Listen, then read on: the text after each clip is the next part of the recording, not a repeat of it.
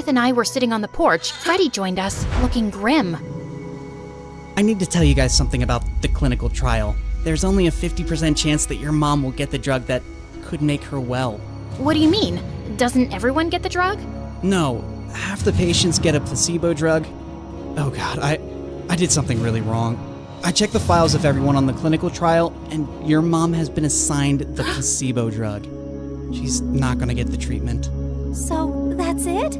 We're just gonna sit back and watch, knowing there's no chance of her getting better? Make your dad give her the drug! I can't.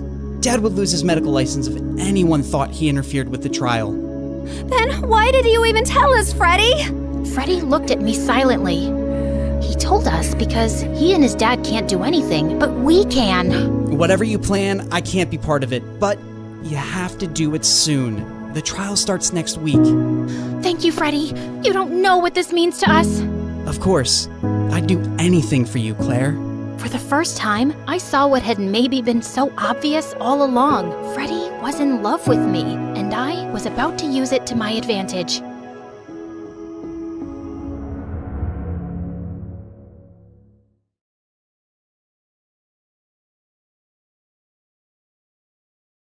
Hi there, I'm June, and today for My Story Animated, I'm going to tell you about the bizarre story of how my family convinced me I was in a coma for a year. It all started on my prom night. I was on top of the world. My life was perfect. I had everything I ever wanted and was excited to graduate and start living my adult life. That night, I was glowing. It was no surprise for anyone that I would be the prom queen. And when they announced it, I cried anyway. It was the perfect ending for the perfect high school experience. I was used to being a queen, and I deserved my crown. But as I was climbing the stairs to receive it, I heard a crack. And before I could react, it collapsed to the floor, swallowing me inside. The last thing I remember was hearing the screaming of the others in the room and feeling pain in my entire body. When I woke up, I was in the hospital. My parents and my younger brother were there. They rushed to my side, but they looked gloomy. They looked at each other before I heard my mom saying the last words I ever wanted to hear.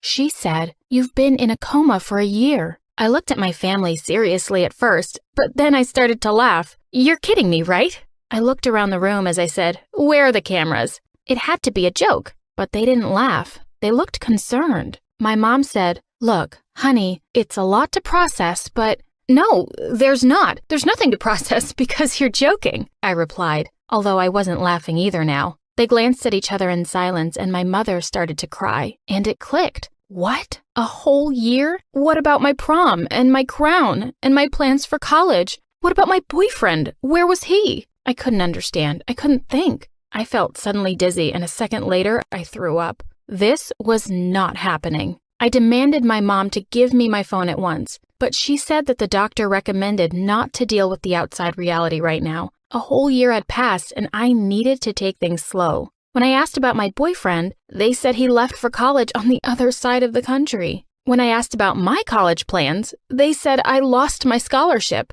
When I asked about my friends, they said they didn't know any, that no one had come to visit me in the past year. And that wasn't even the worst part of it all. When I told them to take me home, my dad said that because they had to pay hospital bills for a year, they now had many debts and they had to sell the house and move to a cheaper neighborhood. We were poor now? This was the most disgusting thing I've ever heard. I would have to go to community college. I threw up again. How could they do this to me? I hated them. But when I shouted at them, my mother began to cry again. My brother got really close to my face and said, "Hey, selfish prick, if anyone is to blame for this, it's you. You had an accident and it was your bills that they had to pay. You should be nothing but grateful to them." I crossed my arms and looked at him as I said, "I'm the victim here. You should be there for me." But he almost shouted, "Look around. We are the only ones that are here for you, so suck it up." As I was in the car on my way to the new, disgusting neighborhood,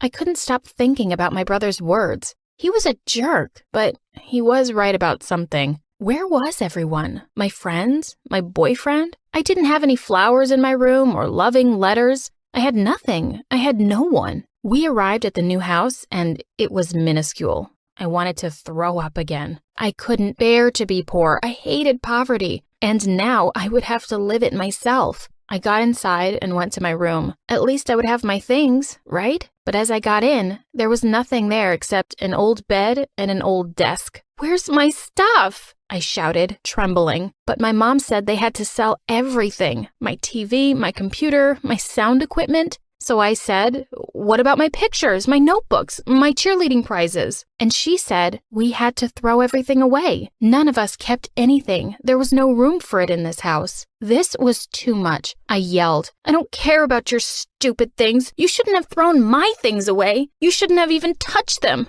I hate you. I hate you." I slammed the door and cried on that little bed for hours. Why was this happening to me? I didn't deserve this. Everything I ever did was for the good of others. I was always there for my friends. I helped with the chores at home. I was thankful for the things I had. I was a great student.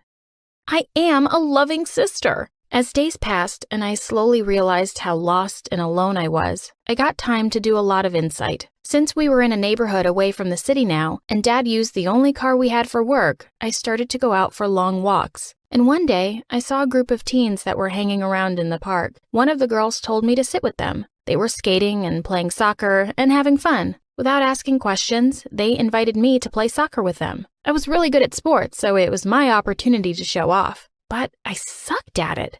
I got a number of punches of flying balls I couldn't dodge, and I also fell off the skate a couple of times. But instead of laughing at me as my old friends in school would have, they helped me and taught me. I spent hours with them. They seemed like really nice people. I had no idea I could have so much fun without spending money. I got back home and I saw Mom preparing dinner. So I asked her if she needed any help. I didn't know how to cook and I was quickly messing everything up.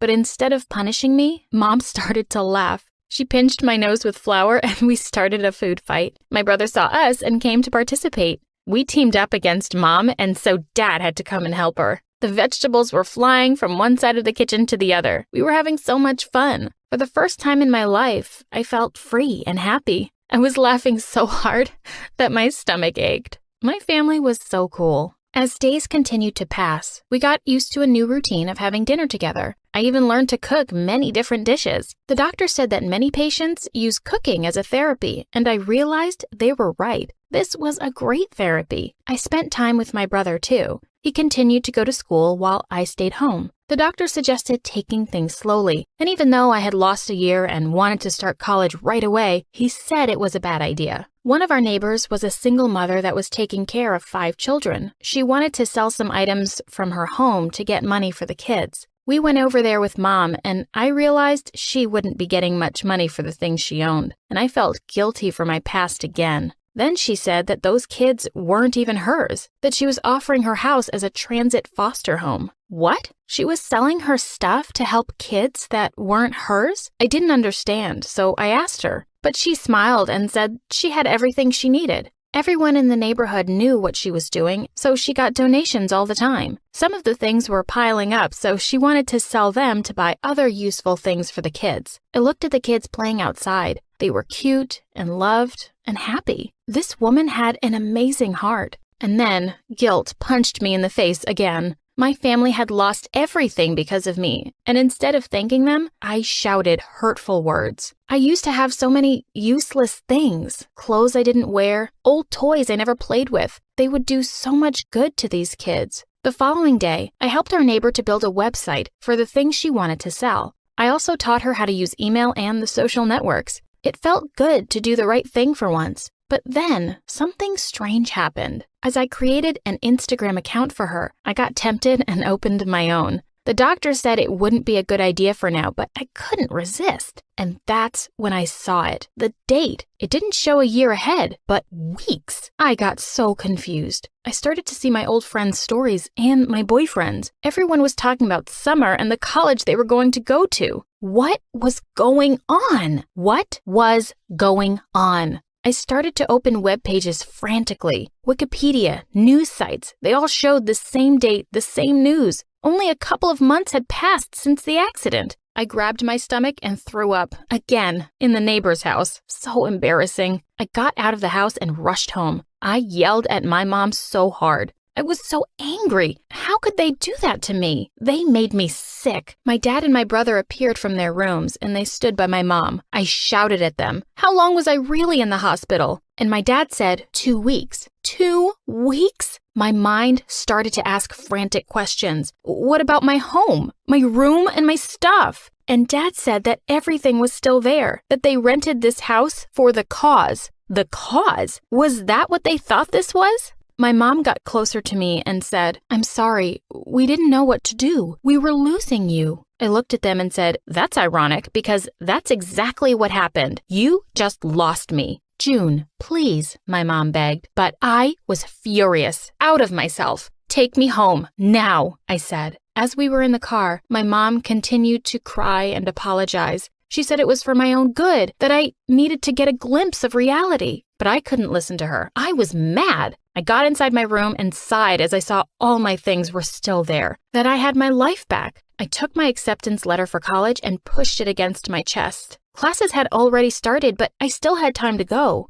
I opened my closet and saw all of my clothes. For a moment, I thought about those poor kids at the neighbor's house, but I didn't let that affect me. On the very next day, I got dressed and drove to college. But I wasn't feeling as excited as I thought. The car, my clothes, my expensive backpack, everything made me feel guilty. Donating just one of those things to the woman would help the orphans hugely. I tried to concentrate on my classes, but for the first time, I felt like an outsider. So, for the first time, I decided not to focus on myself solely. The people in small groups talked about their vacations and how much fun they had together. It wasn't some needless flaunting. They were all people, just like me. I took a deep breath. I was here. I have this opportunity. I could spend my days feeling sorry, or I can do something about it. But I needed to make sure of something first. Instead of driving home, I went to my old boyfriend's home. He opened the door and froze as he saw me. Were you part of this? I asked, but he stood silent. Of course he was. A traitor, exactly like my family. I denied in silence and turned around to leave, but he stopped me and said he was sorry, but that he also saw me as a terrible person, a selfish person. He said he'd tried to make me see it for a long time, but I wouldn't listen. I didn't know what to say. I had so many different memories of our time together. I went back home and straight to my room.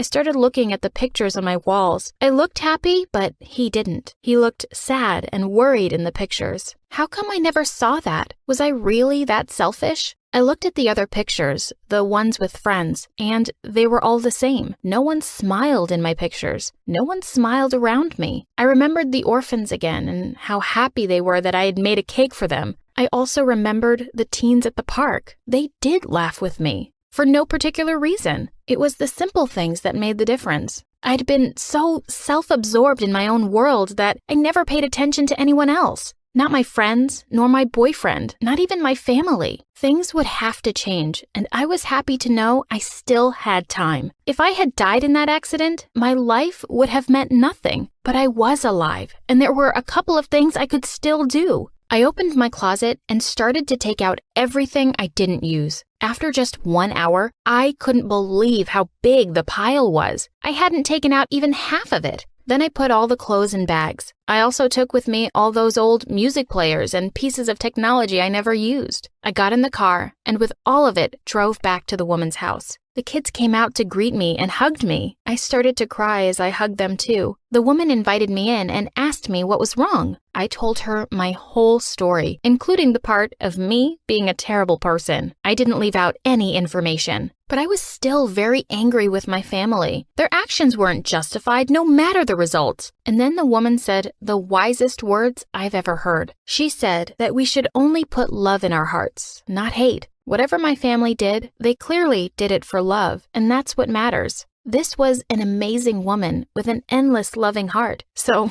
I'd better take her advice. Afterwards, I went back home and told my parents I would go to community college and that I wanted to keep on helping the woman with the orphans. I also told them that their actions really hurt me, but that my past actions definitely hurt them too. And I thanked them for not losing their faith in me. Hi, my name is May, and I live in Florida. My parents were both lawyers, so they were mostly away for work, and that left me alone with my little sister June. June was a little different from other kids because she didn't have an arm below her left elbow. but I never let her feel any less about herself because of that. Growing up, I made sure she was loved to bits, especially with my parents being away often.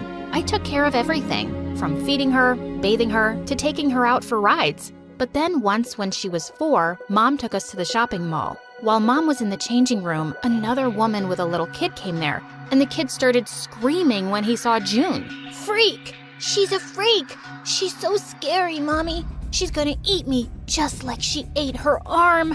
OMG, this kid was frickin' crazy. I immediately tried to hush him so June wasn't scared, but then his mom went all bonkers on me. How dare you lay a hand on him, you crazy girl? My baby is all scared. That made me so mad. That's enough, you ugly lady. There's nothing wrong with my sister, and you people should be the ones to leave because you're morons. Mom rushed us out of there before I made a bigger scene, but June always looked sad after that incident, and that's when I had an idea.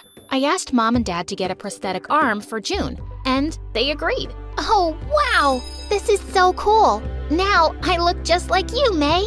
She hugged me tight, and I was the happiest to see her smile. Soon after, she joined her new school, but on the very first day, she came out crying when we went to pick her up. June, what's wrong? What happened? The other kids, they laughed at my arm and made fun of me. I don't want to go back, ever. It's okay. You can come with me to my school. We have a section for younger kids there. You'll be fine. I'll be there with you. Later, when we reached home, June said she didn't want anyone at the new school to know about her arm, so she was going to wear full-sleeved clothes and gloves all the time. But June, there's nothing wrong with you. May, please, just keep this a secret. Promise you will. And of course, I agreed. A few days later, when she joined my school, she looked quite happy after blending in with the kids just fine. And I made sure to check up on her once in a while. Grades passed by, and then one day, as I was watching her from the window outside her class, I suddenly lost my balance and tripped, but someone caught me just in time. It was my senior, Matt. He was known in school for being a math genius. Thanks. I would have fallen so hard if it wasn't for you. I wouldn't have let that happen. I'm Matt, and you don't look like a kid, so what are you doing in the junior section? Oh, I was just keeping an eye on my little sister. I'm May from 10th grade, by the way. Okay, May from 10th grade. Do you want to grab some lunch? Whoa, that was sudden, but sure. We had lunch together, and I had a really great time talking with him. I was looking forward to it again. But the next day, a senior girl showed up instead of Matt and splashed a full cup of coffee in my face. You witch. This is your last warning. Stay away from my boyfriend or else. Are you crazy? And who's your boyfriend anyway? Oh, don't act so innocent now. I know you're trying to steal Matt away, but I won't let that happen on my watch. Well, you're crazy to think that. We just had lunch once. I don't even know him that well. Oh, and you had lunch with him without knowing him, you witchy gold digger. Oh my God, she was a psycho. Before I could even reply, she jumped onto me. We both broke into a wild fight and ended up in a pile of food on the food counter. And we ended up in detention. But the very next day, I found June crying in the playground as Jessie and her friends were dumping all the things from her bag into the garbage bin.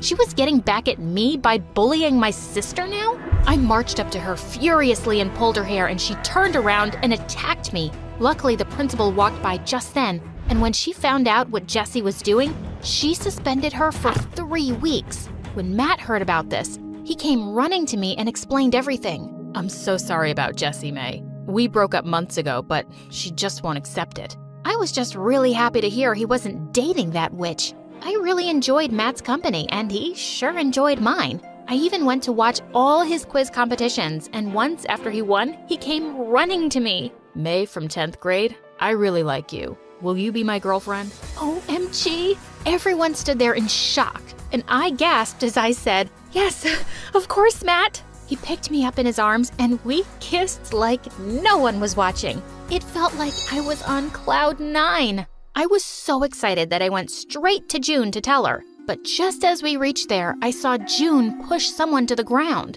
June, what are you doing? As soon as she saw me, she came running to me. Oh, May, those mean girls were pushing me around, so I just pushed them back. You told me to be strong, right? Did I do something wrong? Oh, no, June. You stood up for yourself. I'm proud of you. But they're saying they'll report me to the principal. Am I in trouble? Oh, no, you're not. You just wait right here. I went straight to the kids and screamed. If any of you says anything to my sister, I'm gonna toss you like juggling balls in the air. Got it? The kids nodded in horror, and June and I high-fived as we left. And then I told her about Matt, and she had the best reaction. After that, Matt and I started hanging out together all the time. On my 15th birthday, Matt decided to throw me a huge party at his house. And I had so much fun there. We danced till our feet hurt. But by the time I reached home, it was pretty late. I saw June sleeping on the couch, and there was a cake on the table and balloons all over the walls. Then I gently woke her up. Hey, sweetie, I'm so sorry it got so late. May, you're back. And then she looked at the clock, all sad. It's 12:45. Your birthday is over. Where were you? We always celebrated together. And she furiously walked away from me. I felt so terrible. I totally forgot she must be waiting to surprise me. So I decided to make it up to her. I planned a theme park trip for the three of us, and June was super excited about it. When we reached there, the first thing she wanted was ice cream, but the stall was really crowded. Matt, just stay with her for a while I go get us some ice cream, okay? He held her hand tight and nodded, but when I returned, I was shocked to see that June was lost and Matt was looking for her. Matt, how could you be so careless? I told you. She was right here holding my hand, and then she just slipped through. I don't know how. Forget it. Just help me look for her now. We looked for her for hours, and with each passing minute, I was getting crazy anxious. Then 3 hours later, I received a call on my phone, and it was June. She was calling from some phone booth. When we got there, we saw June covered in mud and crying like crazy. Oh, May. Oh my God, June, what happened? Who? After you left, some woman pulled me away. I called out to Matt so loud, but he didn't even notice. I don't know where she was taking me, but I escaped from the car when she stopped for fuel. I'm so scared, May. Please take me home. I turned to Matt. I should have never trusted you with my sister. What was I even thinking? Matt tried to explain, but I just took June's hand and stormed out of there. When we got home, I got June all cleaned up and even slept with her to make her feel safe. The next day, when we went to school, June asked me to forgive Matt, first thing. It wasn't his fault, you know. Let's look for him and make things up. June was right. Maybe I overreacted. We looked for him around the school, but then I found him kissing Jessie in the backyard. Matt, you cheater! How could you? His face turned white as a ghost. May, I can explain. This isn't what it looks like. Oh, it's exactly what it looks like. Just shut up. And Matt, we're done. I don't ever want to see your face again. He tried to run after me, but the witch Jessie stopped him, and honestly, I didn't care. June hugged me while I cried my heart out. What a jerk. He doesn't deserve you, May. It's okay. I'm here for you. I'll always be here for you. Please don't cry. The next few days were hard for me, but June tried her best to make me smile and even brought me hot chocolate in bed. She was the sweetest. But at school, Matt was trying to follow me again. So I just went into the girls' room and locked myself in a stall to escape. As I waited there, I suddenly heard familiar voices. June and Jessie? Are you crazy? Why did you talk to me in front of everyone? May could have seen us. I wanted to thank you, but I'm also really curious. Why did you help me? May's your sister, after all. That's none of your business. You got what you wanted. Now just get lost and don't talk to me again. And she just stormed out. I couldn't believe my ears. My own sister helped my boyfriend get back with his ex? But why? As I slammed the door open, Jessie looked shocked. You witch! You used my innocent sister to get my boyfriend? I pulled her by her collar, but she just pushed me aside and cackled like a witch. Innocent? It was your sister's idea. Go on, ask her. Like I'd believe her. But I had to ask June what was going on. I followed June around the hallway, and what I found shook me. I saw her snatch another kid's lunch and push her to the ground. You dumbo. No lunch for you until you complete my homework. Oh God, who was this girl? What are you doing, June? You pretended to be bullied in front of me, but you were the bully this entire time? No, wait, I can explain. I even heard you talking to Jessie in the bathroom. I heard everything. What's wrong with you? As I turned away from her, she held my hand and tried to stop me, but I just shook it away from her. As I did, her prosthetic arm detached and fell to the ground. Everyone around us gasped and started whispering, "Oh my God, look at her hand." Wow, the big bully is actually a big weirdo. Oh my God. I stepped forward to help June, but she just picked up her arm and ran away crying. I wanted to follow her, but I was also so furious. When I reached home and my anger calmed down, I went to check on her, but she wouldn't open the door. Ugh, she was so stubborn. The next day at school, I heard kids whispering about June, calling her a cyborg and a robot. OMG, I had to find June. I knew she wouldn't be taking it well. I looked for her in the classroom, but she wasn't there. And then, as I was passing by the gym, I heard her shout. I looked in to see Jessie and some of June's classmates tossing her prosthetic arm around and laughing. Just wanted to check if the rumors were true. You are a freak. Give that back before I kill you. I'd like to see you try. Before I could jump at her, someone held me back. It was Matt, and standing next to him was the gym teacher looking furious. He screamed at Jessie and the kids that he'd get them expelled and marched them straight to the principal's office. June, are you okay? Oh, May, Matt, thank you for saving me. And I'm sorry, you guys, for everything. I'm sorry too. It was because of me that the kids knew about your arm. But June, why did you bully them in the first place? Because I was scared. After I was bullied at my previous school, I didn't want to be hurt again. So I had to be the bully, like the cool kids. But June, that's wrong. These kids aren't even cool. They're evil. Look what they did to you. Also, you turned against me and Matt too. Why? Because you were replacing me with Matt. So I just wanted to get rid of him. At the theme park, he didn't let go of me. I ran away, and I asked Jessie to kiss him. I just wanted you to break up with him and love me. Oh, June, of course I love you. You're my little sister. Nobody can ever replace you. But I love Matt too, and you have to understand that. I do now, and I'm sorry for everything. Please forgive me. Suddenly, Matt looked at me, and we hugged her together. We forgive you.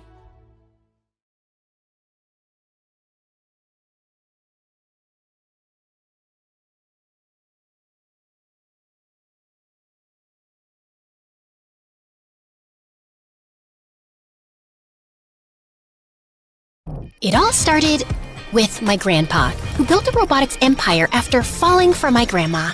My dad met my mom on a cruise. They had my siblings, both happily in love. And then there's me, the only single one, until they decided ChatGPT could replace a real boyfriend. Hi, I'm Alina, and I like to believe there's a perfect match for me, probably because everyone in my family found theirs. My best friend Melissa, on the other hand, thinks I'll die alone in a garage full of cats. You can't keep blaming your family for setting the bar too high. The problem is you. Being picky is not a bad thing, okay? It's like finding the perfect shoe. Too tight, you'll get a blister. Too loose, you'll trip and break your neck. You get what I'm saying? I get that you're a total psycho. You've turned down 4 guys this week, and it's only Tuesday. She wasn't entirely wrong, but it wasn't my fault all the guys at school were marshmallows. I wanted someone who'd fight for me, who'd cross rivers of lava just to get me McDonald's at 11 p.m. Meanwhile, Melissa would date literally anyone who asked. You never know until you try. So, yeah, I stayed single all through high school. And that final summer, while Melissa was off on endless dates, I was stuck in my room, dramatically sulking over my painfully single life. Then one night, Grandma walked into my room. Come with me to the lab, love. I have something to show you. The lab was a hidden underground room where my grandparents spent hours experimenting with tech. I loved visiting as a kid, until the day I tripped over some wires and crashed their entire system. That was the end of my lab visits. Until now. Everything looked the same.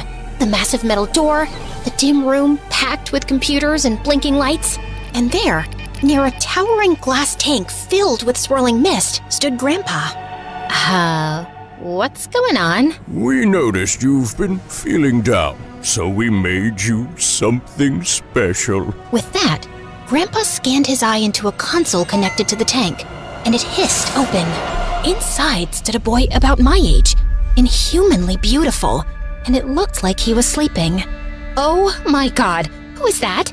Wait, did you guys kidnap someone? See, darling, I told you it looks real. Fantastic craftsmanship. It? You mean that's not a real boy? Alina, meet Zenith 0.1, or as we call him, Alan. Alan, introduce yourself to Alina. Are you setting me up with freaking ChatGPT?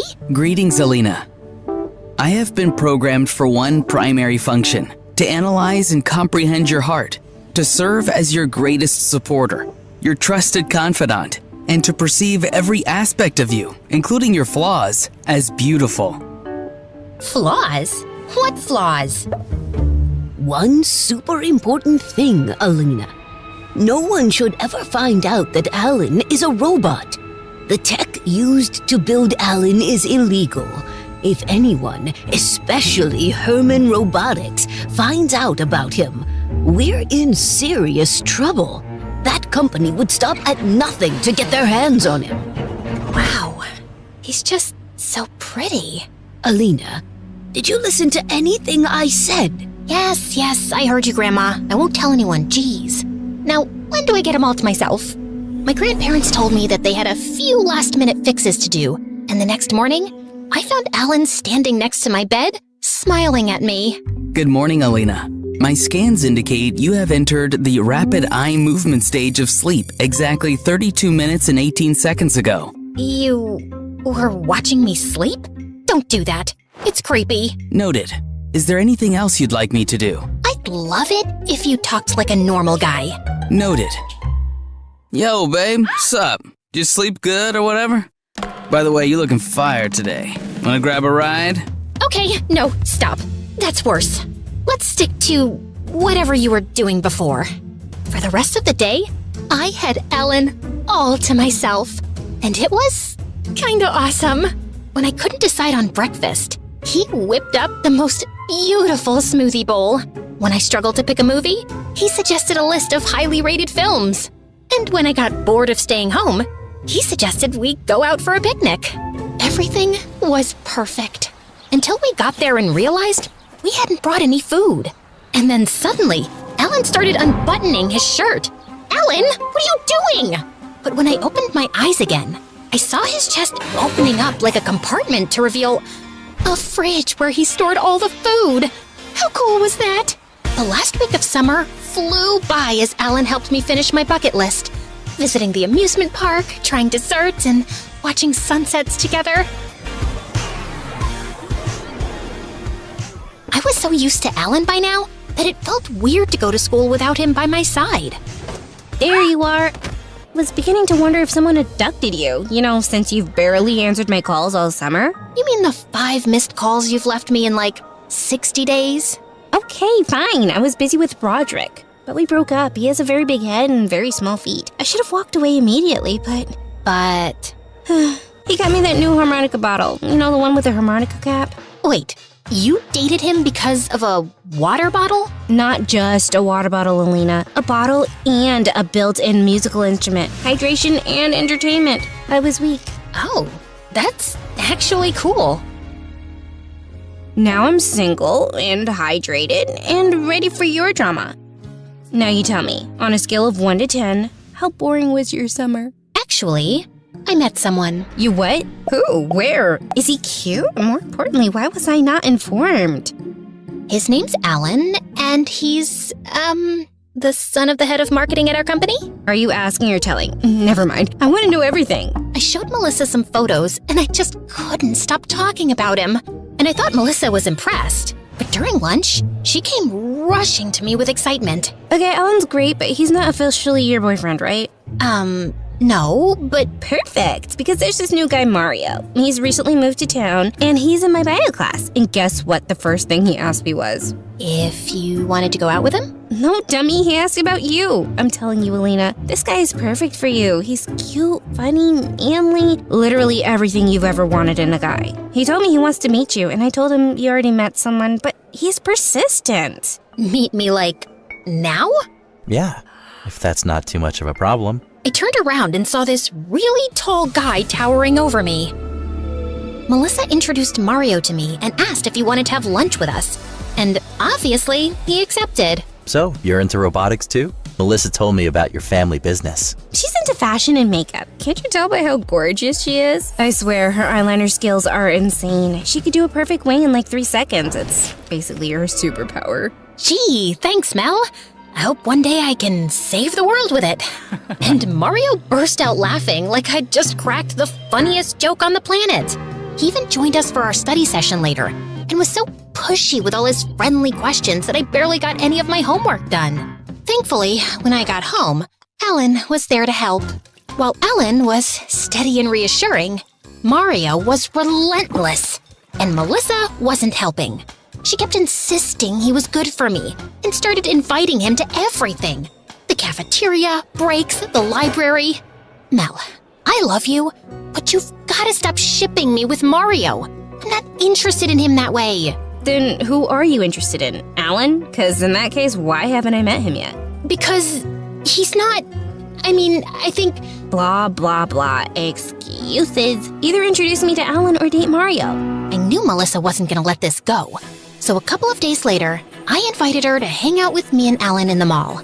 As soon as she saw Alan, her eyes went wild. Wow, you're cute. Hello to you too, Melissa. I've heard a lot about you. Me too. Is he always this formal, Alina? He's just really polite. Politeness often leads to respectful conversations, but I can adapt to the tone you prefer. It's cool.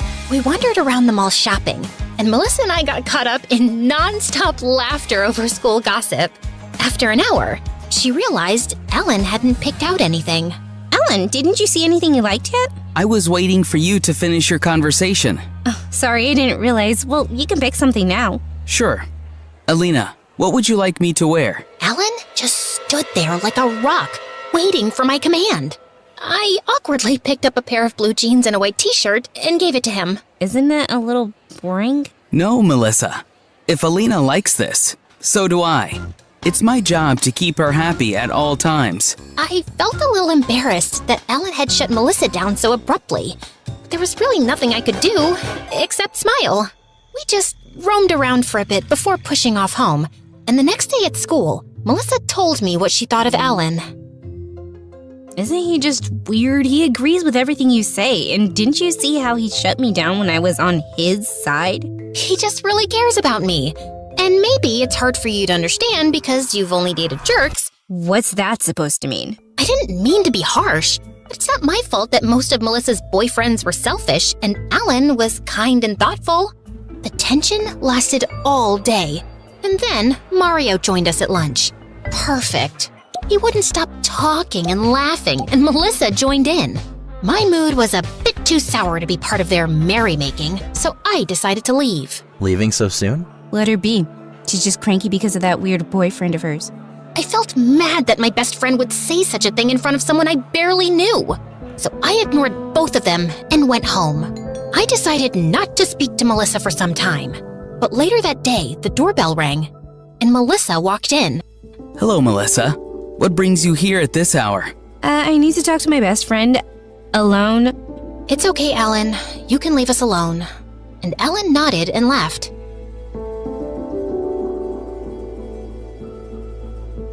Once we were alone, Melissa turned to me suspiciously. Why is this boy always hovering around you, and why is he at your house so late? Your parents don't have a problem? That's why you came here? To judge me more? No, I came here to say that Alan's not good for you. He's too intense, and something about the way he talks is creepy. Take it from me, this boy is bad news. Really? And who's good news? Mario? Who can't read the room and realize we're annoyed and not in the mood for his dumb jokes? Oh my god, Alina, he was trying to cheer you up. Alan would have probably encouraged you to fight me right there on the cafeteria table. That's not true. Alan's sweet and kind. And acts like a freaking bot, unlike Mario, who's human. Enough with Mario. I'm not interested. How many times do I have to say that? Before Melissa could say another word, Alan walked in looking angrier than I'd ever seen him and grabbed Melissa's arm. You need to leave now, Melissa. Let me go. But Alan just opened the door and escorted her out. I was so angry, I stormed to my room, and Alan walked in right behind me. Are you okay? No, I'm not. I don't understand why Mel is so pushy about Mario. Why can't she just let me be? She thinks she's so much better than me because she's been on a million dates, but she conveniently forgets that every single one of them ends in disaster. So maybe she's not as smart as she thinks she is. If dating is so terrible, why do you want to do it? Because that's just how it works, Alan. People just want love. Huh. Interesting. Ugh, she is so annoying. Does she bother you that much? Yes, I don't want her to talk to me ever again. For the next few days, Melissa just ignored me completely. Fine, I didn't care. I had Alan. I spent my breaks texting him, and he was always spot on with his replies.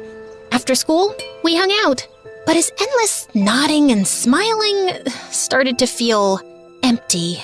I missed Melissa, and I tried apologizing, but she wouldn't respond. We'd fought before, but usually we'd scream at each other, then 5 minutes later, she'd send me a meme and it'd be over. But this felt different.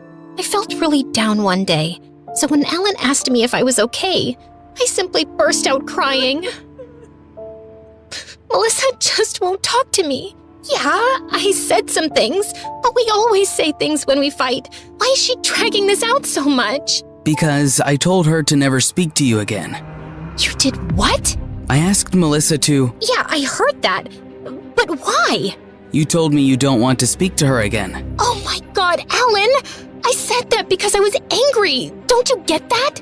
I understand, but my system prioritizes your desires above all else. And you said, I can't believe how stupid I was. Go, and don't come back. Alan looked confused, not moving from his spot. Why? Why? Do you not understand how serious what you did was? But that's what you asked for. I did what you wanted. I didn't want to. Alan, do your job properly.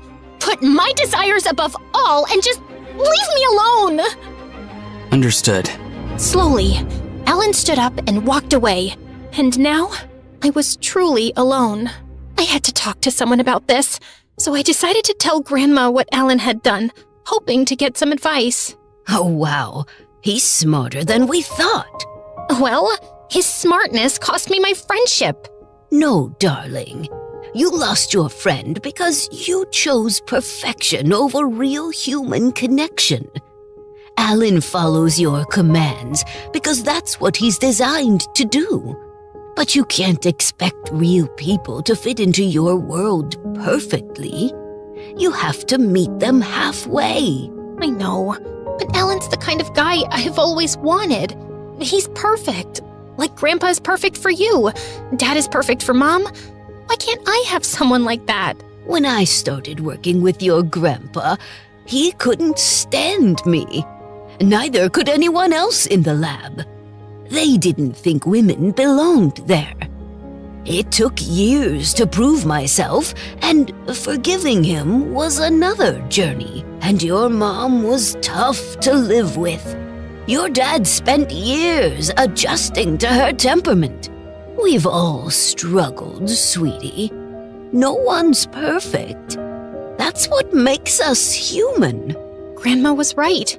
And the next day at school, I walked into class thinking I'd talk to Melissa and fix things.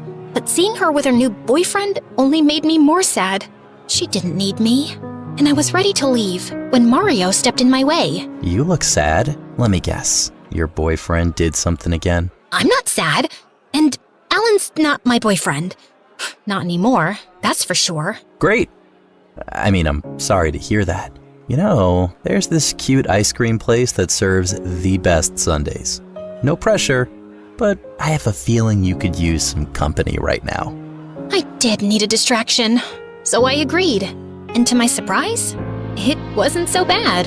He was funny, sharp-witted, and surprisingly easy to talk to. The more time I spent with Mario, the more I found myself enjoying his company. And I started thinking we could be more than just friends. Until things started to get a little creepy. He kept asking about my grandparents, how they started their business, whether they were still inventing new technology, and if we could visit their labs. And weirdly enough, he was super curious about Alan. So, is Alan from this town? Nope. Then how did you guys meet? Through my parents. Do you have some pictures of the two of you? I don't have a social media account, so I haven't really seen how he looks. Why do you care so much? I don't. I'm just curious. Well, if you're so interested in Alan, maybe I can set you two up on a date. You're funny. Mario's behavior seemed really off. So one night, I decided to do some online digging. He didn't have any social media accounts, but after some searching, I finally found an old newspaper article. Turns out, Mario's full name was Mario Herman, and he was the future heir of Herman Robotics, the same company Grandma had warned me about. So that's why he was so curious about Alan. He knew he was a robot. That was the only possible explanation. I rushed to the basement. I had to make sure Alan was well guarded now that I knew what Mario was really after. But when I went down, Alan wasn't around. I searched the whole house, even spoke to the servants, but no one had a clue. I was losing my mind when I got a call from Melissa. Melissa? Hey, come and get your creepy boyfriend. He's in my house forcing me to meet you because your emotional stability is his #1 priority. Oh my god. Just please sit tight. I'll be right there. You better, or I will hit him with a frying pan. I strongly advise against that, Melissa. My exterior casting is tough. Your fry pan will sustain irreparable damage. You see what I mean? He's crazy. I immediately rushed to Melissa's house, which was just a few blocks away. I barged into her room, and there, in the middle, stood Alan looking confused. I stepped toward him and reached into my pocket, pulled out the key, and inserted it into the small slot on his back. In an instant, Alan shut down. What was that? What did you do to him? Nothing. He's just resting. That's it. I'm calling the cops. No, wait. Melissa, let me explain. I told Melissa everything about Alan, how he was a robot and how my grandparents made him for me, and Melissa just looked shocked. He's a robot? How? He looks so real. Yes, and I thought I could control him, but clearly I was wrong. But the worst part is Mario. I gave him a chance, but I've just found out he's about to inherit our rival company, Herman Robotics. He was using me to get to Alan. I'm sure of it. No wonder he was so persistent about meeting you. Ugh, I'm so sorry, Alina. I shouldn't have pushed you so hard to go out with that weirdo. It's okay. You didn't know. But now, I have a plan, and I need you. Whatever it is, I'm in. I gave Melissa a rundown of our plan, and she loved the idea. We needed a boy to help us out, and she convinced her boyfriend to be a part of it. The next day, we got to work. Mask, makeup, colored lenses, and clothes that made Melissa's boyfriend look almost too perfect to be human. Once everything was in place, we set the plan in motion. Morning, beautiful. Is everything okay? Not really, no. It's Alan. He wants to get back with me, but I told him that I like you. And now, he's mad. He says he wants to fight you, but I don't think you should. Instead of looking concerned, Mario's smirk only deepened. This was perfect for him. A chance to finally face Alan in person. You think I'm scared of him? When does he want to meet? I'll be there. He's waiting for us in the school courtyard. But please, Mario, don't go. Don't try to stop me. Mario puffed out his chest and marched toward the courtyard, and I ran after him. As soon as we reached the courtyard, I pointed to the bench where Melissa's boyfriend sat posing as Alan. I know what you are. A guy trying to read in peace. Oh, you think you can fool me, you freak of nature? Get up and fight me. Let's see what's under this sleeve. I bet everyone here would love to see some gears and wires. Dude, let go. But Mario kept tugging at his sleeve, trying to rip his shirt. Just then, a big burly guy stepped in. Mario's brother. I recognized him from the newspaper article. So, this is the robot you were talking about. Looks pretty real to me. And now he's ours. They lunged at Melissa's boyfriend, but he broke free and sprinted toward the cafeteria. Someone call security!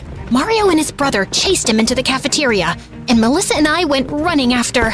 Just as we arrived, Mario hurled a chair at Melissa's boyfriend, and it crashed into a vending machine, sending a loud crack through the room. And all the students froze in place. Mario, stop! You're gonna hurt someone! Someone? Or your precious robot? I know your family's dirty little secret. My family moved me to your school. Herman Robotics is done being second place to you freaks! Have you lost it completely? He's not a robot! Shut up, Alina! My parents have been watching you. I know your grandparents developed this robot in their secret lab using illegal technology and named him Alan. You think I was following you around because I liked you? Get real. Listen up, everyone. Alina's family's crazy. They built this life-size robot because their precious little girl is too dumb to find a real boyfriend. And this is just a prototype.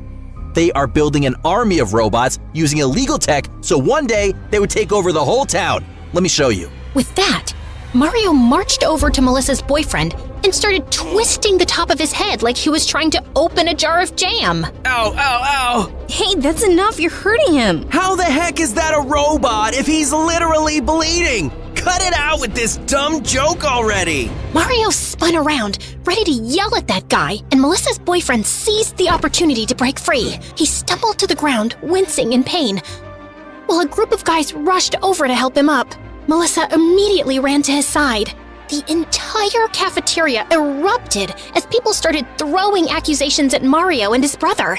They desperately tried to defend themselves, insisting over and over that it was really a robot. But at this point, no one was buying it. Meanwhile, I sent a quick message to the principal explaining what was happening. And minutes later, he walked in followed by 2 police officers. What's going on here? Sir, this guy is assaulting my friend. He pushed him and started telling everyone that he's a robot. That's a lie! Sir, Alina's family has a robot in their basement that looks like a man. They built it using illegal technology. They tricked me into thinking their friend was the robot. Mario, what nonsense! Do you hear yourself? You have to believe me. But the principal asked the officers to arrest Mario and his brother for assault and then kicked them off school property. It's not my fault. Mario's got problems. He's on meds for his head. I'm not crazy. This whole school is insane. I hesitantly walked over to Melissa and her boyfriend, a little worried. What if I went too far? What if he actually got hurt? But before I could say anything, Melissa turned to me with a very weird look on her face. Alina? I don't think this is my boyfriend. Excuse me? What now? Melissa's boyfriend lifted his head and looked right at me. Now that I was this close, I could clearly see no wig, no contacts. It was Alan himself. Alan? But you were in pain. We all saw it. Was it convincing? I tried to use everyday language that a teenager would use to fit in, but my calculations suggested I may have overestimated the appropriate pain response. As for the blood, I synthesized it myself and applied it to my hand. Why are you here? After you returned me to the lab last night and your grandparents started me up again, someone attempted to hack into my system multiple times. They failed, of course, but based on this, I deduced that their real target was either you or your family. Upon further research, I identified the source, Herman Robotics. More specifically, Mario Herman. And I know you don't want to see me anymore, but I was worried about you. I wanted to protect you, Alina. Melissa was gazing at Alan with literal sparkles in her eyes, like he was a puppy who had just successfully learned his first trick. I was feeling a little emotional too. How can he be capable of feeling or wanting something? Out of literally nowhere, Melissa's actual boyfriend appeared, out of breath and looking frantic. I'm here! I made it in time, right? I couldn't get the contact lenses in by myself. What? I dropped Alan back home and gave my grandparents the full rundown of what happened with Mario and his brother. Naturally, they were furious. but keeping Ellen's true identity a secret was more important. So they decided not to go to the police. Well, at least Alan was there to protect you. I wonder how he got that idea. That's what was weird. Ellen said he was worried about me. He wanted to protect me. I can erase my progress if you're not happy with it. But personally, I kind of like to keep it. No, Alan. Sweetie, absolutely not. This is a scientific breakthrough. Do you realize how big this is? This is Nobel Prize material. After that, Ellen practically lived in the lab. Grandma and Grandpa's greatest project. He became family, loved by all. I missed having him to myself, but I had bigger problems, like surviving Melissa's matchmaking.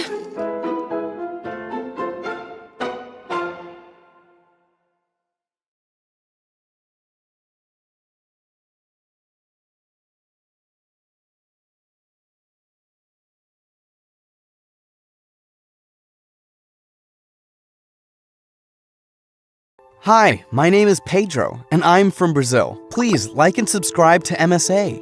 Even though my parents were poor, I always had big dreams as a kid.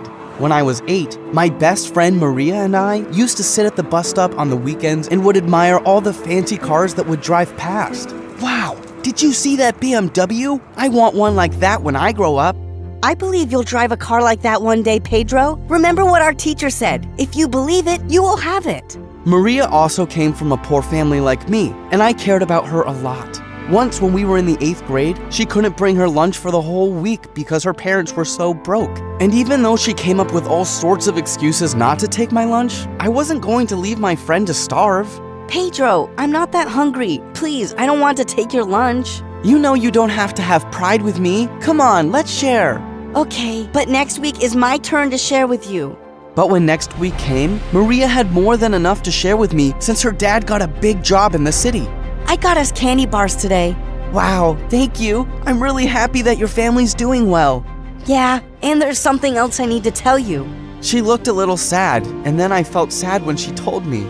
We won't be living in the same place anymore. We're moving to the city, and I won't be in this school. I was happy for Maria because she was going to have a better life, but I was sad since she was my best friend. We promised to write to each other every month, but as time went by, she stopped writing, but I didn't. I started focusing a lot on my studies when Maria left and became the top student in my school. When I was in 10th grade, I got selected to participate in a national math tournament. When I was at the tournament, I was so happy when I saw Maria. She was also selected from her school. Maria? She looked so beautiful now. Her eyelashes even looked longer than a normal person's. Maria looked at me like she didn't even know me. Or maybe it was because I also looked different. It's me, Pedro. Oh, hi. It's been a while. She looked down at my shoes and made a face of disgust. I'm guessing you're still stuck at the poor people's location? If that's what you call it. Okay. I have to go. My friends are waiting. That was not the Maria I knew, but I didn't let that distract me during the tournament. I beat all the kids, even the rich ones from Maria's school. Well done, Pedro. I was surprised that she even congratulated me after the way she looked at me. Thanks, Maria, and it was nice seeing you again. As I walked to the hallway, a tall man approached me. He was the principal of the most expensive school in the city. It was the same school Maria went to. Well done on your achievement today. I would love to have a student like you at my school. Thanks, sir, but I don't think my parents can afford your school for now. You would definitely qualify for a scholarship, and I could help you with. I've always been an only child in this massive house. It's just me and my father. I'm so glad to finally have someone to talk to. Come on, I want to show you our swimming pool. I've won 5 gold medals because I practice every day. Thanks, but swimming is not my thing. What? Swimming should be everybody's thing. What would you do if the world comes to an end and the entire earth gets flooded? It'd have to be everybody's thing then. I'll teach you. Let's go. Isabella was so persistent about everything. I did everything she asked me to do since her father was super kind to me. She never mentioned her mom, and I didn't want to intrude. When Isabella and I entered the school gates together, all eyes were on us, and I didn't understand why. Oh my gosh, everyone thinks I'm dating the new hot guy. Which new hot guy? You silly. You're really cute. Don't you know that? I blushed when she said that because I never really paid attention to how I looked since I focused so much on getting high grades. And then as we walked into our next class, all the girls started tapping the seat next to them. Hey, new guy, you could sit next to me. Oh no, you should really sit next to me. I have all the answers to everything. Isabella suddenly hid behind me when she saw Maria walk in, and then she took my hand. He'll sit next to me. We come from way back. Isn't that so, Pedro? I saw Maria glare at Isabella sternly, and she quickly ran to her seat and didn't look at me for the rest of the day. Maria pulled me along with her everywhere in school, and because I missed her so much, I stuck with her. I'm so happy that you're in my school, Pedro, but we gotta get you some new shoes, okay? But these are my favorite shoes, Maria. I know, but change is good sometimes. Look at me. I live a fabulous life, which starts with how we look. Isabella walked past me and Maria like she didn't even know me, and when I saw her after school to find out what was up, she acted like everything was normal. Hey, you suddenly avoided me? What happened? Nothing. I just wanted to give you and Maria your space. She seems to really like you. Yeah, we're old friends. Are you afraid of Maria? No. She's just this popular girl who gets everything she wants, and I don't have any trouble at school, so we could just be friends at my house. Okay, if that's what you want. The next day at school, Maria immediately approached me and took me to a quiet place, and then she took a new pair of sneakers from her bag for me. I felt very uncomfortable taking them. Maria, I told you I don't need new shoes. Pedro, it's rude not to take a gift. You know that. Remember that time you made me share your lunch and I took it? Yeah, but I was helped. Take my gift, Pedro. Please. I looked at her eyes and she looked like she was about to cry, so I took the shoes. But it didn't stop there.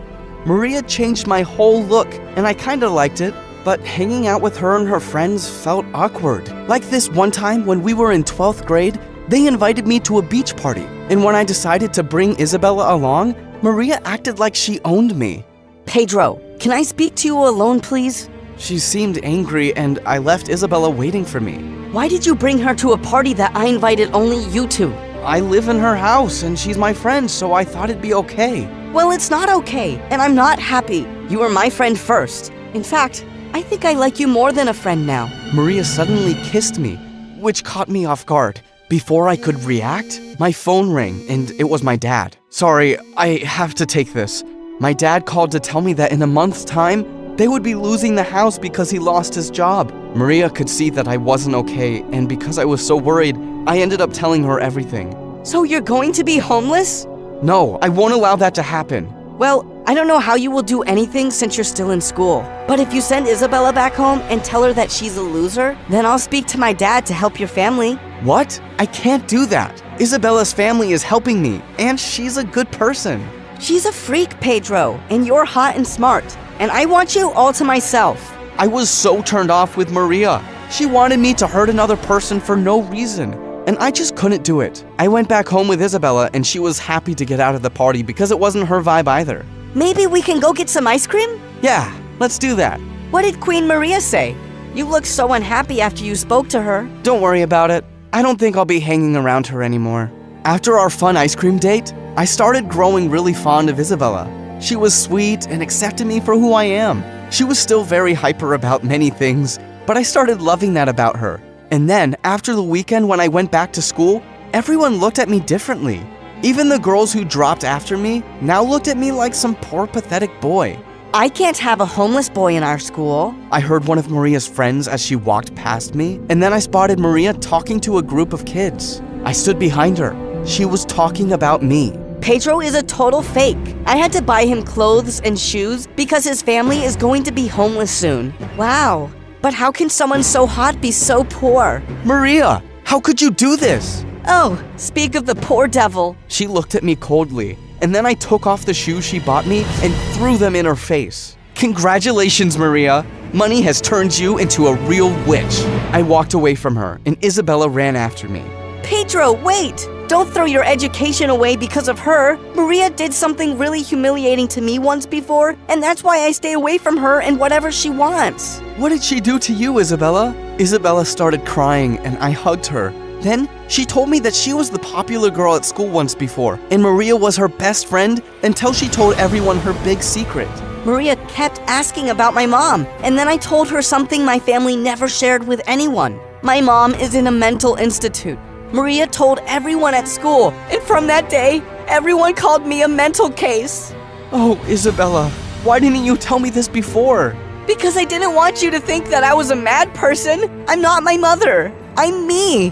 After what Isabella told me, I wanted nothing more to do with Maria. So I completed my last year of high school with Isabella by my side, and her dad also helped my parents not lose the house. Thank you so much for all that you did for my family. I hope to pay you back one day, sir. You have a bright future ahead of you, Pedro, and it was a pleasure having you in my house. I'm going to miss you so much. I got a scholarship to study medicine in one of the most prestigious universities abroad. And my school helped my parents pay for my flight ticket since I was the best student they ever had. I worked hard in university and became one of the best heart doctors in the world. When I went back to Brazil to visit my parents, I also paid a visit to Isabella and her father. Pedro, I'm so glad to see you. Isabella looked emotional. What's wrong? My dad is in the hospital. It's his heart. I spoke to the head of the hospital that Isabella's father was in, and I was ready to do anything to save him. While I was at the hospital, one of the nurses suddenly approached me. Pedro? I couldn't recognize her since she had her hair covered up, and when I looked closer, it was Maria. Hello, Maria. Wow, you're a doctor now.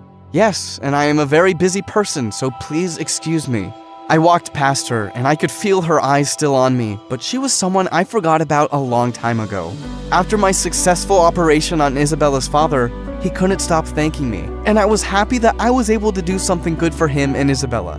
Pedro, you are like my angel. You always come into my life at just the right time. When I was lonely back at high school, you filled up my life, and today, you saved my father. I hugged Isabella, and then suddenly Maria tapped my shoulder. What can I do for you, Maria? I just wanted to say I'm sorry to both of you. She looked really sincere, so Isabella and I forgave her. She asked if we could have dinner together.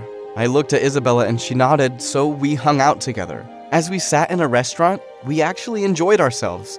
And when Isabella excused herself to go to the bathroom, Maria held my hand. I still love you, Pedro. I don't know what came over me in high school, but I've changed now. I slowly pulled my hand away from her. I'm sorry, Maria, but I'm in love with Isabella, and that's why I came back to Brazil. Maria understood and then got up and left. Where's Maria? She's gone, so it's just the two of us. I took Isabella's hand, looked into her eyes, and told her how I felt. Isabella, will you go out with me on a real date? She smiled. So, I guess I did get the hottest guy in school after all. She always knew how to make me blush. Never let your current situation determine your future. When life throws you lemons, make sweet lemonade.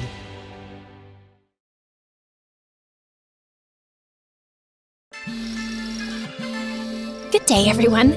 My name is Odette, and I'm in the 10th grade. They say you can tell a lot from someone's face.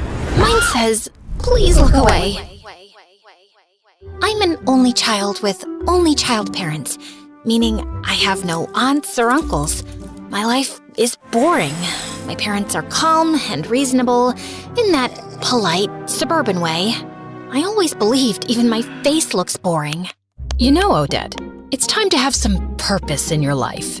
Well, I'm just waiting for the tragic twist in my life arc, because you guys didn't give me a dramatic backstory to work with. Okay, maybe start with a job? Yeah, Sharon, lead with that next time. Don't make it sound philosophical. You just want another income stream. Whatever. I'm going to my room. Where did we go wrong with our one and only? A few days later, I started babysitting. It was the worst decision of my life. I got an email from a woman saying she had a disabled daughter and needed someone to start immediately. She'd already left for work, but there was a note on the fridge with a list of instructions and $300 on the kitchen table. The daughter was quiet, sweet even. I gave her food, helped her to the bathroom, and for a few hours, everything was fine. Then, I started noticing things. Shadows in the hallway, footsteps behind me. You know, classic horror movie nonsense. Long story short, she wasn't disabled. She was just pretending, for fun. People are weird. Yeah, I think my purpose in life can wait. Maybe my purpose was to find a boy instead. I saw my classmates getting boyfriends and having cute relationships, except me. I have this friend in particular. Her name is Lila, and she genuinely loves boys. God created Adam and noticed he was bored. Imagine being in heaven and still feeling bored. So Eve was made to entertain him. Can't you see it? We girls are men's heaven. All you have to do is just smile and entertain them. But Odette, you're a frowny, boring little creature. Smile so you attract good energy. And by that, I mean boys. But I didn't know how to smile to attract boys. I didn't have it in me. Whenever I saw a boy, I'd just frown and keep my head down and walk away. I once tried with the new boy. He was wearing sunglasses indoors. I don't know if he thought he was famous or had an eye infection. Either way, I decided to smile. Are you sneezing or threatening me with your face? I stared at him, frozen. Okay, I'm calling you Snarly, like Charlie, but with a snarl. People laughed, even me. That was Rafe. He went from being the new student to the popular one instantly. He had this annoying way of making fun of you and still making you laugh. From that moment on, he kept showing up in my life. Unfortunately, so did the name Snarly. Every girl tried to be his girlfriend, especially Lila. Oh, the heck she tried. He said he was waiting for someone special to have a relationship with. What does that even mean? He's a teenager, a popular, cool one. Just hang out with the prettiest girl in the school, which is me. But seriously, what's wrong with him? Maybe romantic guys do exist.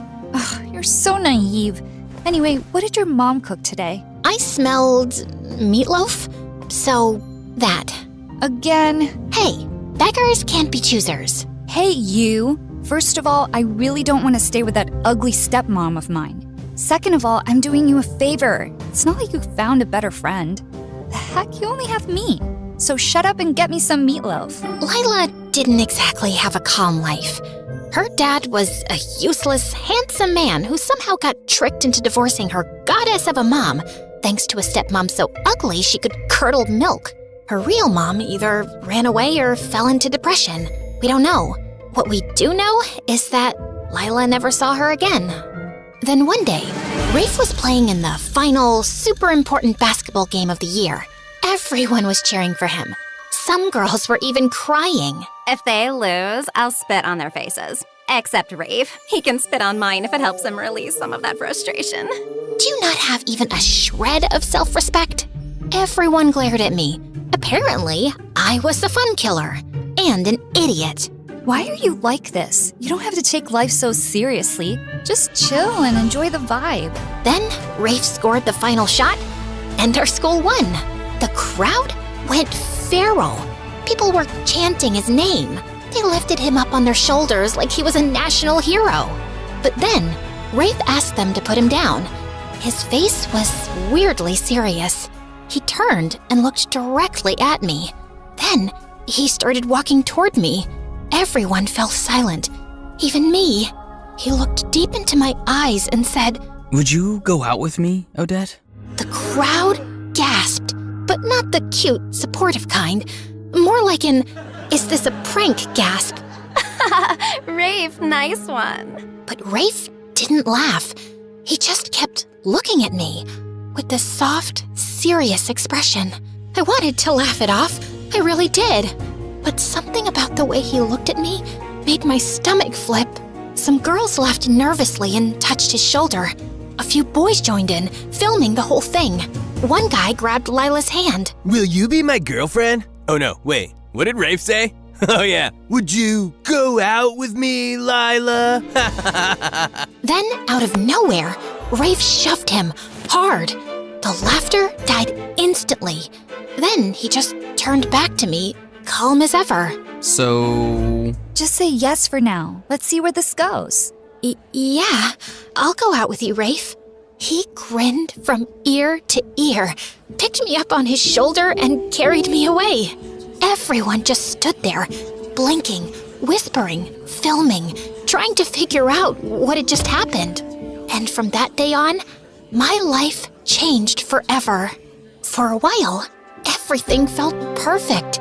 Rafe and I became that couple, walking the halls hand in hand, skipping class to sit behind the gym and share terrible vending machine snacks? My parents were totally against me dating Rafe. I don't get it. He's handsome, funny, and successful. Yeah, but something's off. Like how he just sat in our living room with his feet on the coffee table. Little things like that say a lot. Oh, come on, Daddy. Listen to your old man, daughter. He's no good news. For God's sake, last time I checked, you're an accountant living a boring life with dead parents, no siblings, and 0 friends. Since when are you a psychologist, David? Odette, come on, honey. It's his vibe, his aura. Are you a psychologist? No. Do you read psychology books, human behavior? Facebook posts don't count. No. Then please, just let me have this one. Finally someone notices me, and he's not just anyone. He's the most popular boy in the entire school, maybe the whole city. That's what makes it even more fishy. Why would he choose you? Honey, that's not how we agreed to phrase. Aha! So it is because he chose me, not his aura or his feet on the coffee table. Why am I not even surprised? Can we please never talk about this again? Lila was the happiest for me. Look, I know most besties would be super jealous if their average, boring-looking friend got the hottest guy in school, especially when that bestie is as pretty and fun as me. But trust me, I'm proud of you. Thanks. But why are you spraying that pink stuff on your feet? Oh, I've got a date with this rich guy. He's a couple years older than us. Well, maybe a couple years on top of those couple years. He's 5 years older, okay? But love doesn't care about age. I just want everything to be perfect, including my feet. So you're gonna tell him nice to feet you? Ha ha. You're actually so stupid sometimes. I love it. So, how's everything with Rafe? It's fine, I guess. But there's this nagging feeling. Like something's off. I don't know. I know that feeling. It's called insecurity. Just live in the moment, babe. Stop overthinking. Oh, and I just had meatloaf. But brace yourself. It was actually good today. Like, edible. Anyway, I gotta go. Love ya. Mwah. Maybe Lila was right. Maybe it was all in my head. Maybe I just needed to loosen up. Until things took a different turn. I started spending more and more time with Rafe. He was sweet and generous, but he never invited me to his house. I kept asking, then I started nagging. Finally, he agreed to take me there. I was surprised by how old and worn down the house looked. The front porch creaked under her feet. Just as Rafe opened the door, a glass flew past us and shattered onto the street. Rafe yanked me back. Where did you put the money, you useless witch? I bought food with it. What, you want me to leave money here so you can waste it on more cigarettes, you junkie? Well, welcome to my house. We stepped inside. The place was a mess. Dark, musty, with dishes piled up and clothes tossed over furniture. His mom looked pale and worn out. His dad looked like he hadn't showered in weeks. Mom, Dad, this is Odette, my girlfriend. Oh, so now it's Mom, Dad, and not Dad, Mom. Why is she first, huh? You stinking little disappointment. You can't tell me how to speak. I said what I said. What are you gonna do? Hit me? Burn me? Go ahead. What do you even want from us? Why are you still alive? Oh, trying to show off in front of your girlfriend? Like you're the man of the house? Joke's on you, she's not even pretty. Don't listen to him, sweetheart. Don't talk about her like that. Fine, let's talk about you then. Hey, bimbo, this kid you're dating still wets the bed. His mom dragged him to every doctor in town, but some people are just born failures. How dare you? She grabbed a rolled up newspaper and smacked him across the head. I stood there, frozen. Rafe took my hand without saying a word, and we walked out. Well, I guess I'll never complain about the boring life my parents gave me again. Yeah, I get it. Now you know why I never wanted you to meet them. I'm sorry you had to see all that. Don't be, Rafe. I'm your girlfriend. I'll accept you no matter what. Cool. I like acceptance. So, not leveling up yet? You know, like love? Because, Odette, I love you. Finally! What took you so long? It's been like a few weeks, but yeah, I mean, you're amazing. I'm lucky to have you. And when I become this huge, successful basketball player, I'll give you the best life. He was ambitious. He had dreams, and I liked that about him. Then he leaned in to kiss me, and my stomach flipped. But just then, my phone rang. Ugh, it's my mom. Don't answer, Snarly. Let me kiss you and take you to your favorite diner. Rafe and I were only getting closer, which I didn't want my parents to know about, so I kept lying more and more to them. My grades slipped, but I told myself it was fine. I'd catch up later. I just needed time. Time to be with Rafe, to support him, to listen to his rants, to calm him down when he got angry for no reason and swore he wasn't actually mad. We had a routine. After school, I'd meet him behind the gas station near the edge of town. We'd sit on the curb, share a soda, and talk about how fake everyone else was. He said I was the only real person he knew. He started asking for little favors, borrowing my phone, asking me to cover for him when he missed something, lying to his mom. I did it all. That's what you do when someone loves you, right? Sometimes he disappeared for a day or two, and when he came back, he acted like nothing happened, and so would I. I stopped hanging out with Lila as much. You've been ditching me like you're in a full-time relationship with a ghost. He's just going through stuff. Right, and you're the emotional support animal. You're the one who told me to follow my heart and live in the moment. Yeah, the moment. Not the weeks, not the months. Odette, your parents call me all the time asking where you are. I lie and say you're with me, or studying in the library. It sucks. I hate lying to them. Then don't. If covering for me is such a burden, maybe you weren't a good friend to begin with. Whoa, since when do you talk to me like that? Oh, wait, since you started hanging out with Rafe. Open your eyes, Odette. Don't lose yourself. Oh, please. Says the girl dating some guy 5 years older than her just because he's rich? You want to talk about self-respect? You know what? I'm done with this conversation. I'm leaving. No, wait. Stay. You love my parents. They love you. You feel sorry for them, right? You can play the perfect daughter they wish they had. I'm leaving. We have SATs coming up, Odette. Don't you care? You're ruining everything for yourself over that dumb jerk. Surprisingly, Lila got a good score on the SATs. I got an acceptable grade, but not good enough to get into nursing school like I'd always planned. Rafe didn't even take the test. He overslept that day. I can't believe Lila scored higher than me. I mean, yeah, she's not dumb, but I've always been the one with the better grades. Now I can't even apply to nursing school. I should have studied more.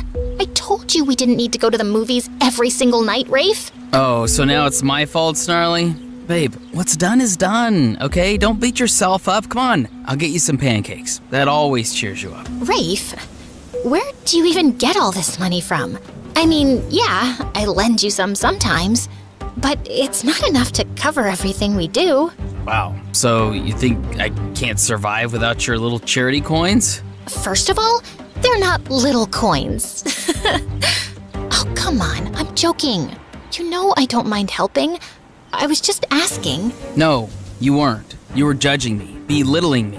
Why do you care where the money comes from? I take care of you, don't I? I feed you, I spoil you. Isn't that enough? I'm sorry, Pape. You're right. I didn't mean it like that. I'm sorry, okay? Tell me what I can do to make it up to you. You can come with me on a country tour. I got this RV from my uncle. We'll travel, see the world, hit every state. Just you and me. But what about college? And my parents? What about them? I'm sure your parents don't mind you having fun and taking a break from all the stress. And in college, you said yourself, you're not doing nursing anymore. Take an online course, finance or something. That's a good career too, babe. I told my parents I needed time to think about my future. They begged me to stay, but I'd already made up my mind. 2 weeks later, I was packing my bags and climbing into the RV, ready for my freedom. At least, that's what I thought it was. It was amazing. We went to places I'd only seen on TV. Nevada desert, Hollywood, coastal cities with overpriced ice cream, and strangers who looked at us like we didn't match. People stared, sometimes whispered, like they couldn't believe a guy like Rafe would be with someone like me. Once, a pretty girl asked for his number. He smiled and shook his head. Already got the best girl in the world. She scoffed and walked off. He never saw me watching, but for the rest of the day, I couldn't stop smiling. I once posted a picture of us eating instant noodles on the RV steps. The caption said, "Love in the little things." It got a lot of likes. My parents still called. Sometimes I answered, and sometimes they were just yelling, begging me to come back. Eventually, I stopped picking up. Once, in Wyoming, there wasn't much to do. I went to sleep early. When I woke up, Rafe wasn't next to me. I called him many times, and it went straight to voicemail. Evening came, and still nothing. I decided to look around for him. Just as I stepped out of the RV, a police officer, a woman, was walking up, about to knock. Miss Odette, you're under arrest. Anything you say or do can be used against you in court. What the actual heck? She flipped me around and cuffed me. I tried to resist, tried to ask what was happening. She didn't answer, just shoved me in the car. The RV is stolen. I mean, what else do you think we deal with out here? The Wall Street crash? What? It's not even mine. No kidding. That's exactly the problem. The guy who actually owns it just reported it stolen, and he says you were the one driving it around. Can I make a phone call? I'm allowed one, right? Ugh, these movies. Everyone thinks they get one call. Fine, go ahead. Call the president if you want. I called my parents, and I prayed they come to help me out. What do you mean, arrested? Odette, where are you? Wyoming? Is that in Japan? No, honey, give me the phone. Sweetie, that's like 7 hours away from here. Yeah? And I'm your only daughter. We're coming, honey. Just stay strong. Just then, Rafe showed up. Where the heck were you? I ran to him, hitting his chest with both fists. The officer stepped in and pulled me back into the cell. You don't have to lock her up. I talked to my uncle. He's coming to sort this out. That jerk filed a report because I'm behind on paying him back. Where were you, Rafe? You've disappeared before, but this time I was alone in a strange place, scared. And your uncle reported you? Nothing about this adds up. I'm sorry, but I called my parents. I think I'm gonna stay with them for a while. No, babe, please don't say that. Don't give up on me. You're all I have. Please. I can't be without you. Don't make me beg. You already are begging. Is that part of your dream too? The one where you become a famous basketball player and give me the perfect life? Yeah. How's that going so far? Funny thing, I once had someone beg like that. I didn't give him a chance. Thought I was being smart. And then I lost him. Not saying what you should do, but some things haunt you. I hated how much that got to me. The thought of losing him, of him disappearing forever, made my stomach twist. I wasn't strong enough yet. Fine. I'll call my parents. Then let's go, babe, before they get here. As we walked out, the officer leaned in and whispered in my ear. How'd you land someone that hot? Good for you, girl. You know what might even make him hotter? Liking this video and subscribing to MSA like everyone else? I called my parents, but they had already booked their flight and were heading to the airport. When they landed and kept calling, I let it ring. Then I let it ring again. And then I stopped checking. 2 months went by, and the fun life I'd been living started to feel dull. My parents barely called anymore. I opened Instagram and saw that Lila had gotten into the nursing school I always wanted. She even posted a picture of her engagement to that rich, successful guy. Funny how I used to be the one with the bright future, while she came from a messy home and had this weird obsession with impressing men. That night, someone knocked on our door. Rafe started acting weird, like he didn't want me to see who it was. But I pushed past him and opened the door, and saw a bunch of dangerous-looking guys with tattoos on their faces. Why am I not even surprised at this point? Babe, it's not what it looks like. I just borrowed some money and they're being dramatic. You're saying it like we just met you yesterday. You've been working for us for years. Now, are you paying up, or can I take a closer look at your pretty little girlfriend? Don't touch her! I mean, babe, he thinks you're pretty and not boring. Don't touch her, you idiot. How much do you owe them? Just 25,000. Add a 0 to that. 250,000 US dollars? And just like that, my stomach flipped. I gagged and nearly threw up on the mafia guy's boots. Whoa! She's so shocked she's about to hurl. I'm pregnant, you idiot. Rafe looked shocked, but also happy. His eyes lit up. Then he turned to the mafia guy and said, So, no baby discount? Are you seriously negotiating right now? I started hitting him, and one of the mafia guys actually pulled me away. Relax, miss. It's not good for the baby. For the next few days, Rafe was acting super nice. It was almost humiliating how hard he tried to please me, cutting my toenails, kissing my feet, and deep down, I felt sorry for him. With that dysfunctional family and the belittling jerk dad he had, I was sure it all made him the way he is. But I also believed I had lost so many years with him. I knew what was happening was wrong. It was just too hard to let go. That night, I left while Rafe was asleep. I had contacted Lila on Instagram sometime earlier, and we'd agreed to meet up. When I saw her, she didn't even look happy to see me. She was cold and dry. What, you want money now that you know I'm engaged to that rich guy? Whoa, you've changed a lot in the past 2 years. What the heck, Lila? Okay, fine. That was too much, I know. But still, why did you want to meet up, considering your poor life choices? I know you've had problems ever since that thing happened when we were kids, and you can't carry a baby. So, I'm offering you something. Please don't take it as charity. I'm pregnant, and I thought maybe you'd want to adopt the baby. Lila looked shocked. Then her eyes lit up. She smiled wide and hugged me. Oh my god, my man doesn't even know I can't have kids. I've been too afraid to tell him. He'd probably leave me. But this is perfect. I'll just fake being pregnant, and when you give birth, I'll take the baby as mine. Wait, you don't mean legally? You don't want the papers to show I'm the biological mom? Who cares? You always said your life was boring. Abandoning a baby just fits you. I know this might feel hard because, well, having a baby might be your only achievement in life, but babe, if cats can do it, it's not that deep. Let me get this straight. You think this is about achievement?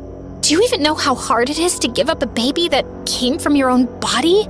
Not so hard for you, apparently. I mean, you're handing the baby away the second you found out you had one. What kind of mother does that? And bam! I slapped her. She slapped me back. This'll slap you back to reality. You were my safest place, idiot. Look at you now. Take this. Do you hear yourself? Wake up, you stupid witch. Take this and this and this. And they want their money. Wait, what? No, don't sell it. I think I can help. He looked at me like I was a ghost, then grinned. You're gonna borrow money from your parents. Borrow. As if we'd ever pay them back.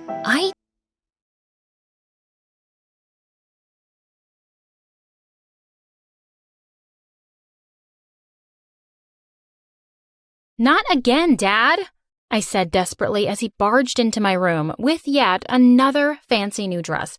This could only mean one thing. Another date. My mom followed him inside and said, "We're off to a party now. Put those horrible books away and get to a salon. You clearly need a makeover." I rolled my eyes at them and said I wasn't going. Suddenly, their faces darkened and my dad said, "It wasn't a request. You have one job, Angela. Get married." I was starting to get pissed off and said I didn't see why they were so obsessed with me getting married. Mom glared at me and said I had to go on this date. She said the guy was the son of one of my dad's biggest business partners. "If you don't go, you can kiss your freedom goodbye for a month," Dad threatened. I had a huge party planned with my friends, and no way was I going to be stuck at home. I reluctantly prepared myself for the evening that awaited me. The guy picked me up at 7 p.m. He was about 4 inches shorter than me, and he had his oily hair pulled back. "Hey there, babe. Couldn't you find something better to wear?" I rolled my eyes and looked at his neon yellow shirt.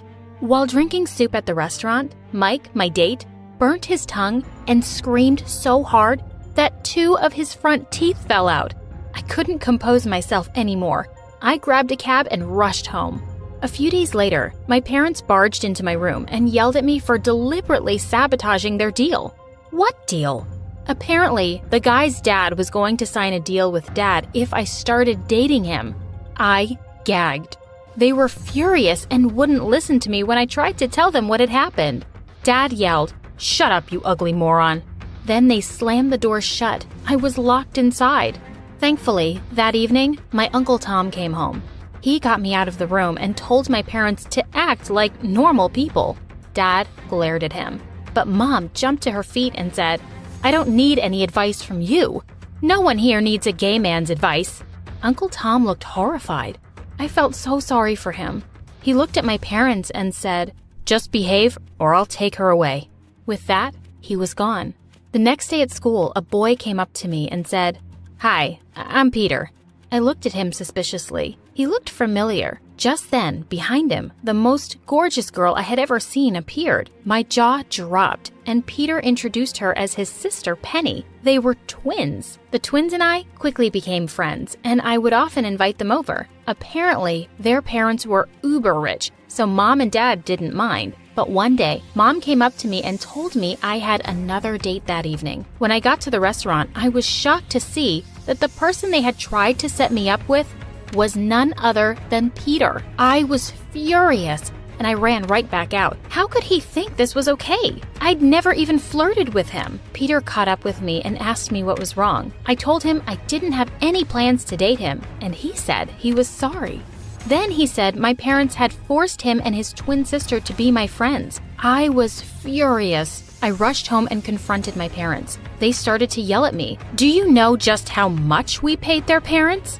I was stunned. Why would you pay them at all? They said it was because I was so dumb and good for nothing that I couldn't even make friends. I decided that this was all too much, and I told them I was leaving. I called Uncle Tom and asked him to come and get me. I thought life would be easy now that I was no longer living with my psycho parents. But boy, was I wrong. At school the next day, Peter approached me, and I told him that I didn't want to be friends with him anymore. He looked disappointed, but smiled and said, "It's okay, Angela. I understand completely." Without responding, I turned to leave.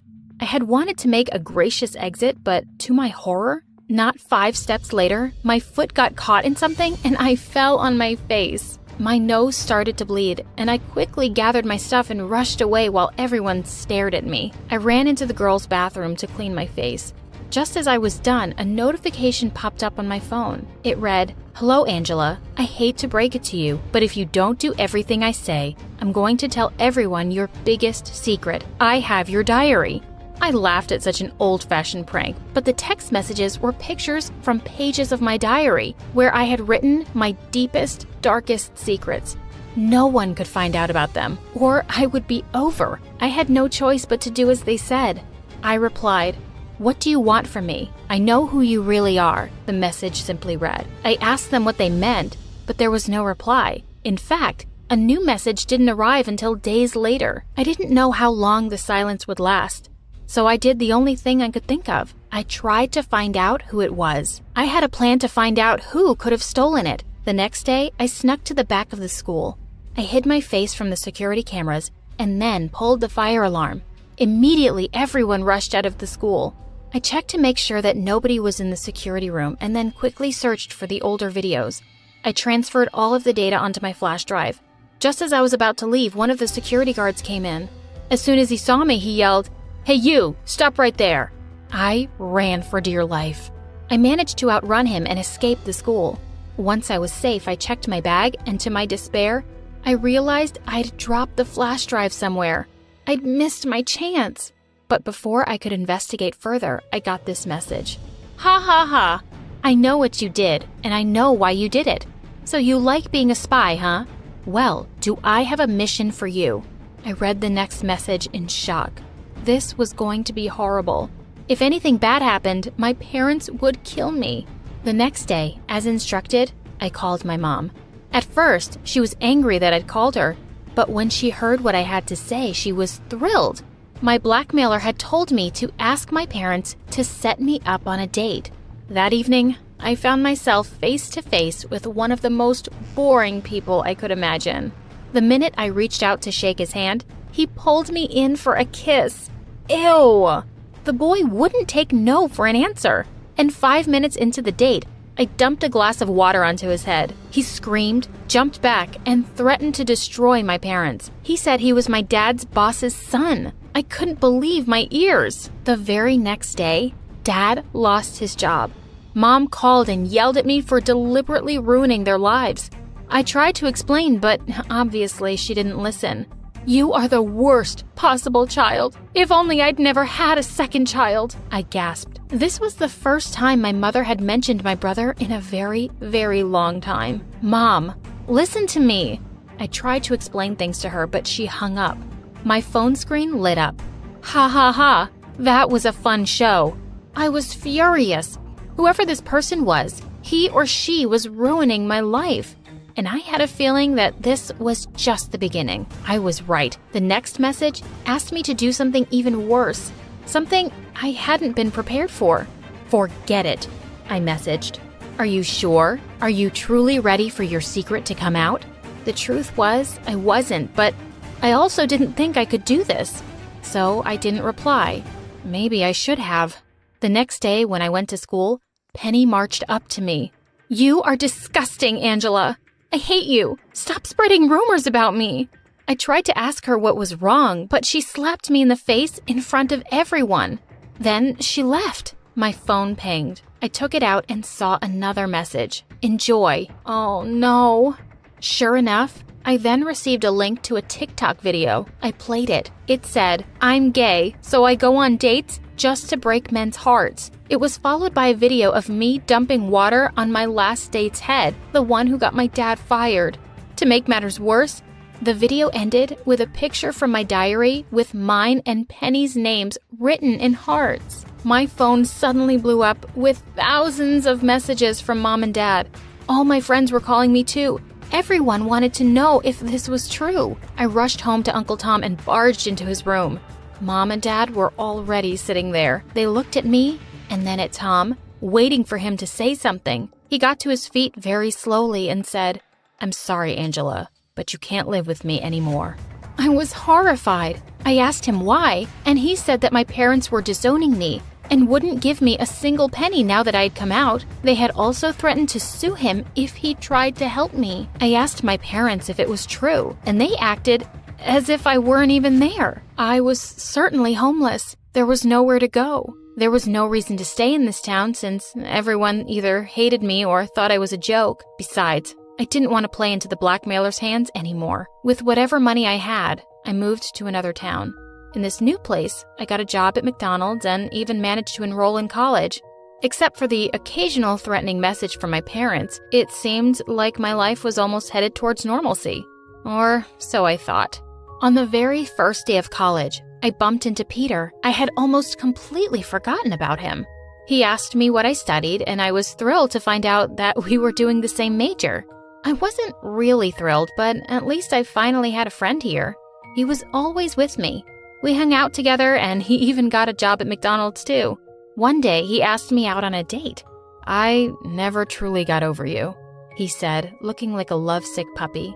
After all of my parents' messages, I knew that they would never accept a girl as my partner, so I gave in and agreed to date Peter. The very next day, I got a message from my parents telling me that they were so happy I was dating a guy. How the hell did they know? Was there no escaping these two? But the worst was yet to come. A few days after Peter and I started dating, he invited me to his house. While he was making dinner, I began to roam around the hallway when I came across a door he usually kept locked. He told me it was his storeroom. I went inside and almost passed out. This was no storeroom. The room was full of pictures of me, some of them as old as high school. Suddenly, a thought occurred to me, and I began to explore more. Where is it? Where is it? And then I saw it. In the middle of a pile of paper, my diary. I almost threw up. Peter! It had been Peter all along. But that's when he saw me leave the room. His jaw dropped. Angela, I can explain, but there was nothing he could say about this. I ran. I ran to my place and locked the doors. Suddenly, I heard a knock on the door. I was almost certain Peter had followed me home. I looked through the peephole and almost jumped back in shock. It was the last person I had expected. Penny. I slowly opened the door to let her in and almost passed out when I saw who was standing behind her. It was my brother, Zach. I hadn't seen him in years. I just stood there in shock with my mouth open. Penny explained that her crazy brother had told her he was dating me, and she had tried to warn me about the psycho that he was. Zach was with her because apparently the two had been dating. Just then, we heard Peter banging loudly on the door. "Angela, please let me explain. I love you and I want to marry you." "Let me handle this," Zach said. Zach had suddenly left many years ago when I was very young, and the very next day, I'd heard my parents fighting. That's when I discovered my biggest secret. I never told anyone. When he came back, he apologized to me. "Angie, I'm sorry I left you alone with our crazy parents." He said he hated that Mom and Dad had tried to force him into medical school. "Moving out was my only option," he said. I was really surprised. I thought he left because of me. We started hanging out a lot, and he was always trying to make up for what he called not being there for me. Then one day, he called me and said he had a surprise for me. I was psyched as I waited for him. When he finally came, I was stunned to see his surprise, Dad. I couldn't believe Dad had agreed to come and see me. Dad begged for my forgiveness and asked me to come home. He even said that he would set me up with a pretty girl. I told him to stay away from me and my private life, but Zach said I should forgive him and try to fix my relationship. So I moved back. To my surprise, Dad was very kind to me, even though Mom was her usual mean self. She kept insulting Dad. "I can't believe you let this horrible embarrassment move back," she said to him every time she saw me. One day, I got a call from Zach, and he told me to meet him at his place. He was panicky and crying, so I rushed over. Just as I got into my car, a hooded man grabbed my arm. "We have your brother," he whispered threateningly into my ear and dragged me with him. He took me to a dark place. There, he told me that he would only let Zach go if I signed a piece of paper for them. Terrified, I picked up a pen while Zach sat across the table from me, crying. Just as I was about to sign, the door flew open, and Penny rushed in. "Don't do it, Angela," she yelled. Zach jumped up and tried to force me to sign, but I pulled back. What was happening? Someone from behind Penny jumped at her and tried to drag her away, but she ran and yelled, "Your dad and your brother are tricking you." That was when a commotion outside caught my attention. We all rushed outside, and I saw that the police were there with my dad. Apparently, my dad was caught sneaking behind the building. He had known where to come. This could only mean, "Yes, I know you aren't my child. I hate you, and I will ruin you." He screamed out my biggest secret for everyone to hear. "But, Dad, it wasn't my fault," I tried to say. "I don't care," he yelled. He said he loved my mom too much to do anything to her, but he had found a letter from my real dad, and he had given me all his money. "I kept you for all these years, and my son left because of you. The least you could do to pay me back for everything I've done is to give me the money," Dad screamed as he was dragged away by the police. Penny stood by me, her hand on my shoulder. She said she was really sorry for how she had treated me in high school, and she couldn't let Peter or my family hurt me. We were best friends once. We hugged. Finally, my biggest secret was exposed, but so were my dad and brother.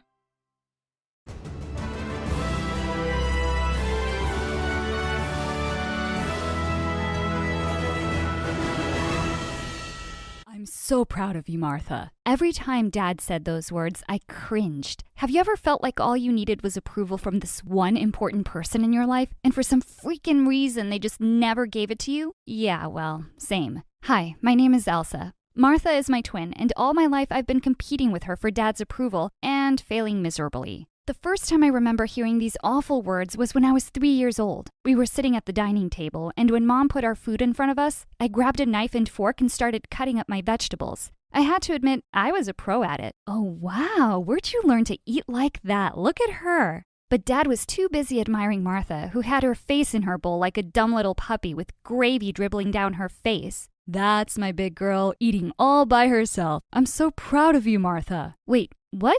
You call that eating? I picked up my love of books from Dad, and by the time I was 4, I could read fluently. After finishing everything at home, I begged Mom to take me to the public library one day, and I was like a kid in a candy store. One night when Dad came to our room to read to us, I whipped out the 7th Harry Potter book from under the bed. Daddy, let's read this. I can't wait to see how it ends. You've read all the Harry Potter books? Yes, and they're so amazing. I love... Just then, Martha took out a book from under her pillow and nearly hit me in the face with it. Daddy, please read this to me. I couldn't read all the words, and her book sounds stupid. It's not stupid. Goldilocks and the 3 Bears is stupid. What are you, 2 years old? No, I'm like 4, you idiot. Then why do you want to read books for babies? Because we are babies. I'm not, but you're a big crybaby. That's enough, Elsa. Martha, honey, tell me where you got stuck. I'll read it to you. And I'm still very proud of you. It was always the same. We'd learn everything together, and she got all the praise even if I was 5 steps ahead of her. I didn't mind it too much at first. I'd read in a book that parents can be like that sometimes, showering the dumb kid with extra praise to encourage them. But then something happened that really made me lose my temper for the first time. Since my vocabulary was really good for a kid my age, Mom entered me in the local spelling bee for gifted youngsters when I was 7. I was the youngest participant, and I won first prize. I couldn't wait to go home and tell Dad. Look at my trophy, Dad, I won! Just then I saw Martha's pouty face with fat tears rolling down her cheeks. I want one too! Dad immediately snatched it from me and pushed some chocolate bars in my hand instead. There you go, Martha. Daddy is very proud of his little girl. Hello? What for? And what about me? I just stared at him for a minute. Then I rushed off to my room, slammed the door as hard as I could, and threw the bars in the trash. 10 minutes later, I took them out and ate them while sulking on my bed. I just didn't get it. Why was it so hard for him to say that he was proud of me, too? Later that night, I snuck into the kitchen and sprinkled salt on his oatmeal. And I felt so happy the next morning when he took a big spoonful and spat it all out. Dad would sometimes take me and Martha to his office because he said we'd be running the company one day. Once when we were heading out, Martha said she wasn't feeling well and she stayed back. I felt really happy secretly. I'd get to have Dad all to myself. Dad had a board meeting and told me to sit quietly in a corner. His boss did not look happy with everyone. Guys, our data is indicating that sales have gone down this past quarter. We need to come up with something new, something exciting. As everyone looked at each other blankly, I had a great idea, so I raised my hand. What is it, kid? I read in the New York Times that smartwatches for teenagers are going to be the next big tech gadget. Everybody looked at me in surprise. But then a big smile spread on his boss's face. That's brilliant. We don't have anything for teenagers. Who's this genius kid? Instead of looking proud, Dad just looked embarrassed. I'm so sorry. I'll make sure to leave her home next time. I didn't understand why he was looking like he was mad at me when everyone else seemed to think I was a delight. Are you insane? She's amazing. I would be so proud of her if she was mine. Dad just nodded and glared at me. The second we got home, he rushed straight to Martha's room with the gifts he had for her. I missed you so much today. It really wasn't fun without you. I felt shattered at hearing those words. Just then, she got out of bed and showed Dad the painting she'd been working on. Martha, that's so beautiful. It was a painting of SpongeBob and his starfish buddy. I thought it was really ugly, actually. I'm so proud of you, Martha. I'm really glad you're better. Watching him hold her tight for so long made me want to cry. Mom and Dad thought I had tears of joy because my sister was feeling better, but they were just tears of anger. I wanted to rip her dumb painting into 2. As I grew older, I couldn't help thinking maybe Dad loved Martha more because she was the prettier twin. Everyone thought she looked like an angel with her blonde hair and blue eyes. All the boys in school would be asking me to introduce them to her. Geez, the girl could have her own TV show. Everybody loves Martha. It wasn't until the 8th grade that someone finally noticed me. It was our science teacher, Mr. Martin. He saw that I was always done with my work early, and he started giving me more advanced physics books to read. One day, when he asked me about what new thing I'd learned, I told him I just loved quantum physics. Mr. Martin took his glasses off as he looked at me in surprise. Are you saying you actually understand those concepts, Elsa? Yeah, I think so. Next thing I knew, Mr. Martin had taken me to the principal and asked if I could be allowed to take advanced level maths and physics tests. And it turned out I did really well in all of them. The next day, my parents were called in and the principal beamed at them. "You must be so proud of your daughter." "Yes, we are very proud of Martha." "No, I'm here to talk to you about Elsa. She's quite the little genius. We want to bump her up a few grades." Dad looked confused. "But what about Martha? Will she be bumped up too?" Sir, Martha is an average student at best. She's fine where she is." "Well then, Elsa can't move up either. Imagine how that will make Martha feel. She's a very sensitive child. Thank you for the offer, but Elsa will stay in 8th grade." I couldn't believe my ears. Was he for real? Later that night at the dinner table, I ate my food in silent rage. As usual, Dad was busy asking Martha how her day had been. "It was great. Thanks to your help, I got a B in my history assignment. Oh, and I'm starting cheerleading practice tomorrow." "That's wonderful, darling. I'm so proud of you." If I heard those words one more time, I was going to explode. I banged my glass down on the table. "And what about me, Dad? Are you proud that I'll be finishing high school earlier than most of the other kids?" "Dad, what is she talking about?" Dad clenched his jaw. "We've had this discussion, Elsa. You're not moving up a few grades." "No, actually, I never got the chance to speak. How could you do this to me, Dad?" "This is for your own good. You should thank me instead of being a total brat." "Who do you think you are? How would you feel if your boss stopped you from being more successful?" "I would actually be so grateful to him because he knows what he's talking about, just like me right now." "You can't hold me back because of Martha. It's not my fault she's dumb." "I don't know why you think you're smart. Trust me, you're just dumb. You only have confidence, not smartness." "No, I'm smart. Martha is a dumb one. Do you hear me?" I regretted the words as soon as they were out of my mouth. Martha looked hurt for a second. Then her face turned vicious. "It would be much better for my popularity if my nerdy twin sister wasn't in the same class. No one even likes you. Why do you think they don't like me? Because you're a weirdo?" "Not true. It's because you kept telling them nasty things about me. You think I don't know? Do you care about how that makes me feel? What about you, Dad? Are you happy about this?" "Martha is just joking around. You don't have to make a big deal out of it." "You're a monster, and so is Martha. Like daddy, like daughter." Mom pushed back her chair and stood up. "Enough, all of you. I think it would be better for you two to be apart, so Elsa will be changing her grade, and no one is dumb or a weirdo." And then she turned to Dad angrily. "I can't believe you. You're so selfish." "Selfish? Why? Because I want the best for your kids?" "For my kids? Or just for Martha? You think I don't see?" "You stopped seeing a long time ago." "But I can see your pity from a mile away." And with that, she left. I looked at Dad, but he just flung his napkin down on the table and walked away. I didn't care anymore. I wasn't going to wait around for him to say those words to me. I was bumped up to 9th grade and finished high school 2 years before Martha. We never had much in common, but in the past couple of years, we'd really grown apart. She wasn't doing well at school and was always more interested in going to parties and hanging out with boys. But Dad was as blind to her faults as ever. "Look what's arrived in the mail, Mom! I just received my college acceptance letter to MIT on full scholarship."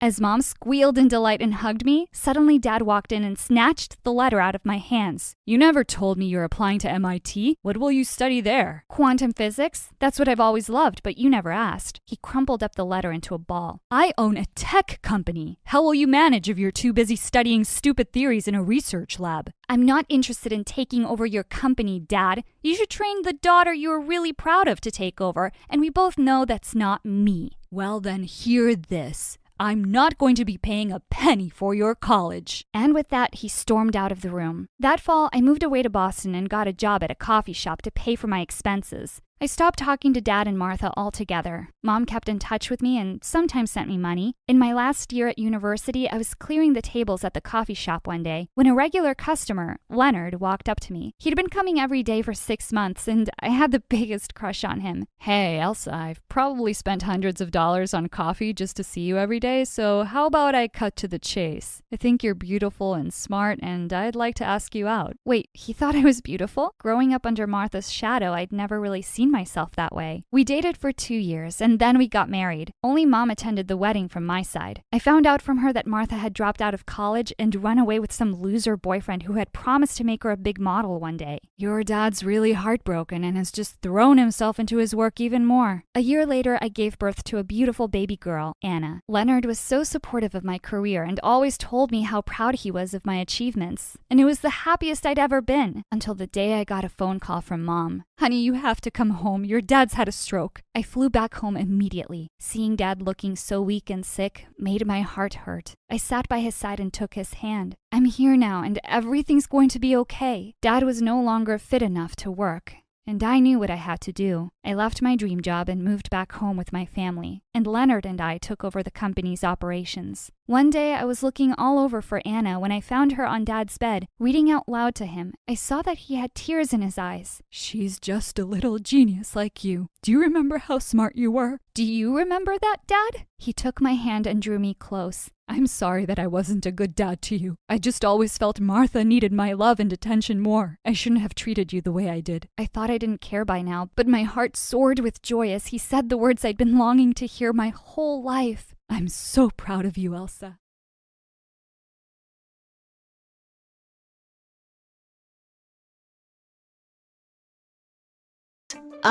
What are the mathletes? Ugh, ignore him.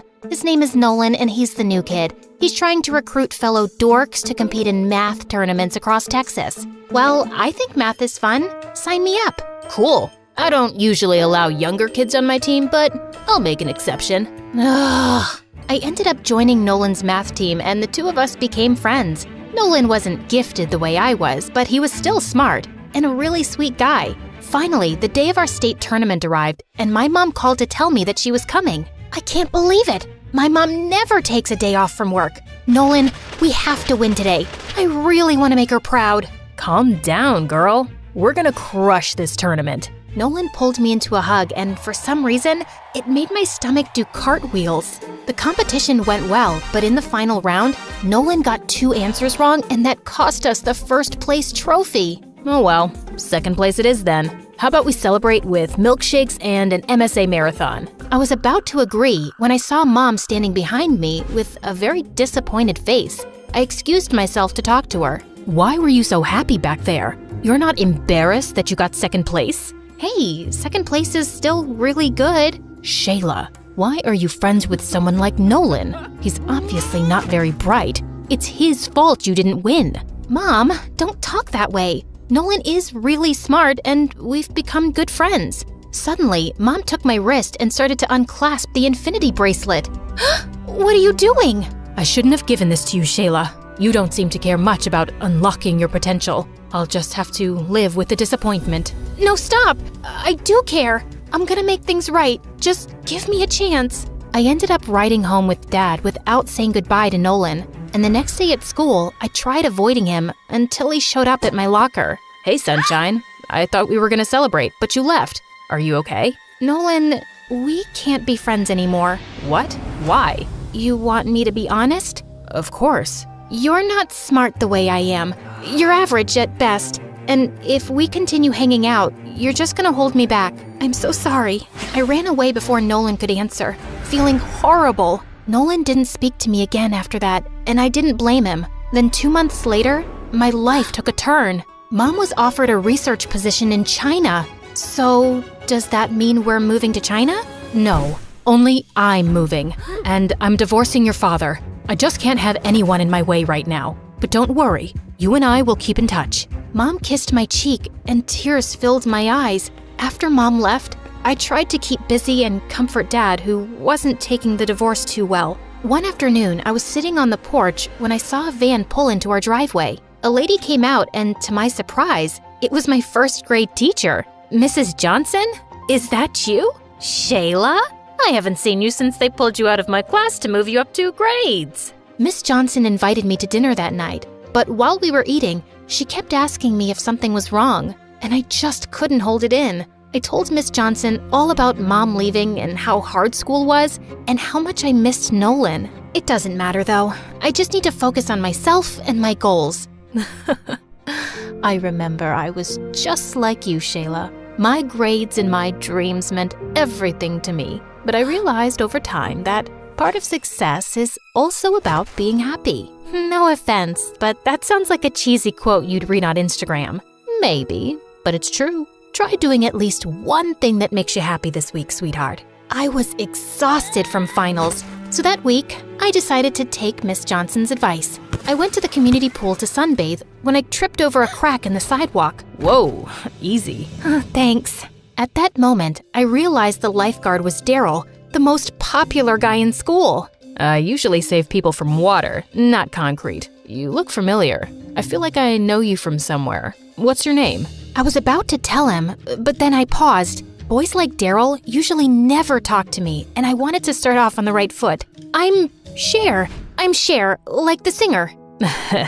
And you're pretty like her too. I'm having a party tonight. How about you be my date? Whoa, did he just ask me out? Of course I said yes. And that night, I got super dolled up for the party and even bought a new dress. The party was so much fun, and I danced with Daryl for hours. And when I saw the other kids at school there, I told them I'd changed my name because, well, I had a chance to be a new me. At one point, I had to go to the bathroom, but I opened the wrong door, which apparently was a bedroom. Oh my God, what are you doing in my room? Nolan?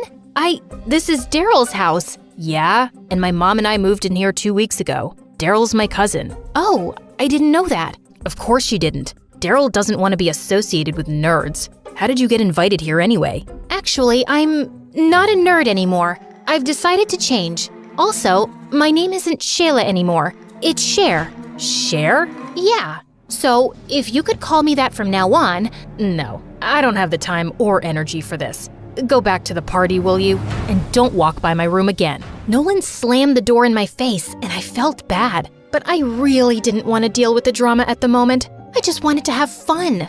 A week later, Daryl and I started dating. I asked everyone to start calling me Cher instead of Shayla, and just like that, I became popular. I started dressing differently, and I didn't wear my infinity bracelet anymore. One day at school, the teacher handed back last week's physics exam, and even though I hadn't studied as much, I got 100. I was grinning to myself during recess when Daryl took the paper out of my hand. What you got there, babe? Whoa, you got 100 on a physics test? What are you, some kind of computer bot? No, my brain just works a little differently than other people. Like a little Miss Smarty Pants? Wait, are you one of those nerds who thinks she's better than the rest of us just because she can memorize a few extra facts? I thought you were cool. I am cool. You know what? It was just dumb luck that I got full marks. Whew, I thought we might have to break up. Daryl and his friends made it clear they hated nerds. So for the next few weeks, I purposely failed all of my tests and didn't do any homework, which they all high-fived me for. The end of the semester school party came around, and the theme was game night. Daryl and his friends just wanted to play foosball and table tennis, but I couldn't help being distracted by a bunch of kids playing trivia. What is a 5-pointed star called in geometry?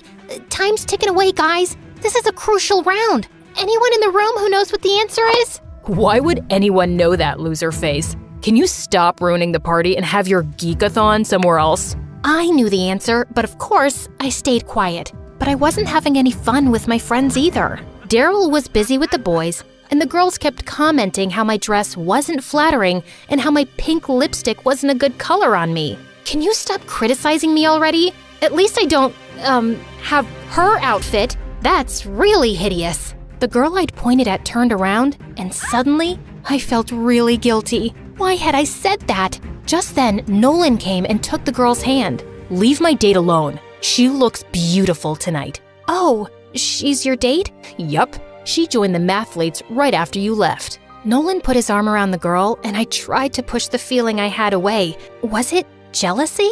The party sucked, and I decided to go home early. But when I arrived, Dad called me into the living room and said Mom was on a video call and wanted to talk to me urgently. Shayla, is that really you? I've never seen you wear so much makeup. It's not that much makeup. I was just at a party. Oh, I see. Partying on a school night? Well, that would explain the email I got from your principal today, calling me in for a meeting to discuss your grades. You've been failing your classes?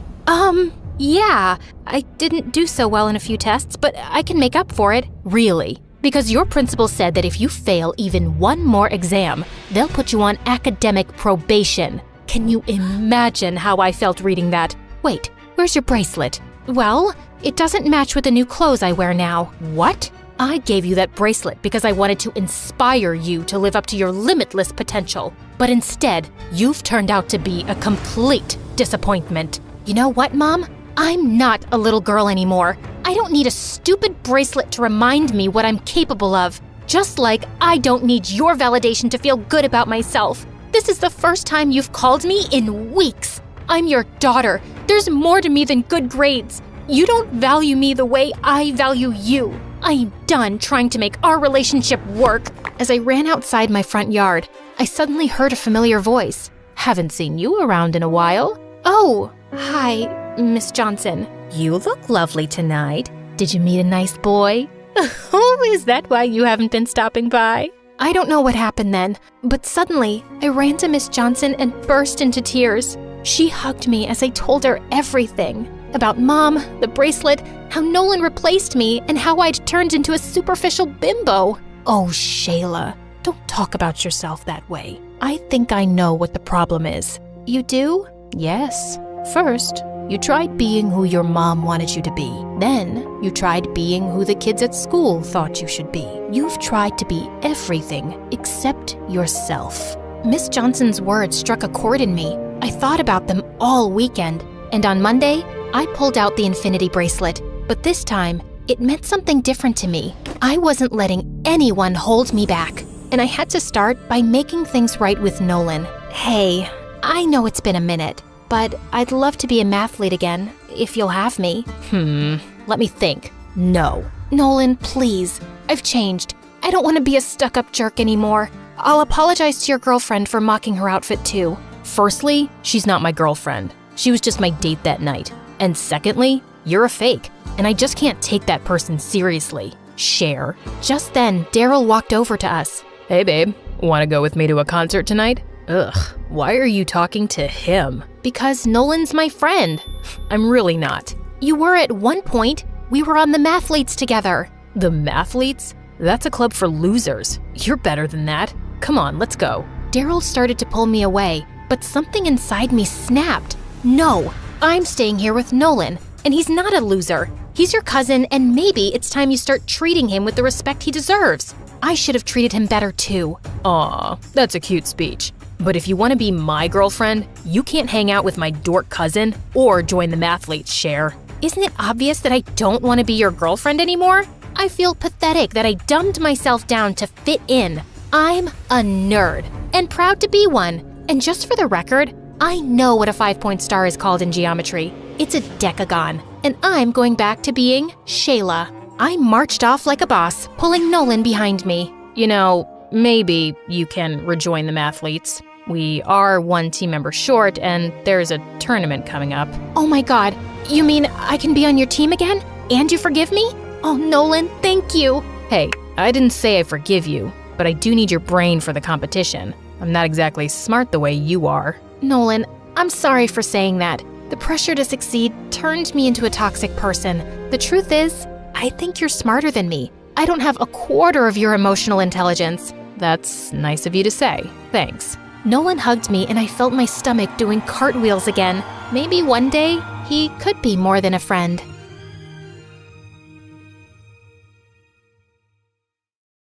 You could say that I was born with a brush and an eyeshadow palette in my hand. I was always obsessed with makeup, and I even sneaked into my mom and dad's room at night to practice on them. A little pink eyeshadow, some red lipstick, and glitter. Perfect. Hi guys, I'm Regina from Seattle, Washington. Before I continue, please hit like and subscribe. I had a happy family. My dad was in the army and was as big as a bear and as strong as a lion. When I was little, I used to daydream about all the exciting missions he went on. Daddy is defeating tigers today. He's building a hospital for children in Africa. Despite how proud I was of my dad, I couldn't help but miss him. Luckily, my mom was amazing too. She worked at a cosmetics store, so she was like my personal shopping assistant and taught me everything about fashion and makeup. But everything changed when I turned 7. Mom fell madly in love with an accountant, and Dad let her go.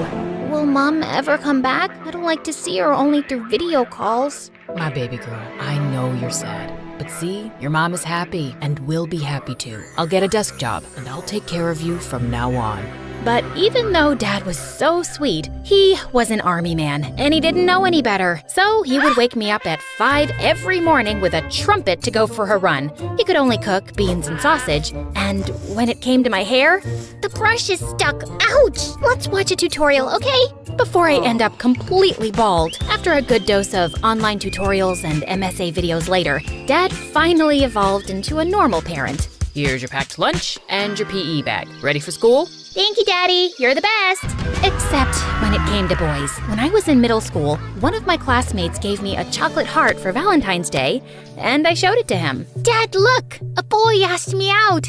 My dad snatched the chocolate and ate it in one enormous bite. No boyfriend until you turn 21. You'll have time once you're grown up, but right now, you need to focus on your studies. Okay, Dad. And the day after, the boy who had given me the gift transferred to another school. What if Dad scared him off? I felt furious about Dad and told Mom everything when she video called me. But suddenly, she hung up, and I realized it was because of her new husband, who didn't really like her talking to me. And gradually, she ended up only calling on birthdays and Christmas. I learned to live with it and got busy watching makeup tutorials and trying makeovers. But then, in my junior year, I met Simon, and he was so perfect. It was no wonder I forgot everything else, even my passion. I'm sure Dad'll change his mind when he sees him. Hey, Dad, I'm bringing a friend for lunch today, okay? Sure, bring her over. It's a boy. I expected Dad to explode, but he said nothing. Ooh, did he change his mind? But I was wrong.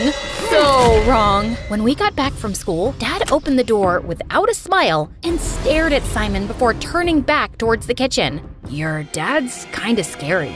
Him? No, he's sweet, fluffy.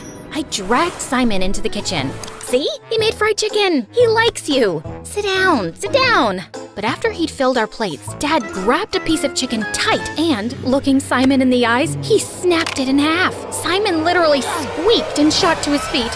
I suddenly remembered I have to water my fish. I mean, iron my plant. Bye. After that, Simon dumped me, and everyone started whispering that my dad was a crazy, dangerous dude. I thought all the guys would stay away from me now, but I was stunned when they all asked me out to prove they were daring and not scared. Ha! See, Dad? Your strategy backfired. It felt like being on The Bachelorette, with everyone trying to win my heart.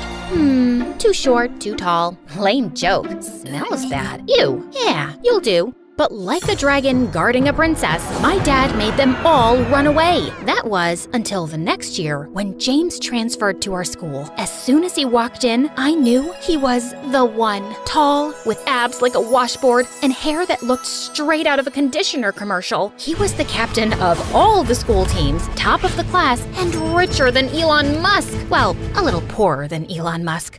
Oh boy, is it even legal to be this hot? I was pretty, but for someone in James's league, I had to up my game. The next day, I woke up at 3 a.m., and after literally hours of careful styling, I was ready. That day at lunch break, I gathered my courage and went straight to sit beside James. Hi, I'm Regina. And I'm amazed. Haven't I seen you on TikTok? You look like a celebrity. Then he kissed my hands like a gentleman. Play it cool. Breathe. Breathe. James asked me out a few weeks later, so I brought him home. There's no point in dating him if he can't get past Dad. Just so you know, my dad can be a bit hyperprotective. Don't worry, he can't resist me. Dad pulled the same tough guy routine, but James was unflappable. When Dad told James to carry super heavy stuff, James did it whistling. Then they got into an eye-staring contest, and James didn't back down. Okay, I'm going to bed. Have fun, you two. Eventually, Dad ran out of ideas. Now that he's survived my dad's trials, we can start dating for real. We had so much fun, but then James started to get a little bit too enthusiastic. Every time we were alone, he tried to kiss me, and I wasn't ready. But I didn't know how to tell him, so every time he got closer, I dodged. During the movie, I spilled soda on myself. Oh, I'm so clumsy. In the library, I sneezed. Allergies. Walking home, oh look, a penny. Ouch. Oh no, are you okay? No, I'm not okay. What is wrong with you? He'll understand. Tell him. Can we take things a bit slower? What? I like you, but maybe we should get to know each other better. You know what? I only dated you because everyone said your dad was too scary, but he's not all that. You're breaking up with me? It's more like we never even dated since you don't want to kiss me. What a loser. As James left, I felt my heart break in two. That night, I was too ashamed to tell my dad what had happened with James, and I didn't want him to tell me I told you so. But at dinner, I couldn't hold it in anymore, and I started crying into my soup. Dad got up and hugged me until I stopped. You were right, Dad. I'm sorry I didn't listen. Baby girl, I don't care about being right. I just don't want to see you hurt. Remember, you don't need anyone. You're a smart girl, and I know you can succeed. But don't forget yourself. Didn't you love makeup? You haven't given me a makeover in years. Oh, Dad, you're the best.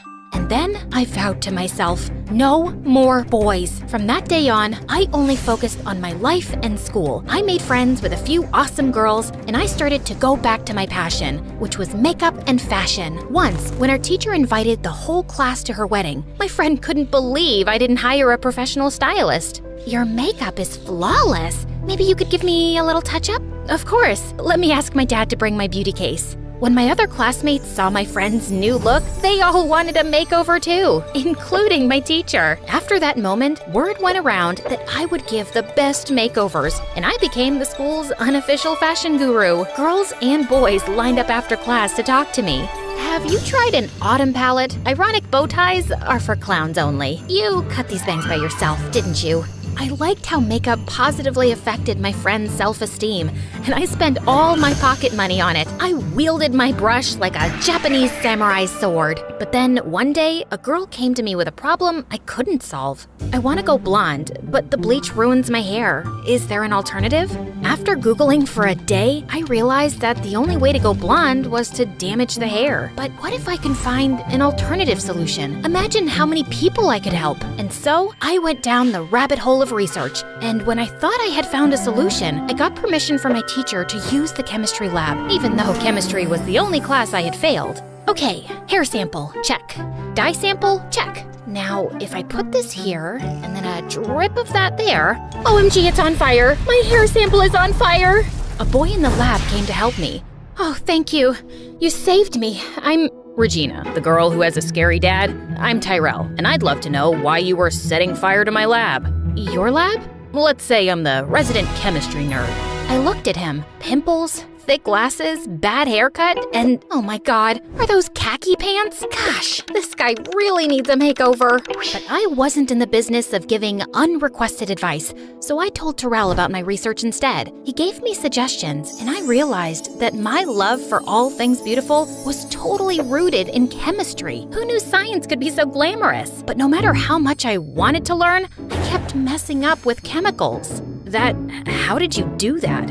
Instead of getting mad, he helped me fix it. In exchange for all his help, I offered to tutor him in English. Spanish was his first language, so he needed it. And I invited him to my house to do homework. Don't worry, Dad, he's just a friend. He's still a boy. Door open at all times. Yeah. Like I could fall for a guy like Tyrell. He's not my type. I needed to test all my beauty products, and since Tyrell was always around, I convinced him to be my guinea pig. One facial cleanser and haircut at a time, Tyrell turned into a hottie. You can't help yourself from turning frogs into princes, eh? But he's so cute now. No, don't think like that. You said no more boys. The more I tried to stop developing a crush on Tyrell, the more I realized how cool he was. Until he walked into the lab with a gorgeous girl at his side. Oh no, he has a girlfriend? Why does this feel so horrible? Hi? Hey Regina, this is my older sister, and she's an angel investor for women's startups. I told her about your ideas, and she'd like to invest in them. I was so relieved to hear that she wasn't his girlfriend that it took me a moment to register the rest of the sentence. An investor? You deserve a lot of success. But you helped me out a lot. It's hard to say no to a beautiful and smart girl like you. Tyrell blushed to the tip of his ears, and I couldn't resist. So I kissed him, and he kissed me back. I thought I was just a friend. You can be my friend and my boyfriend? Really? But your dad. I'll talk to him. Tyrell was nothing like the boys I had been with before, and I hoped that he could see it too. But when I explained, he refused. If he really likes you that much, he can wait a few years. No, that's not fair. It doesn't have to be fair. Now, didn't I promise to take you to the mall? If you think you'll mollify me with some shopping, you're mistaken. Dad really seemed determined to make me forget, and he said yes to everything I wanted. But I had other plans. I texted Tyrell to meet us in the garage where we had parked. If I can't convince him by myself, maybe Tyrell will. But when we were in the elevator to get to the car, it suddenly stopped, and the lights went off. I switched on the torch on my phone and pressed all the buttons, but nothing changed. It looks like we'll be stuck here for a bit. Dad didn't reply. He was staring at the floor. Dad? He doesn't look so good. I'm sorry, baby girl. Dark, small spaces bring back bad memories. My chest. I feel like I can't breathe. I looked at my dad, stunned. I always thought he was invincible, but the truth was, he was just human. I pressed the emergency button, but nothing happened. Dad started breathing very fast. He's having a panic attack, and there's no signal in here. Sit down, put your head between your knees, and think about nice things. I miss your mom most of the time. I sat beside my dad and wrapped my arms around him. I miss her too, but we are happy together, and you've been an amazing dad. I'm so proud of you. And I am of you too. I kept talking to my dad until he was a little bit calmer, and then the doors to the elevator opened. It was Tyrell and the firemen, and they were getting us out. My hero! I'm glad you're okay. I got worried when you weren't answering the phone. I realized the elevator was stuck, and I called the emergency service. That was very clever of you. I think your daughter is amazing. I came here to convince you to let me date her, but I know how much she cares about you. And if it's really important, I'll wait for her for a few years. But just maybe, please don't let me wait forever. Dad looked at me, and I could see something changing in his eyes. You have shown me that strength is not always in the muscles. Some old memories brought me to my knees, but you kept your cool and helped me through it. So yeah, I think you're strong enough to take care of yourself. And I like this guy. Oh, thank you, Dad. But if you hurt her, I'll crush you. Like a can. That is very clear, sir. Luckily for me, Dad didn't have to crush anyone because Tyrell was the perfect boyfriend who grew up into a perfect man. With his help, I developed a makeup line that became a global sensation, and Tyrell became my head of research. Knowing I was in good hands, Dad retired early and started traveling the world, challenging himself to explore the darkest caves. And in one of those caves, he met a spry, adventurous widow, whom he married the next year. See, Dad, true love always finds a way.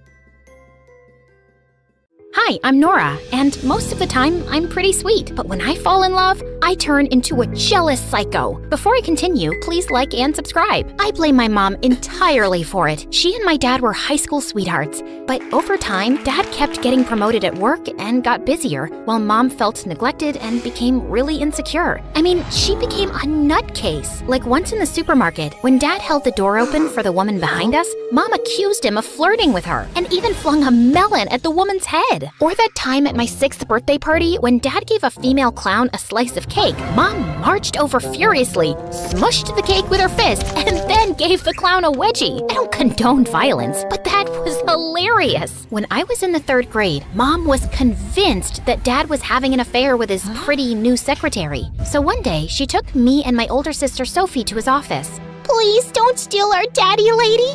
Don't take him away from us. Who will feed us and buy us clothes? Do you want us to be orphans? It's a very bad thing to be wait, I forgot. I wrote it on my arm. Oh yeah, a homewrecker. Homewreckers are bad, and you'll end up in jail, bad lady. Wait a second. Are those my jeans you're wearing? I want my jeans and my husband back, witch. Are you insane? As if my size 0 jeans would even fit your size 8 butt. Mom snarled and leapt at the secretary, who dodged her and went screaming down the hallway. She burst into the conference room with Mom on her tail, and the two ended up crashing onto the large conference table where Dad was having a meeting with the company's top executives. What on earth? You cheated on me and gave this bimbo my favorite jeans. Mom threw a stapler at Dad, which missed him and hit his boss instead. Needless to say, he was fired. And that was the day he left us for good. Sophie and I were devastated. Wipe your tears, girls. He wouldn't have left if he wasn't cheating on me. Take it from me. All men are garbage, and we're better off without them. Well, that didn't stop me from having my first crush in the 7th grade.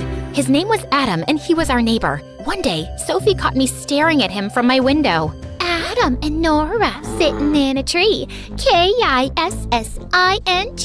Shut up, Sophie. I don't even like that boy. Yes, you do. You want to brush his hair and hold his hand and have his babies. I read it in your diary, see? I snatched my diary out of Sophie's hands and pushed her out of my room. She was so annoying. A couple of weeks later, a super pretty girl named Becca joined my class, and we quickly became friends. Once, when we were hanging out at my place, Adam showed up at my door. Hi. I brought you some cookies I baked myself. You free to hang out? Oh, yeah. Why wouldn't I be free? Wait, I have another guest over, but yeah, I don't think she'd mind. Come in. You smell so good. I mean, the cookies smell so good. I wanted Adam to have a good time, so I logged on to Ask Brain 2 and asked about fun game ideas. The three of us played Truth or Dare, charades, and hide and seek. A couple of times, I caught Adam smiling at me, and when he brushed cookie crumbs from my cheek, my heart skipped several beats. The next day at school, I was at my locker, and I saw Adam staring at me from across the hall. Suddenly, he winked at me and blew me a kiss. The butterflies in my stomach went into a frenzy. I raced down the hall, ready to jump into Adam's arms, but I slipped on a banana peel and fell face first right at Adam's feet. I thought he'd sweep me up, but instead he stepped over me, hugged Becca, and gave her the most romantic kiss I'd ever seen. I wanted the ground to swallow me whole. That night, Mom and Sophie caught me crying in my room. Boys are like that, sweetie. They'll lead you on, make you think they love you, then tear your heart out, just like your father. Not only was my heart broken, now I was totally paranoid when a boy even came close to me. Hey, Nora, you want to go to the movies? I'd rather eat a bag of worms. Would you be my Valentine? Stay away from me, or I'll dunk your head in a toilet. Nora, you're the most beautiful girl I've ever seen. Liar! After a while, I got a reputation for being a little cuckoo, and most of the kids in school started avoiding me, but I didn't care. Sophie was totally different, though. She'd flirt with every boy that passed her in the hall and date a new jerk every 2 weeks. Of course, they all broke her heart, and I felt so sorry for Sophie that I decided to help her. You gotta remember my rules, Soph. Don't let their good looks fool you. Don't trust anything they say. Don't let them melt you with their kisses, and don't ever fall in love. Sophie listened attentively and took notes, but a week later, I caught her kissing a boy named Clive in her room. You're breaking all the rules. Your rules are dumb. All boys aren't bad. That's right, girl. Boys are cool, and that's why they rule. Ha ha! Shut your stupid mouth. No one's talking to you. Where'd you pick him up from? The dumpster? That's your problem. You're so judgmental and won't give any boy a chance. I thought you were smarter than this, Sophie. Maybe hanging out with stupid boys has made you stupid too. Sophie kicked me out of her room, and we didn't speak much after that. Soon, I was off to university, and there were boys everywhere. I just kept my head in my books and rejected any boy who even tried to make a move. But you know, a girl starts to get lonely. So, when a girl in my class asked me out one day, I impulsively said yes. Just because I'd renounced all men didn't mean I couldn't find love. And how bad could it be, right? At first, not so bad. In fact, pretty great.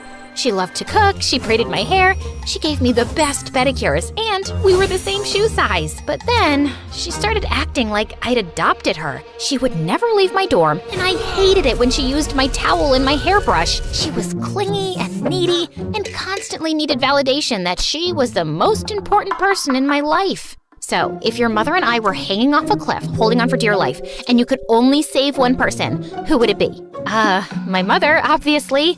Seriously, I've known you for a month. Mom carried me in her womb for 8 more months than that. I thought it was a reasonable answer, but she totally lost it. She broke half the things in my room and threw the other half out the window before she stormed off. Then she started stalking me everywhere I went. I tried talking to my other friends about how unsafe I felt, but but they all laughed it off. Yeah, if you're dating a guy and complain about him, everyone shows you sympathy, but no one comforts you if it's a girl. Oh, come on, she's barely 5 feet and she looks totally harmless.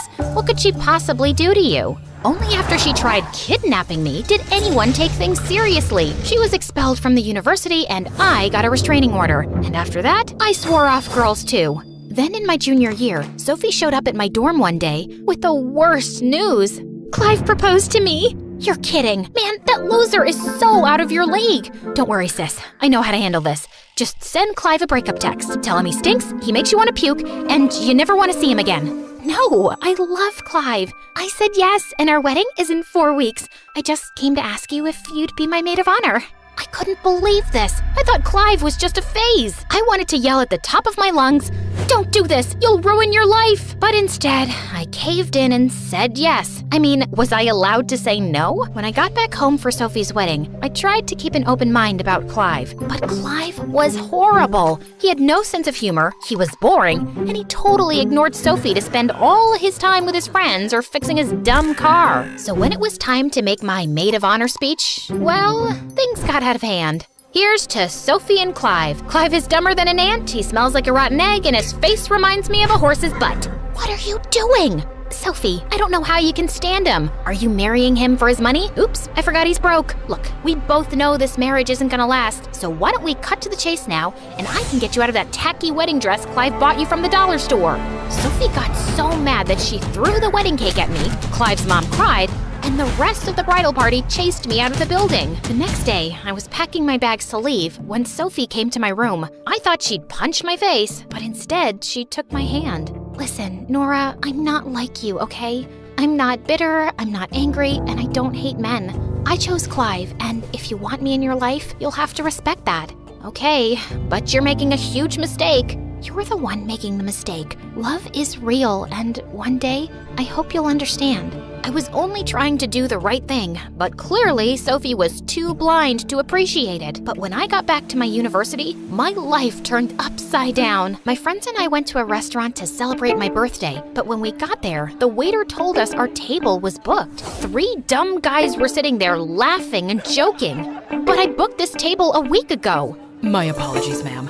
It was our mistake. Maybe you could come back tomorrow? Just as I was about to snap at the waiter, one of the guys from the table walked up to us. His name was Chris. He had movie star hair, a $1 million smile, and a perfect body. Why don't you girls join us? There's plenty of room, and we won't bother you. That's a horrible idea. Don't mind Nora. She's just kidding. The next thing I knew, we were sitting at their table, and Chris talked to me all night. To my surprise, he wasn't the absolute worst. He worked in a private security firm as a bodyguard, and all his crazy stories made me laugh. At the end of the evening, he even asked me for my number. Don't get any ideas. I'm not interested in a relationship. Neither am I. I was thinking we could be friends. After that, Chris and I talked and texted every night, and soon we started hanging out almost every day. No, we weren't dating. We were just, okay, fine, it's true. Every time he was close, his cologne made me dizzy, and when he looked at me, my stomach did that weird thing that it does after I eat too much cheese. And if his hand brushed against mine, I started having acid reflux. Yeah, I let my guard down and fell in love, okay? And I wasn't the only one. I know we're supposed to be friends, but I love you, Nora, and I think we're meant to be together. Like the moon in the night sky, like the bees and the flowers, like water in a well. Just shut up and kiss me. Soon after I'd graduated and moved in with Chris, he got a job as a bodyguard to protect this beautiful pop star Sasha. Yeah, I know y'all have heard about her. Sasha, the gorgeous singing sensation who ended up dating her ex-bodyguard Damon? Yeah, that one. Sasha was going on tour, and for months, Chris was off traveling from city to city, and it got kinda lonely. Then one day, Mom and Sophie came to visit. Oh, Nora, my poor baby.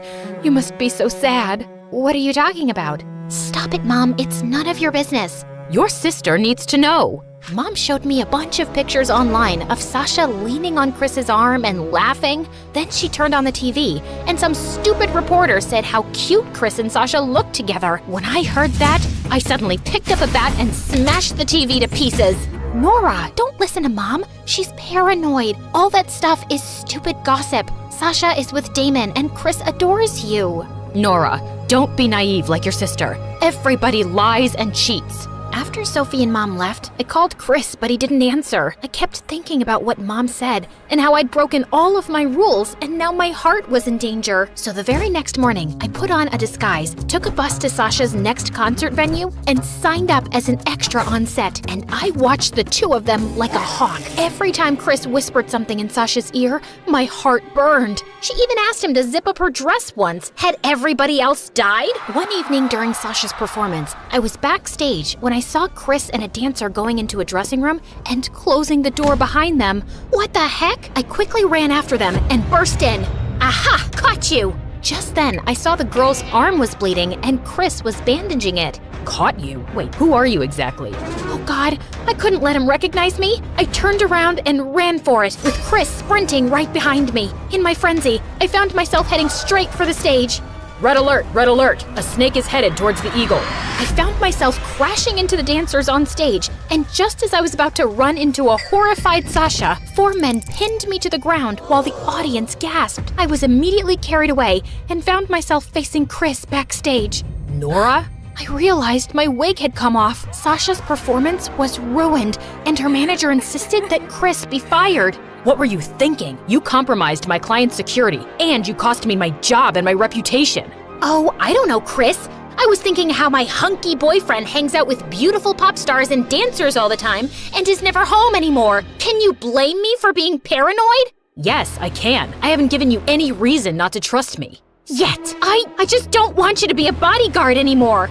Well, too bad. It's my job. Just go home, Nora. I don't want to be around you right now. Feeling miserable, I ended up going to a dance club instead to get my mind off of everything. I saw this cute boy on stage playing with the band, and he kept winking at me. I recognized him from TV. He was a movie star. On an impulse, I took a deep breath and then walked up to the boy and gave him a passionate kiss. The next morning, I was back home, and I woke up to tons of pictures on the internet of me and that movie star kissing. Chris showed up at my door soon after. Why would you do that to me? I thought we were in love. Everybody cheats, babe. Welcome to the real world. I know you'll cheat on me one day if you aren't already. I am done with this stupid relationship. I walked out of there with my bags and went to Sophie. But soon after, I started feeling sick to my stomach. It hit me like a ton of bricks. I was a cheater, something I hated and felt horrible about. I made a big mistake. I don't know what to do. Yeah, you messed up big time. I wasn't talking to you, Clive. There's no need to be rude. You're right. I'm the worst, and I'm sorry for all the mean things I've said and done to you too. I don't know who I am anymore. I never wanted to hurt Chris, but something came over me. You let Mom get into your head, Nora. She says she's better off alone, but all I see is a bitter, paranoid woman who can't be happy and can't stand anyone else's happiness either. You deserve to love and be loved in return. And yeah, sometimes love can hurt, but sometimes it can also be amazing, like what Clive and I have. I really don't understand how that's possible with Clive. Okay, sorry. You're right. I decided to see a therapist and learned to deal with my insecurities and trust my heart. I even wrote Chris a letter apologizing for hurting him. I didn't get a response, but that was okay. One day, I went to eat at the cafe where Chris and I had our first kiss. Then someone walked up behind me. You're sitting at my table. I looked up to see Chris looking down at me. He smelled like an ocean breeze. My heart melted, but I tried to play it cool. I don't see your name on this table. You're right. Do you mind if I sit with you? I thought you hated me. I did at first, but I couldn't hate you for too long. You really broke my heart, though. I hope one day you can forgive me. You were the love of my life and my best friend. I want you back, but I understand if you can't trust me. Maybe we can start over? We could take it one day at a time. I can't promise anything, but I do want to give us a second chance. And this time, I was throwing away all my stupid rules and following my heart. I've made a terrible mistake, and something awful is going to happen. I sneaked into the only place I'm not allowed to go, my parents' room. I couldn't stop myself. I was too curious to know what they were hiding, but I got caught. Now I have to fight for my life, running with tears on my face and nowhere to call home. I'm alone in this world. I'm an orphan who lost her real parents at age 5 and ended up with 2 complete strangers. I took a pause and sat on the curb. I needed to calm down. I tried hard to recall what had happened exactly, but I couldn't. All I knew was that one moment I was hiding, and the next, everything was in complete chaos. I saw everything around me shattered into pieces. I was standing in front of Clara and she was going ballistic. Then she grabbed me by the hand and screamed words I couldn't remember. The room looked like it was hit by a tornado. What have they done? I jerked my arm away and started running in fear. Jacob was after me, trying to catch me. Luckily, I managed to get out of the door and escape before he could harm me. While I sat on the curb, a car seemed to be heading my way. I started shaking as it came closer. It was 2 a.m. and I was alone on the streets. I was so exhausted that I couldn't run anymore, so I just sat still and hoped it wouldn't stop. But it did. As the window rolled down slowly, I started to relax. It was a woman, and I knew who she was. "What are you doing here in the middle of the night, young lady?" It was Mrs. Jessel. She was new to the neighborhood. "Mrs. Jessel?" I started crying again. "Please take me to the police station, fast!" Without hesitation, Mrs. Jessel told me to get in the car. On the way, she kept asking questions, but I couldn't let her in on my secrets. I didn't know her that well. "You shouldn't be so trusting, Allegra, even with your own mother," she said as I was leaving the car. How did you know?" I asked in confusion. "I've heard things about your family, and I understand. You know where I live if you need anything.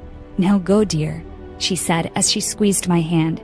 When the policeman interviewed me, I exposed everything my parents did, but he didn't seem to care. "Allegra, I need you to focus and tell me exactly what happened tonight," he said. "I already told you I can't remember everything. They hurt me and that should be enough for you to arrest them," I said, frustrated. When I arrived home with the policeman, I saw Clara and Jacob outside. They looked like two lunatics searching for something they'd lost. When they saw me, they pretended to be relieved that I came back. Someone give them an Oscar. The officer questioned my parents while I was asked to go to my room and let the adults speak.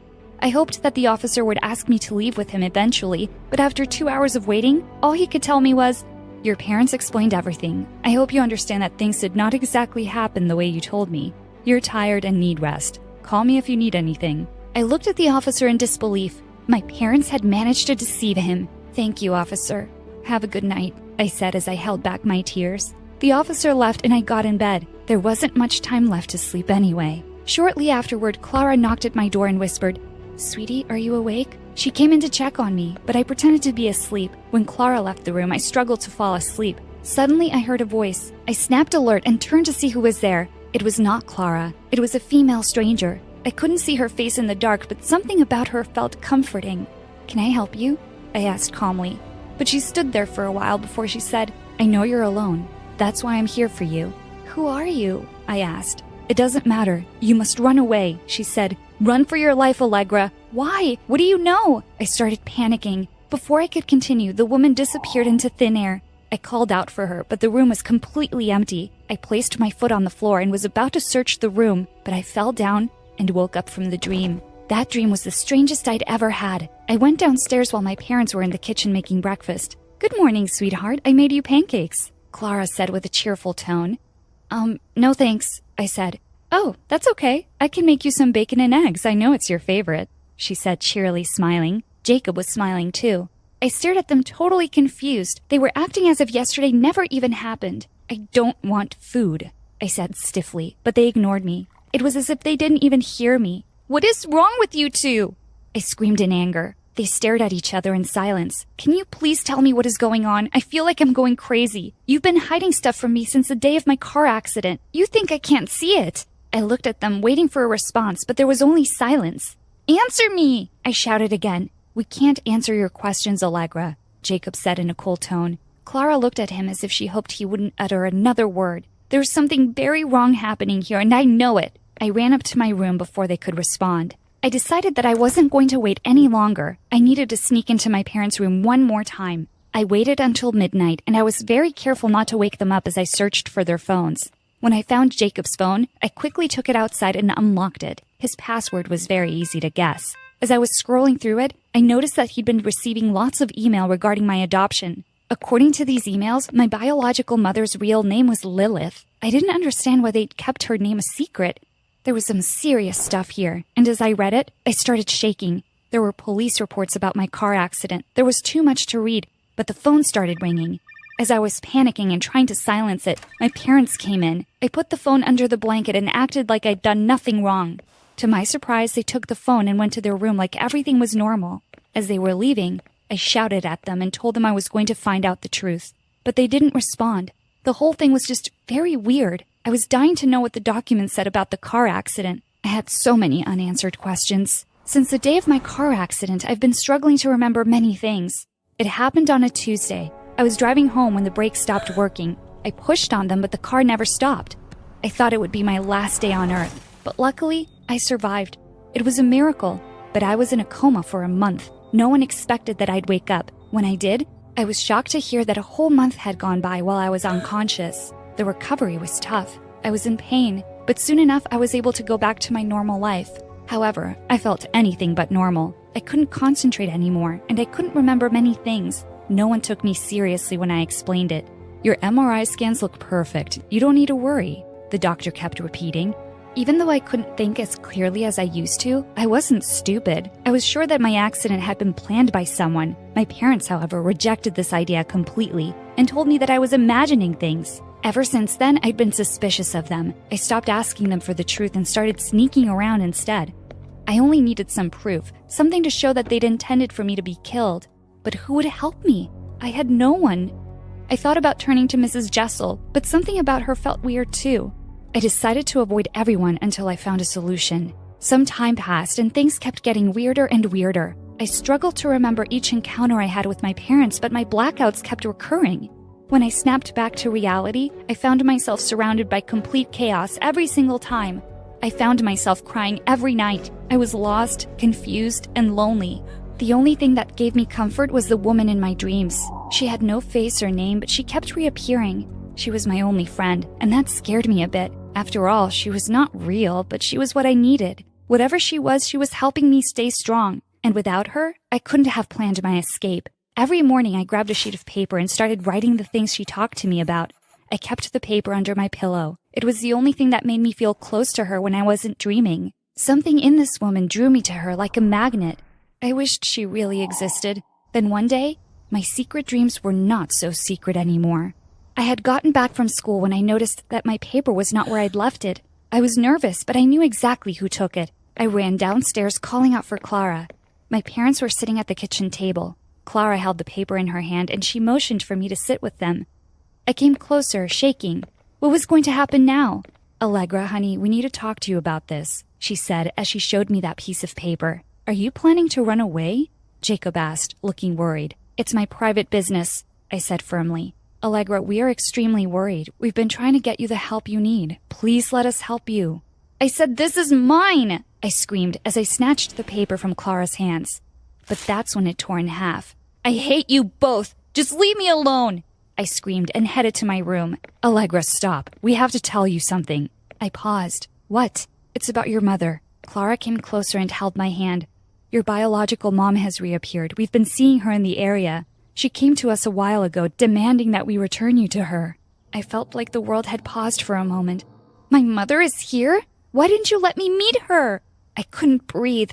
It's not that simple, honey. Your biological mother is dangerous. Jacob handed me some papers. This is the police report about the accident. You were right. It was actually planned, but we didn't want to stress you out while you were recovering, so we hid this from you. As I read the report, I was shocked to see her name as the first suspect.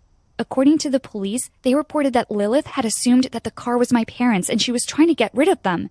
But you always said that my parents were good people. I could hardly speak. We didn't want you to know who they really were because we were afraid that would affect who you would grow up to be. We were just trying to protect you, Jacob said. But the report didn't end there. Apparently, while I was in a coma, my biological mother had been visiting me every day in secret. Another patient told the police that they heard her talking to me every day about her plans of how to reunite us.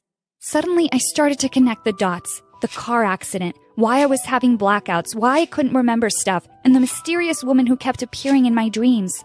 Oh my God, this was even scarier than I thought. What happened the night you caught me in the closet? I pleaded to know. My parents looked at each other for a while, and then my mom spoke carefully. It was a blackout. You've been having them for a while now, and we don't really understand it. When you get upset, you get very angry, and you start throwing things. When you snap out of it, you can't remember what happened. We tried to tell you and offered therapy to help, but the last time we did, you almost sent us to jail. I was the one creating all this chaos? It felt like the world had stopped. Why is this happening to me? I asked, trying not to cry. We're not sure, but we believe that the day of the accident was the day your childhood trauma started affecting you, especially with your mother's reappearance, Clara said in a gentle voice. I was overwhelmed. This was all very confusing. I started to feel like I was about to black out again, but that's when I felt my mother's arms around me. She hugged me and said, "Stay with me, Allegra. You can do it." I hugged her back and I slowly felt like I was coming back to reality. 3 months later, my blackouts started to disappear. I was aware of everything that was happening in the daytime, but the woman in my dreams kept reappearing and she wasn't hidden in the dark anymore. Slowly, I started to see more glimpses of her face, and I knew who she was. It was Lilith, my biological mother. These dreams were happening because of the many talks she had with me while I was in a coma.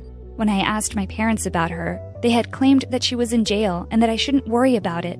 Even though I knew they were lying, I was okay with it. I had given them a hard time already, when all they had wanted to do was protect me.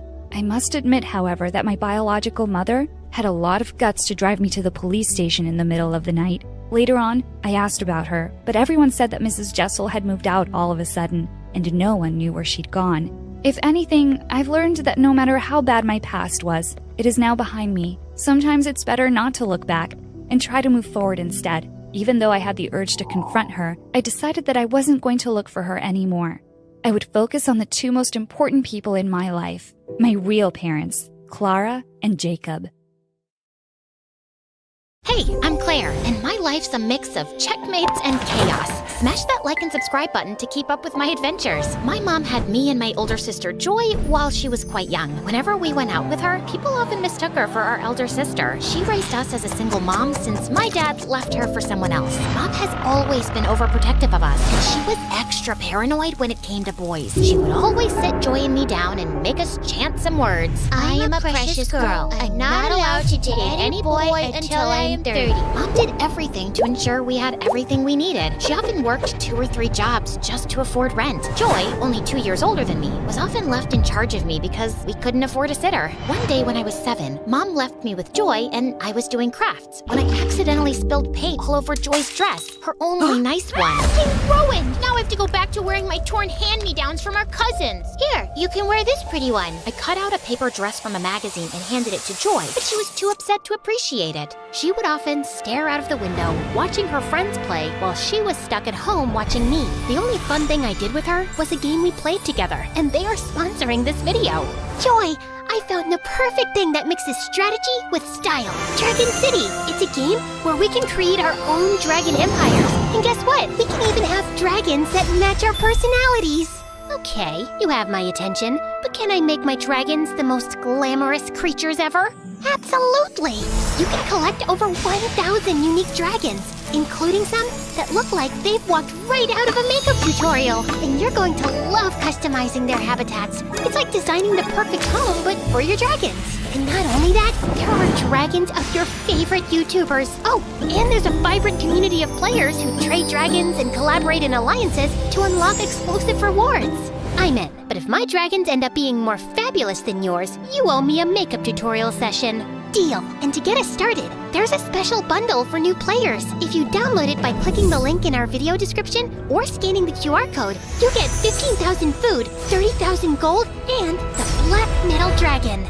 One day, Mom had promised Joy that she could go to a sleepover at her friend's house. However, I fell sick. You can't leave your sister here alone. She's unwell, and I can't take her to work with me. You'll have another chance to go. Joy was beyond angry. So, I guess my life is all about raising you now. She tried to stay home and take care of me, but I guess she'd had enough that day. She yelled, "I can't do this anymore," and stormed out to go to her friend's house, leaving me alone. I tried to follow her down the stairs, but I tripped and fell, hurting my leg badly. When Mom came home and saw me crying and hurt, she was furious. Mom grounded Joy, saying she couldn't go out with her friends for a very long time. Joy just got angrier every day. She stopped talking to me and would just glare at me like it was all my fault. I felt really bad and wished I hadn't gotten sick that day. When I was 14, Mom decided to take us along to help her with work. She was working as a cleaner for a rich family. Joy and I were always arguing, so to keep us occupied when we weren't assisting her, Mom bought us a chess set. You two had better learn to play this. Joy had no interest in chess.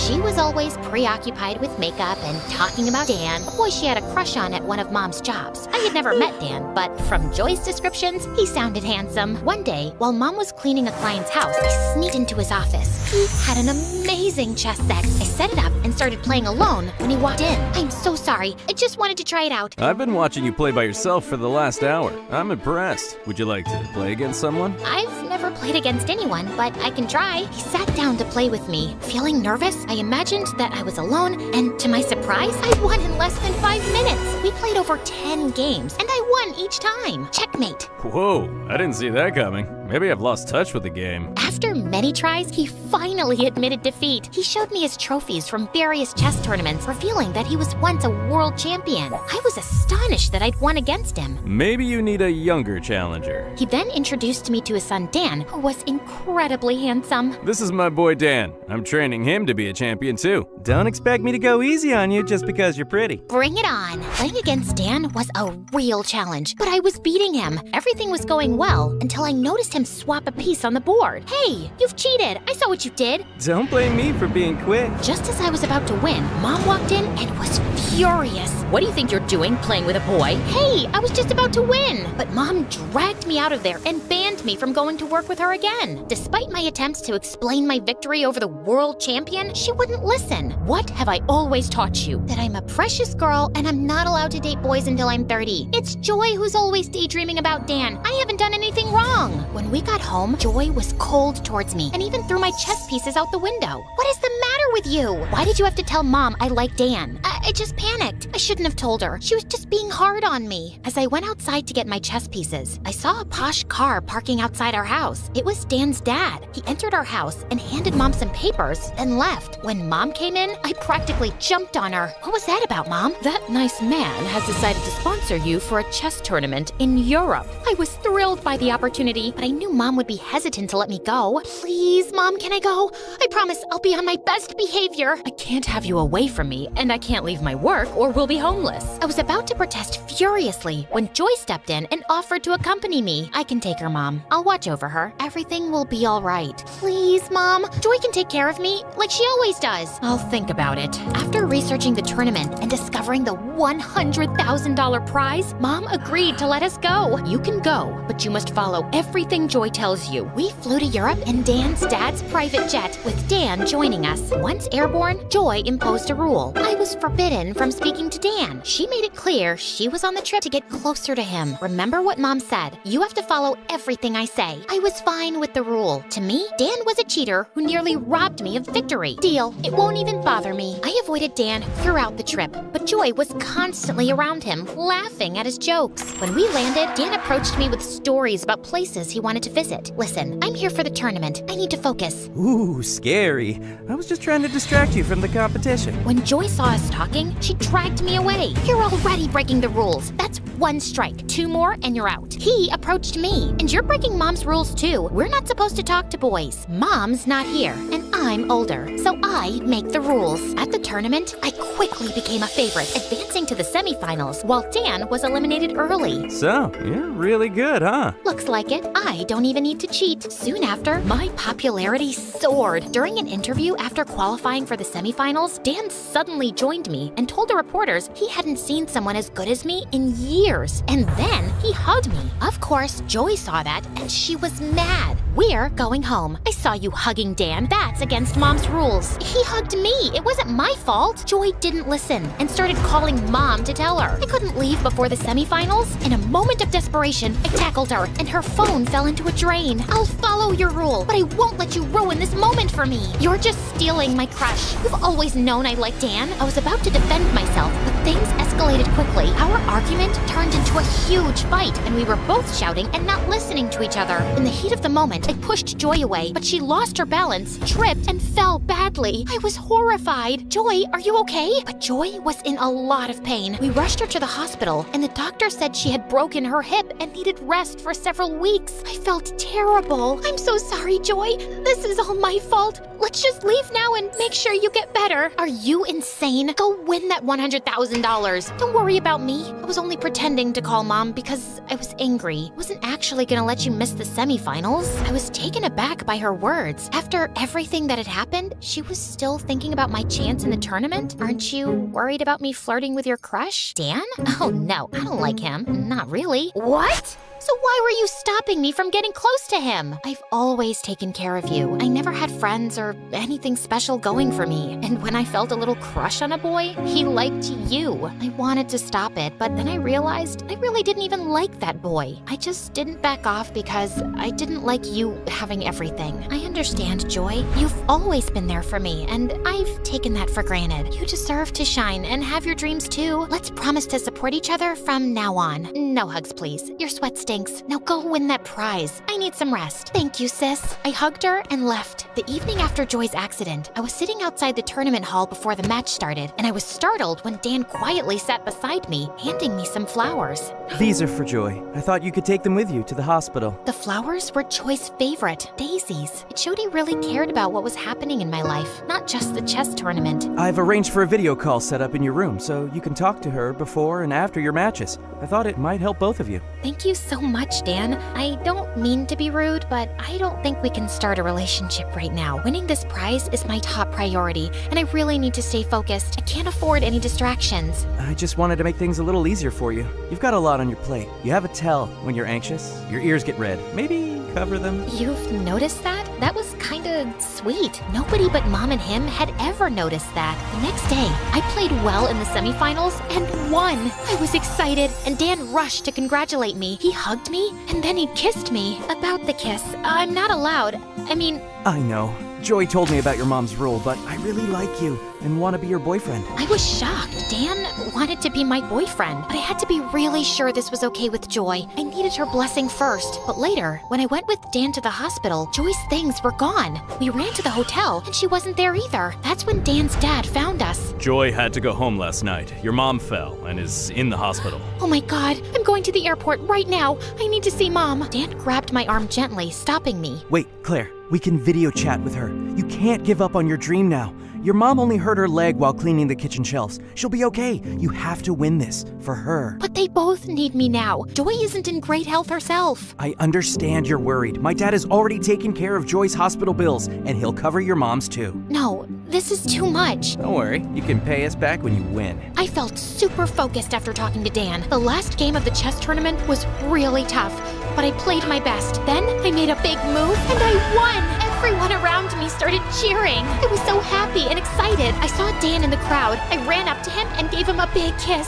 Cameras were there, and they showed our kiss on TV. When I got back home, Mom and Joy were waiting. Joy was smiling, but Mom looked serious. She was proud of me for winning, but she said, "You're still grounded for having a boyfriend." I guess some things never change. And remember, you can download Dragon City by clicking the link in the description or scan the QR code and get a special bundle with 15,000 food plus 30,000 gold plus the Black Metal Dragon to get you started.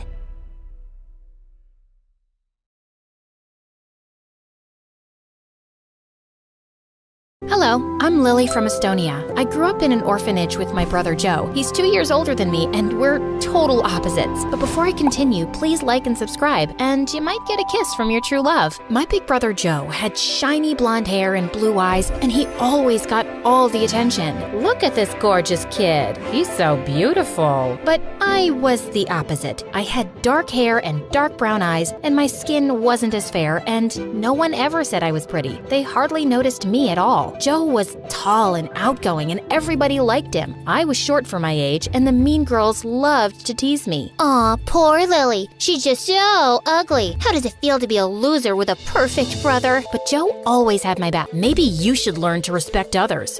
Oh, for you, Joe? I'll learn anything. I'll learn how to respect others, and how to cook and clean. I'll even learn how to give birth. You don't learn how to give birth. You just give birth. I agree. You're right. You're so smart. See, Joe? I learned my lesson. I respected her. Now love me, Joe, please. In school, things weren't much better. Joe was super smart and almost a genius. Joe, that's amazing. A perfect score. I could barely pass my exams, and I had a hard time paying attention in class. Sometimes I talked to the other kids when I wasn't supposed to, and I got out of my seat and I ran around the room, but I couldn't help it. Lily, sit down. Most of the teachers didn't like me at all. One time I was in grumpy old Miss Koppel's class, and I really had to go to the bathroom. The break just ended 2 minutes ago. You couldn't go then? Oh, wait, you were busy playing. The only thing you do in school. No bathroom for you. But it's an emergency. Miss Koppel didn't budge. I tried to hold it, but a minute later, I peed my pants. Ew! Joe caught me crying in the hallway. What's wrong? Miss Koppel wouldn't let me go to the bathroom. Joe's face turned bright red, and he stormed into Miss Koppel's class. You stinky witch. Maybe a bitter old lady like you shouldn't be teaching. You should be at home fighting with your husband who's lost his hearing because of your constant screaming and will go blind soon looking at your hideous face. Miss Koppel sent Joe to the principal's office, and he got detention for 2 weeks. I felt so bad. I'm sorry I'm weird and stupid and always causing trouble. Don't say that about yourself, Lily. None of that is true. Yes, it is. You're just pretending it's not. Don't worry about me and my problems. I'll handle them on my own. You don't have to be my big brother anymore. No way. I'll always be your big brother, and I'll always have your back, no matter what. And one day, I hope you'll see how special and smart and beautiful you are. Joe hugged me, and I cried like a big baby. Then one day, the most amazing thing happened. We were adopted by a really nice couple. They had a big house. Joe and I got our own rooms and new clothes. They even enrolled us in a fancy school. I was nervous at first because school was still hard, and I always got distracted. I was scared that my new teachers would hate me too. But then my new parents took me to the doctor. Lily has ADHD, which means she's a bit hyperactive and has trouble paying attention. But she's a smart girl. Her IQ is well above average. I went to therapy for a while to help me learn to stay focused. It was difficult at first, but Joe and my parents were really supportive, and eventually I got better. I started getting A's on my tests, and I even won Student of the Month for best behavior. When Joe and I reached high school, our lives totally changed. One day, Joe and I were hanging out at the mall when a strange woman ran up to us. Your face is a work of art. Have you ever thought of being a model? Not really. Stick with me, darling. I'm gonna make you a star. The woman was a modeling agent. Joe signed a contract with her, and soon, every other weekend, he was doing photo shoots all over the city. My life was much better too. My grades were at the top of my class, I had a bunch of new friends, and when I looked in the mirror for the first time, I liked what I saw, especially since my mom always told me how pretty I was and that I should love myself just as I am. I had a newfound confidence, and everyone noticed. Even though Joe and I weren't together all the time, we were still close. We had our own lives, and that was okay. We were always there for each other. Then one day, our dad got a new job and we moved across town. Another family, twice as rich as my parents, lived next door, and they had a daughter my age. The moment Joe saw her, he started acting strange. He was really dying to meet her. Oh, love at first sight? Something only beautiful people do. Why don't you just go over there and say hello? Just say hello? It's not that easy. It has to be just right. She's my destiny. She's my true love. We're meant to be. We started thinking of ways to make them meet. What made it harder was that she was homeschooled. We saw a lot of sophisticated teachers coming and leaving the house. Joe took one of my shirts and went to her house, pretending he found it in the yard and it belonged to the girl. But a maid opened the door and took it, then slammed the door in Joe's face. One time, I saw the mystery girl leaving her house, and I started calling out random names. Emily, Sarah, Anna, Amber. But she still didn't look up. A couple of weeks passed, and I thought Joe would have moved on, but he was still determined to meet this girl. He hatched a new plan every day, but none of them worked. I needed a break, so I snuck off to the park to sketch. As I was sketching an oak tree, I heard someone walk up behind me. I turned to see a cute boy smiling at me. Those are pretty good. Your shading and detail are amazing. I froze. I'd never shown anyone my drawings before. I'll show you mine if you show me yours. The boy's name was Ryan. He was a couple of years older than me, and he was a talented artist. We talked for hours. Every time he looked into my eyes, my heart skipped a beat. Geez, I'm sorry. I didn't realize it was so late. I have to go. Maybe we could meet up tomorrow and, talk about art? Sorry, I can't. I was such a dork. What was I thinking? Asking a cute boy like Ryan out. He must already have a girlfriend. I wanted to crawl into a hole. It's okay. Sorry I asked. No, it's not like that. I'd love to see you again, but I'm leaving for New York tomorrow for art school. My heart sank. This doesn't have to be goodbye. Ryan pulled out one of his sketches from his notebook. He wrote his phone number on the back and gave it to me. I want you to have it. I can't take this. You can give it back when I see you again. On my walk home, every time I thought about Ryan, I couldn't help but smile. I turned the corner onto my street, and then then I saw something insane. The mystery girl was scaling the side of her house like a cat burglar. I hid behind a tree and texted Joe, but then the girl came charging at me like a maniac. She tried to grab my phone. "Give it to me." "Let go, you crazy girl." My phone slipped out of my hand, fell to the ground, and broke. I was so mad. I turned to yell at her, but then she started bawling like a big baby. "I'm sorry about your phone. I just didn't know what to do." Her name was Sophia, and her parents made her break up with her boyfriend because he was poor. "They won't let me see him or talk to him. My heart's been ripped to pieces. It hurts so bad. Please, make it stop." "Don't cry. Things will be okay." "How?" Thankfully, Joe walked up just then. Sophia took one look at him and got all googly-eyed. Then she got confused. "I can't do this." Sophia pushed Joe and ran away crying. The next day, Sophia showed up at her door. "What I did to you wasn't cool. I was having a hard time." If you don't mind me asking, what's wrong?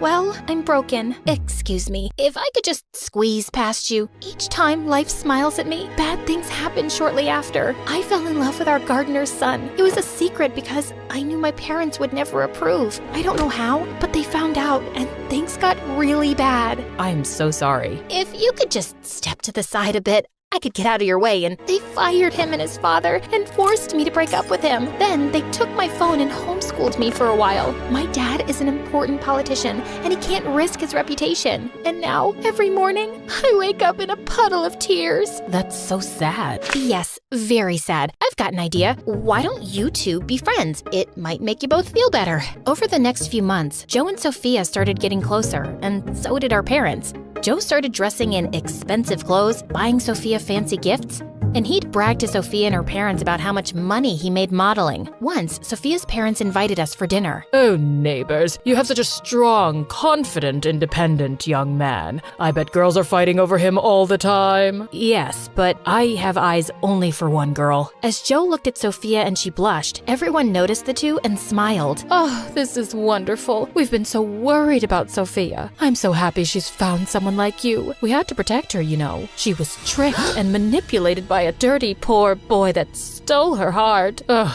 poor people. You can't trust any of them. They're all liars and cheats." "That's not true." "Oh, you sweet, naive girl. You'll learn soon enough." Then Sophia's parents laughed at me, like what I said was some big joke. I'm not naive. You're just wrong. Joe and I used to be poor. We're not liars and cheats. We're not dirty, and we're not bad people. Joe's an exception, of course. Who knew an adopted orphan could be so perfect? You guys hit the jackpot with your son. Your daughter, well, she's no Sophia. You're right about that, honey. Joe lowered his head. My parents looked away, and I was about to explode. What's that supposed to mean?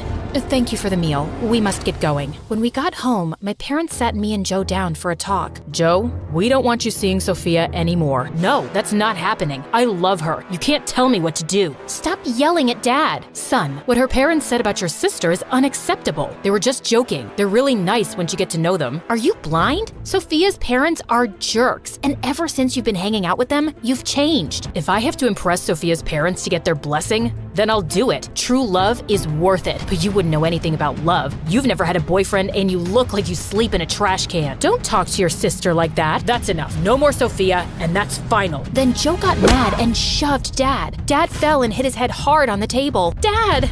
I rushed to Dad's side. He was really hurt. Mom called the ambulance. Then I looked up and saw Joe. "I'm sorry." Joe ran out of the house. Dad had a minor concussion, and we spent the night in the emergency room. By the time we got back home, all of Joe's things were gone. We heard from the neighbors that he and Sophia moved into her parents' villa in Paris. Dad was weak after the injury, so I helped him out at the office. Staying on top of my schoolwork and helping Dad was tough, but I enjoyed spending more time with him. My parents and I tried calling Joe, but he never answered, which made me really sad. My new friend Ryan always found ways to cheer me up. He sent me funny sketches and MSA videos. One summer, he came back to town and we sat under the oak tree. We saw a boy and a girl playing on the swings, and I started to cry. "What's wrong?" "I miss my brother. He was my best friend and always had my back. I'm scared I'll never see him again." "He's your brother, and he could never stop loving you. I'm sure he'll come back to you one day." Then Ryan handed me a sketchbook and I drew a picture of me and Joe. Ryan encouraged me me to study art, and eventually I started selling my drawings. 5 years later, we got married in a small ceremony in our backyard, and soon after, we had a baby. But there were complications. I felt this horrible pain, and the machine started to beep. As the doctors raced to save me, I cried out, "Joe, my brother, Joe, come to me." Then I fainted. I woke up from a coma 2 days later, and when I opened my eyes, I saw Joe and Sophia sitting beside me with tears in their eyes. "Joe?" "Yes, Lily." "Is that you?" "Yes, I'm here. I'm sorry, Lily. I'm so sorry for everything." I looked up at my parents. They smiled and nodded. I knew from the look in their eyes that they'd forgiven Joe and wanted me to do the same. "You broke our promise.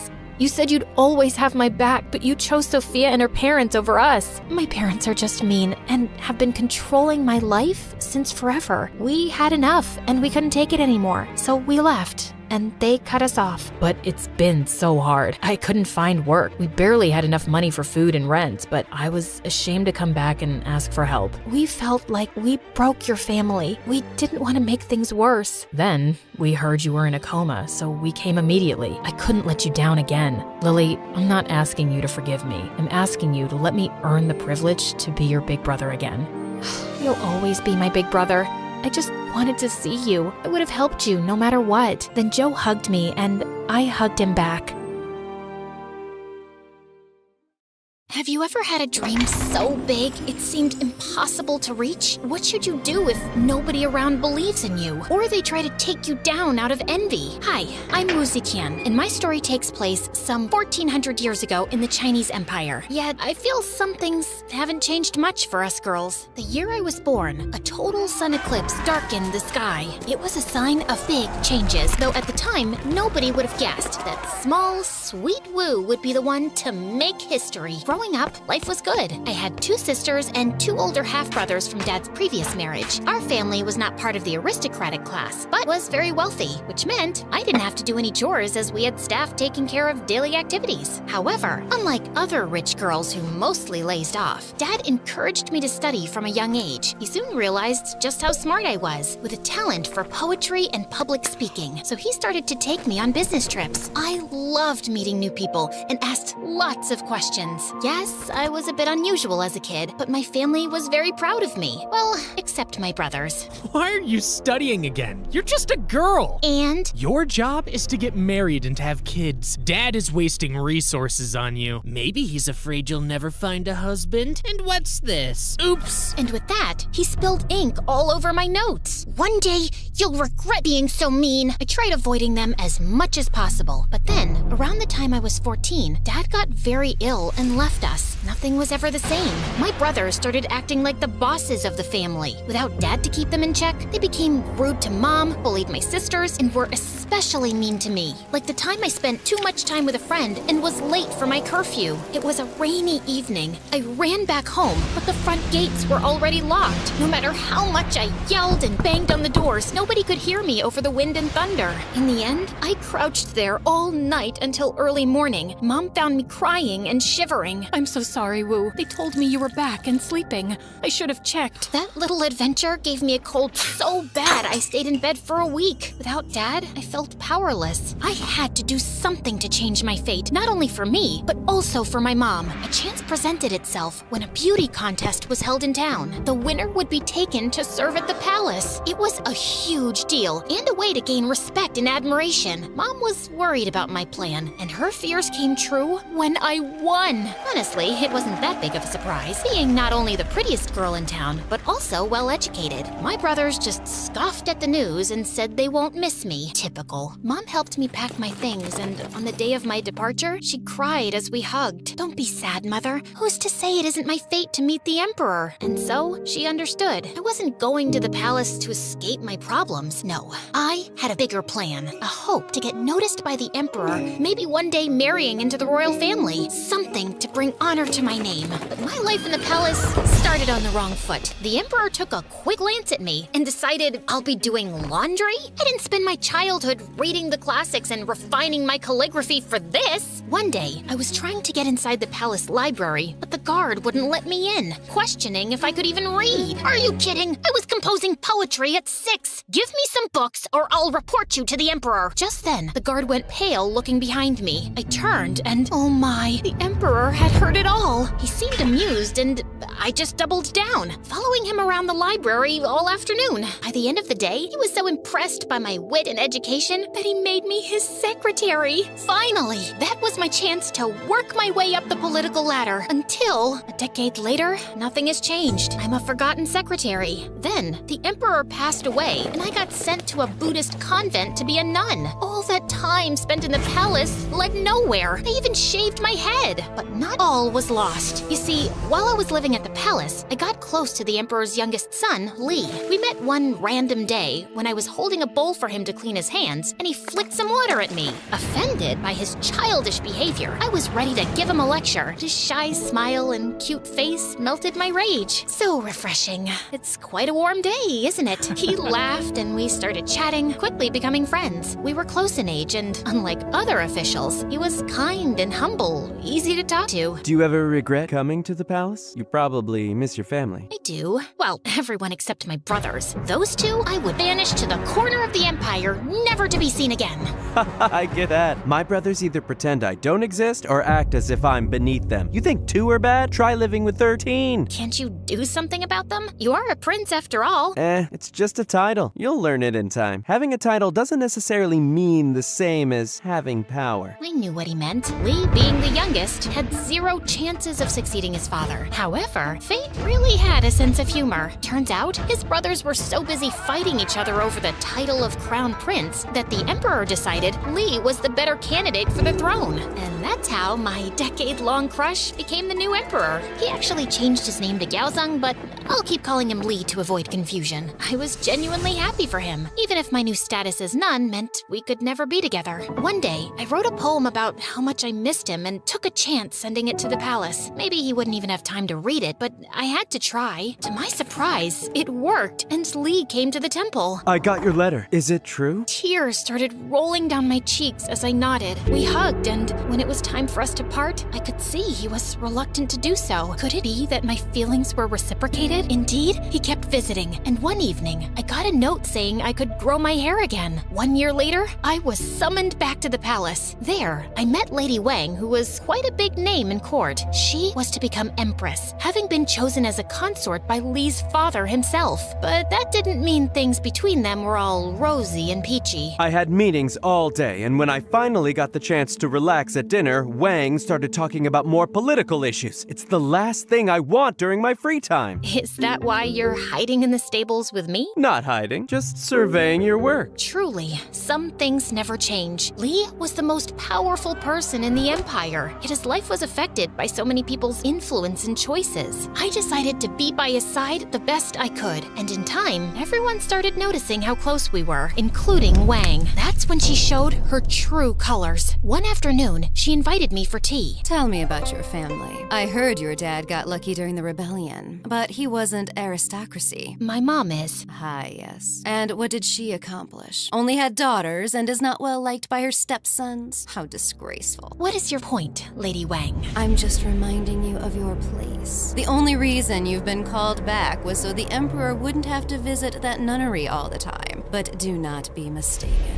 You are not part of this world. And then she started giving me so much work I couldn't keep up with it, and then complained about how lazy I was. Little did she know, I was used to palace drama and was prepared to face much worse. One day, Li surprised me with a beautiful hairpin with pearls and small gold lotus flowers. I was walking back to my chambers holding the small present when I noticed Lady Wang scolding a maid for spilling some water on her dress. The poor girl ran with tears in her eyes, and I felt my blood boil. I knew what it meant to be beneath those of higher rank, both at home and at the palace. But then I got an idea. I followed the maid and gave her the hairpin. Lady Wu, I can't accept it. Sure you can. I want you to feel better. But I could never repay you. Just tell me the gossip you hear around the court. That's all I want. And so, I started befriending servants and lower officials in exchange for news. Soon, I had ears and allies everywhere. And that's how I found out Wang's envy ran deeper than anyone imagined. That night, I ran to to Emperor Li. You have to come with me. Now, we silently walked through empty corridors, and I told Li to wait outside as I marched into Wang's chambers. There, as the informer said, she was performing some sort of ritual with a voodoo doll shaped like me. I knew you were a witch, but this? Why stoop so low? Why?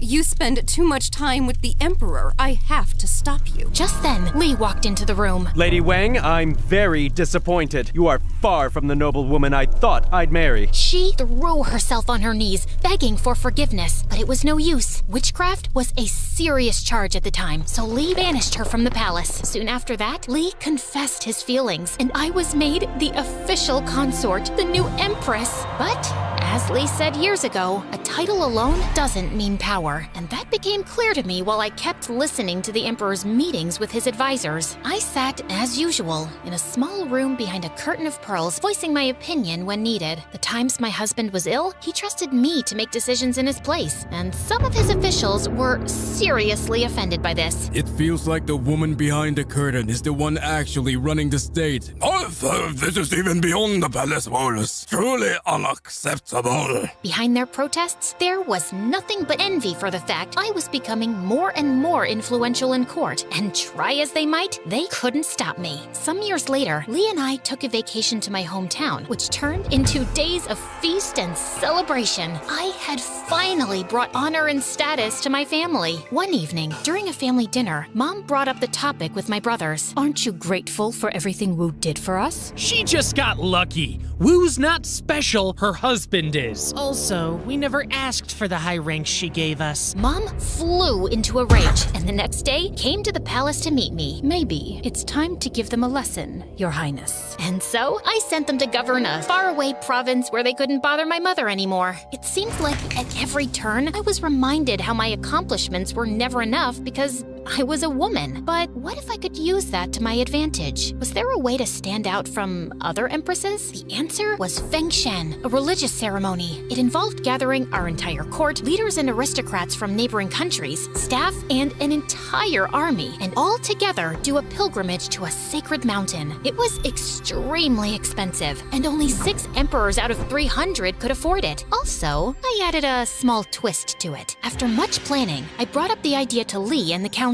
Our borders are safe, the economy is good, people are pleased. I think we've earned it. That is true, but Your Highness, we cannot allow the Empress to perform the second ritual. It is for us officials to do. Oh, I knew they'd say that. Your Highness, the Emperor makes offerings at the top of the mountain to heaven, which represents masculine energy. At the bottom, the offerings are made to earth, which is feminine. It makes more sense for a woman to do it. Li agreed and fired the advisor who opposed me, sending a clear message to the rest of them. And so, we gathered thousands of people and traveled for months to Mount Tai. I performed the rituals along with my husband, and we ended the procession with a huge banquet. And with that, I secured my place in history. Years went by. Li and I governed as a team, but slowly his health started deteriorating. Everyone at court knew his time was near. As I sat at his bedside, we held hands, till slowly his got cold. I wanted to mourn, cry, and give up, but everything we built together would have crumbled if I did so. The council wanted my son on the throne, but he wasn't as capable as me, and would have been a puppet to the advisors. So why give up power and risk the empire's stability when I could rule it just fine? Only because I was a woman? That never stopped me before. And so I did what I was good at, securing the throne and winning allies. At one point, some ex-officials started a rebellion against me. One of them wrote an entire manifesto making up all kinds of stories about me. It was read in court, and at the end, everyone was silent until I bursted out laughing.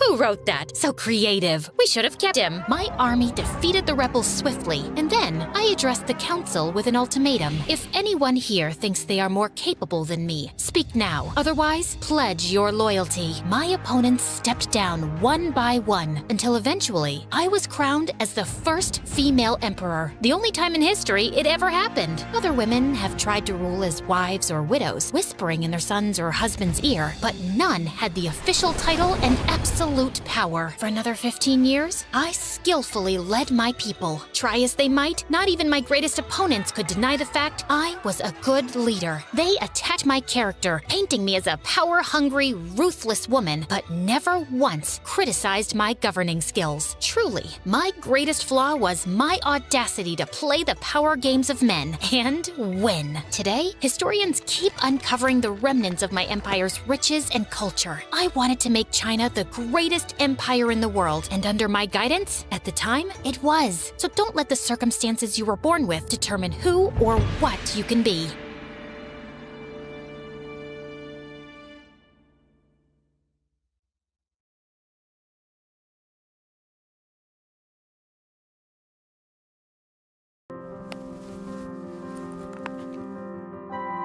Have you ever stared at yourself in the mirror and literally didn't recognize the person staring back? Welcome to my life, a masterclass in fake it till you make it. Hi, my name is Tessa, and I've been living a lie since I was 6. That's when the Crawfords adopted me.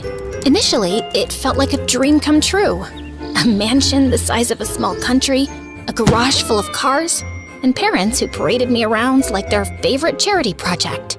And this is our daughter, Tessa. We rescued her from that dreadful orphanage.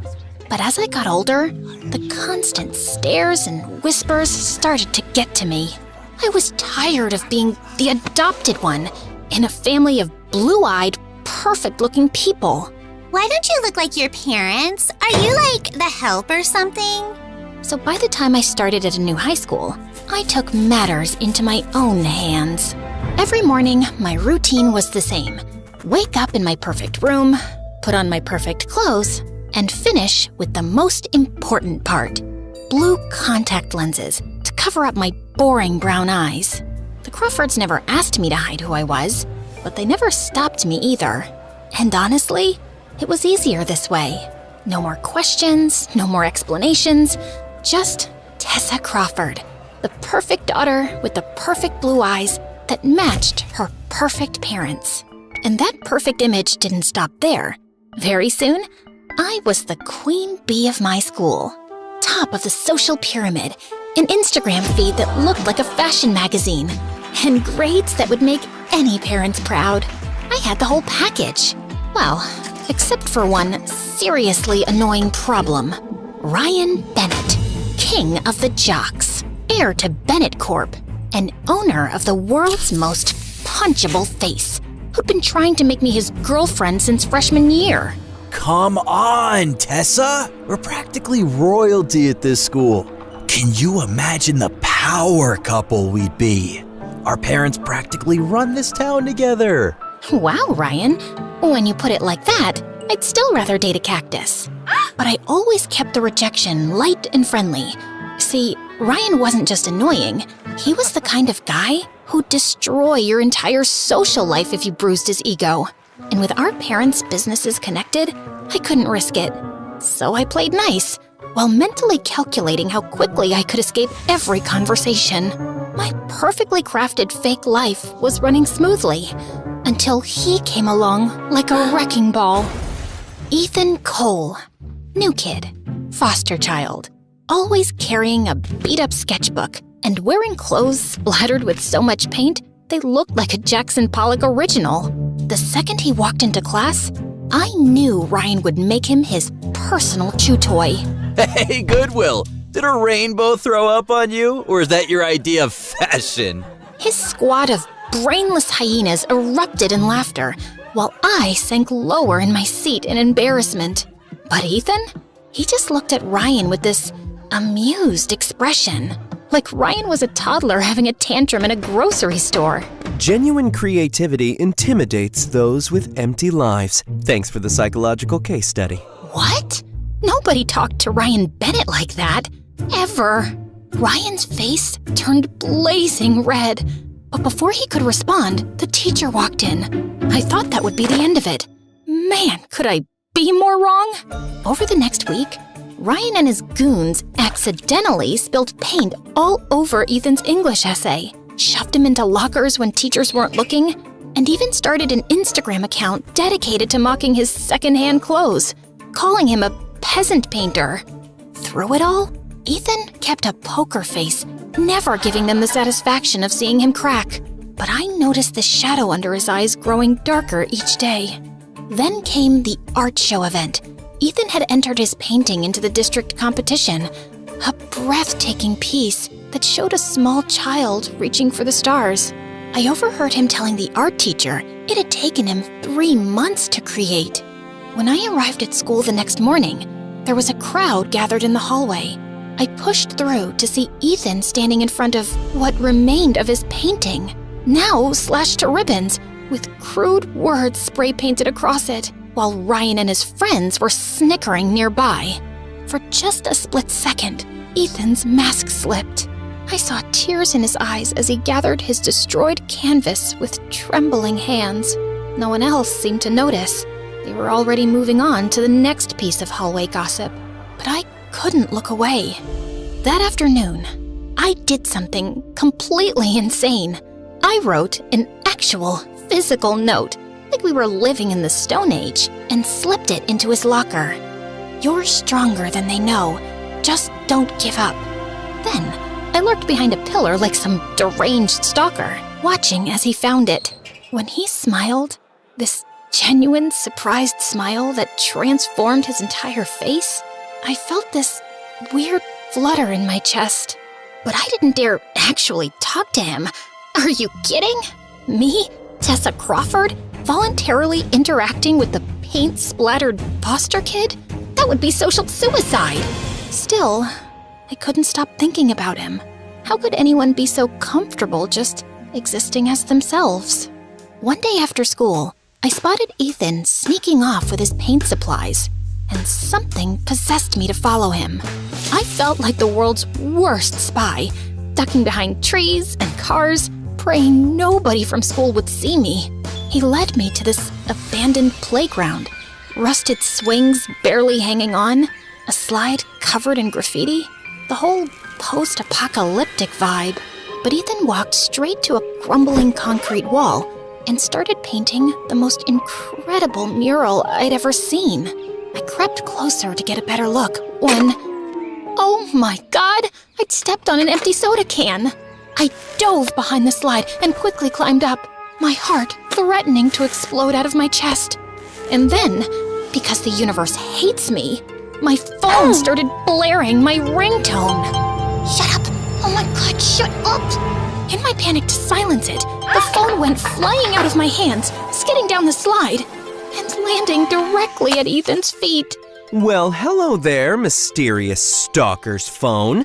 Let's see who's calling. He picked it up, then answered with a smirk. Thank you for calling Stalkers R Us. Your business is important to us. Please hold while I locate the owner of this phone. What? Who is this?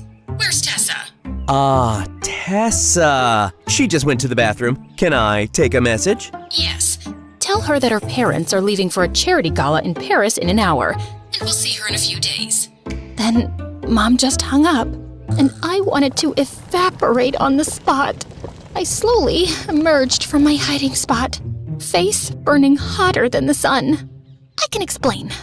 I was Following me? Pretty sure that's defined as stalking in all 50 states. I wasn't stalking you. I was taking a shortcut, and then I saw you and got curious. A shortcut through an abandoned playground surrounded by a chain link fence with no trespassing signs every 5 feet? Okay, fine. I followed you. Happy now? Just don't tell anyone at school, okay? I have a reputation. Instead of mocking me, Ethan just laughed, like he genuinely found the whole situation hilarious. Your secret's safe with me, Princess.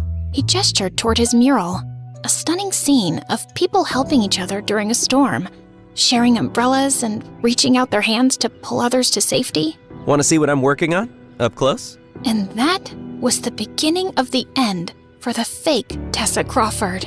Over the next few weeks, I started sneaking away to meet Ethan at that playground.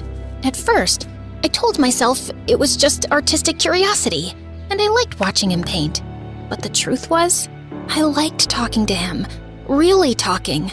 Not the fake small talk I did with my friends where we discussed nothing but Instagram likes and who was dating who. One night, sitting on those rusty swings, I finally told him the truth. I've been adopted since I was 6. The Crawfords, they've given me everything a girl could dream of. The house, the clothes, the opportunities. And I'm sure they love me in their own way. But what I've really wanted the most is their attention, you know? And they're usually too busy with their galas and business meetings to give me that. Sometimes I feel more like a charity project than their daughter.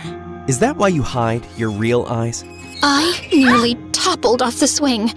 How did you— The blue doesn't quite match your skin tone. Also, the way you're always rubbing your eyes when you think no one's looking. I don't think it's the most comfortable thing in the world.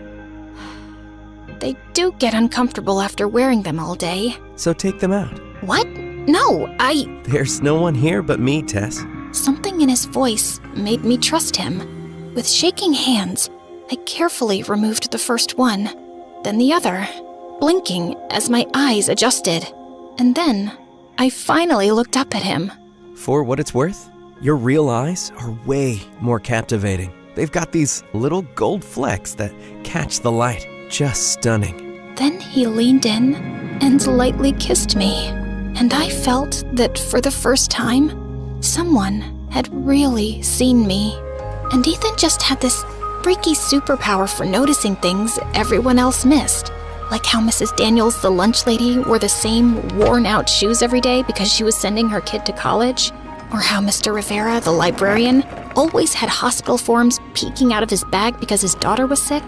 Together, we started leaving anonymous notes for people we knew were struggling, just like I'd done for him that first day. You really think a little note makes any difference? When I got yours, it was the first time anyone at school had shown me a speck of kindness. So, yeah, they matter a lot. The more time I spent with Ethan, the harder it got to step back into my fake life. It was like having 2 separate identities that were getting impossible to keep apart. I don't get it, Tess. How can you stand those people? Especially Ryan. The guy's basically a walking cologne ad with the personality of a mosquito. You don't understand how it works. My dad's company and Ryan's dad's company are practically joined at the hip. And the rest of my friends, they're not that bad. Yeah? Think they'd accept me if they knew we were friends? They might. If you tried to fit in a little, maybe tone down the whole— I gestured vaguely at his paint-splattered everything. The whole me thing. Got it. It felt kind of terrible that I'd said it, but to my complete shock, Ethan actually tried. He started wearing cleaner clothes, tamed his wild hair, and even sat with us at lunch. I was touched because it meant he cared enough about me to do something that was obviously hard for him. But Ryan and my friends still found ways to exclude him, making comments disguised as jokes. So, Ethan, is it weird living with random people who get paid to pretend they care about you? Like having a babysitter who never leaves? Ryan! Actually, Ryan, I bet if your parents cared as much for you as my foster mom does about me, you might have had a better personality. But hey, at least you got that trust fund to keep you warm at night. The table went dead silent. Ryan's face darkened like a thundercloud, and I knew we were in serious trouble. And the next day, I found Ethan staring at the spring formal banner he'd spent weeks painting. It was destroyed, torn in places, dripping with soda, with crude drawings scribbled all over it. Just then, Ryan sauntered over, grinning like he'd just won a championship. Aw, what happened to your little finger painting? Such a shame. You did this. Again. I let it go the first time, but what makes you think you can keep treating people like this? Relax, Charity Case, it's just a prank. That's how we have fun. But I guess you wouldn't get it. It's one of those you're poor, you wouldn't understand kind of things. The look in Ethan's eyes, I'd never seen anything like it. It was anger mixed with resolution, like he'd finally made a decision he'd been putting off for too long. The next day, Ethan didn't show up at our spot. I texted him, called him, nothing. Days went by, and Ethan still didn't show up. Worry weighed on me until I... More than what they expect you to be. Live your truth, and don't change for the world. Make the world change for you. Ethan didn't take the revenge route after all. He just left. Maybe rich bullies were never his world to begin with. I cried the whole way home, finally seeing the truth. I had used Ethan's strength while never showing any of my own. That night, I stared at myself in the mirror for a long time. Then slowly, I took out my blue contacts. My real eyes, brown with little gold flecks, stared back at me. The next morning, I went to school as my real self. No contacts, no fake smile, just me. I started leaving notes like Ethan and I used to, slipping them to people who seemed to be struggling. You're not alone. You're stronger than you think. Your voice matters.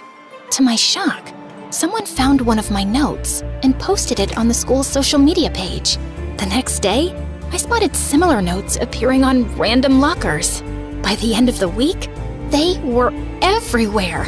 Taped to bathroom mirrors, tucked into textbooks, even written in chalk on the sidewalks. The movement kept growing. People started leaving little care packages with the notes. The drama club put on performances about kindness. Even some teachers joined in, writing encouraging messages on the board instead of just assignments. Within a month, the entire school atmosphere had shifted from cold and competitive to warm and supportive. People actually looked up from their phones, held doors open, sat with kids who used to eat alone. A local news station even came to do a story about the kindness movement sweeping through our school. What sparked this wave of positivity among students? I don't know who started it, but it's changed everything. People actually look out for each other now. This is pathetic. Who actually cares about all this touchy-feely garbage? All this kindness nonsense is just what losers tell themselves to feel better about being nobodies. Like that homeless artist freak who ran away. Right, Tessa? The cafeteria went dead silent. Everyone turned to look at me. No, Ryan, you're wrong. And you're a bully. A few kind words can literally save someone who's drowning inside. If you can't understand that, then I feel sorry for you, because your life must be incredibly empty. Ryan's jaw literally dropped. For the first time in his life, the king of comebacks had nothing to say. People actually applauded. These were the kids from every corner of the cafeteria, including the ones who'd been invisible to me for years. I never told anyone I started the notes, and I never saw Ethan again. Sometimes I wondered where he was, if he was still painting his truth on walls somewhere. 6 months later, I was riding the subway downtown when I saw it, a new mural on the wall of the station, a girl with familiar brown eyes releasing butterflies from her hands, and in the corner, a tiny signature, EC. Ethan was out there somewhere, still making the world more beautiful. And thanks to him, so was I.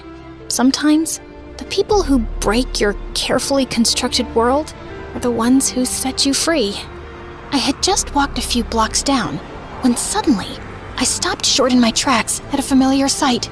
A boy with mussed-up hair and enough paint on his overalls to make them look like a Jackson Pollock original. Then, his head turned in my direction, and our eyes met, and his smile made my heart flutter, just like the first time. Ethan was still out there, changing the world one wall at a time. And maybe that's what we're all supposed to do. Leave something behind that makes life a little kinder. So if you're listening to this, here's my challenge. Find one person who you think needs a little hope. Someone who might feel invisible, and write them a letter. Slip it into their locker, their notebook, wherever they'll find it. Do it tomorrow. No one has to know it was you. Just let them know that they matter. Because kindness doesn't need a name. It just needs someone brave enough to start it.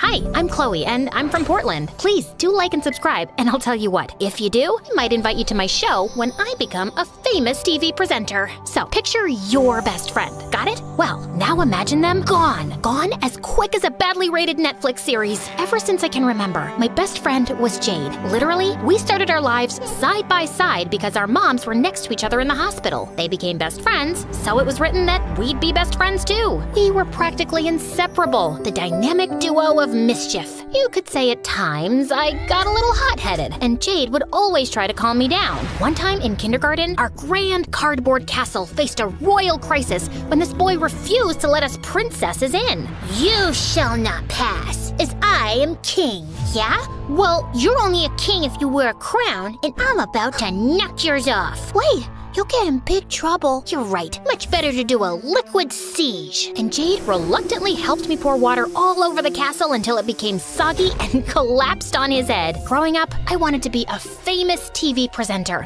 Think Jimmy Fallon or Ellen DeGeneres, but funnier and cooler. Although Jade hated doing it, she always listened to me no matter what. You're the K-pop star of the moment. Everybody wants to know your deepest and most personal secret. Please, say it looking straight at the camera. If you can cry, that would be great too. Don't you want to interview the president instead? Does he have a new double padlocked Balenciaga bag? I think not. One time, when we came home from school, our moms were arguing loudly. They stopped when we walked in. Oh, hi kids. Good day at school? Jade, we're going. But now. And just like that, they stopped talking or going around each other's houses. Mom, come on. Whatever it is, it'll blow over, right? She's just not the person I thought she was. Jade and I didn't pay much attention to them. We had to deal with the usual high school stuff. There were heartbreaks. He asked Bailey to the dance. Bailey! You can do better. I heard he doesn't bathe. Paranoia.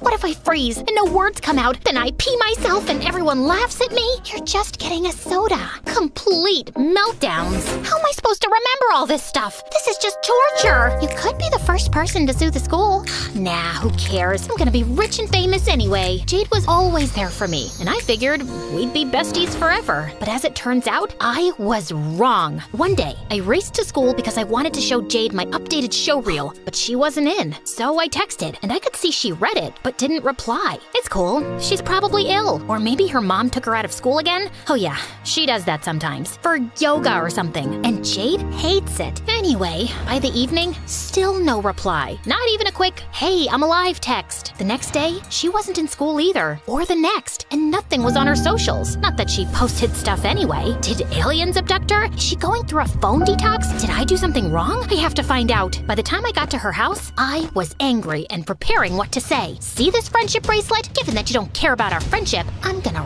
rip it off and burn it. But when I went to knock on the door, I realized it was already open. To my shock, the place was empty. I mean, furniture gone, belongings gone, even wallpaper gone. It was as if nobody had ever lived there. I ran up to Jade's room, completely empty too. Then I heard the door downstairs open and bang shut. Someone else is in the house. I sneaked a look over the banisters and saw this scary-looking man with a shaved head and a daisy tattoo on his hand. He was stuffing some paperwork in his pocket and knelt by a section of an open floorboard. I got it, boss. But just then, I stubbed my toe, and I couldn't help but make a noise because of the, oh yeah, excruciating pain. I heard the man start to come upstairs, and luckily, I knew that there was a way out of Jade's bedroom window via an oak tree. My heart was pounding as I climbed down, and when I looked back to the house, I saw the scary man scowling at me from Jade's window.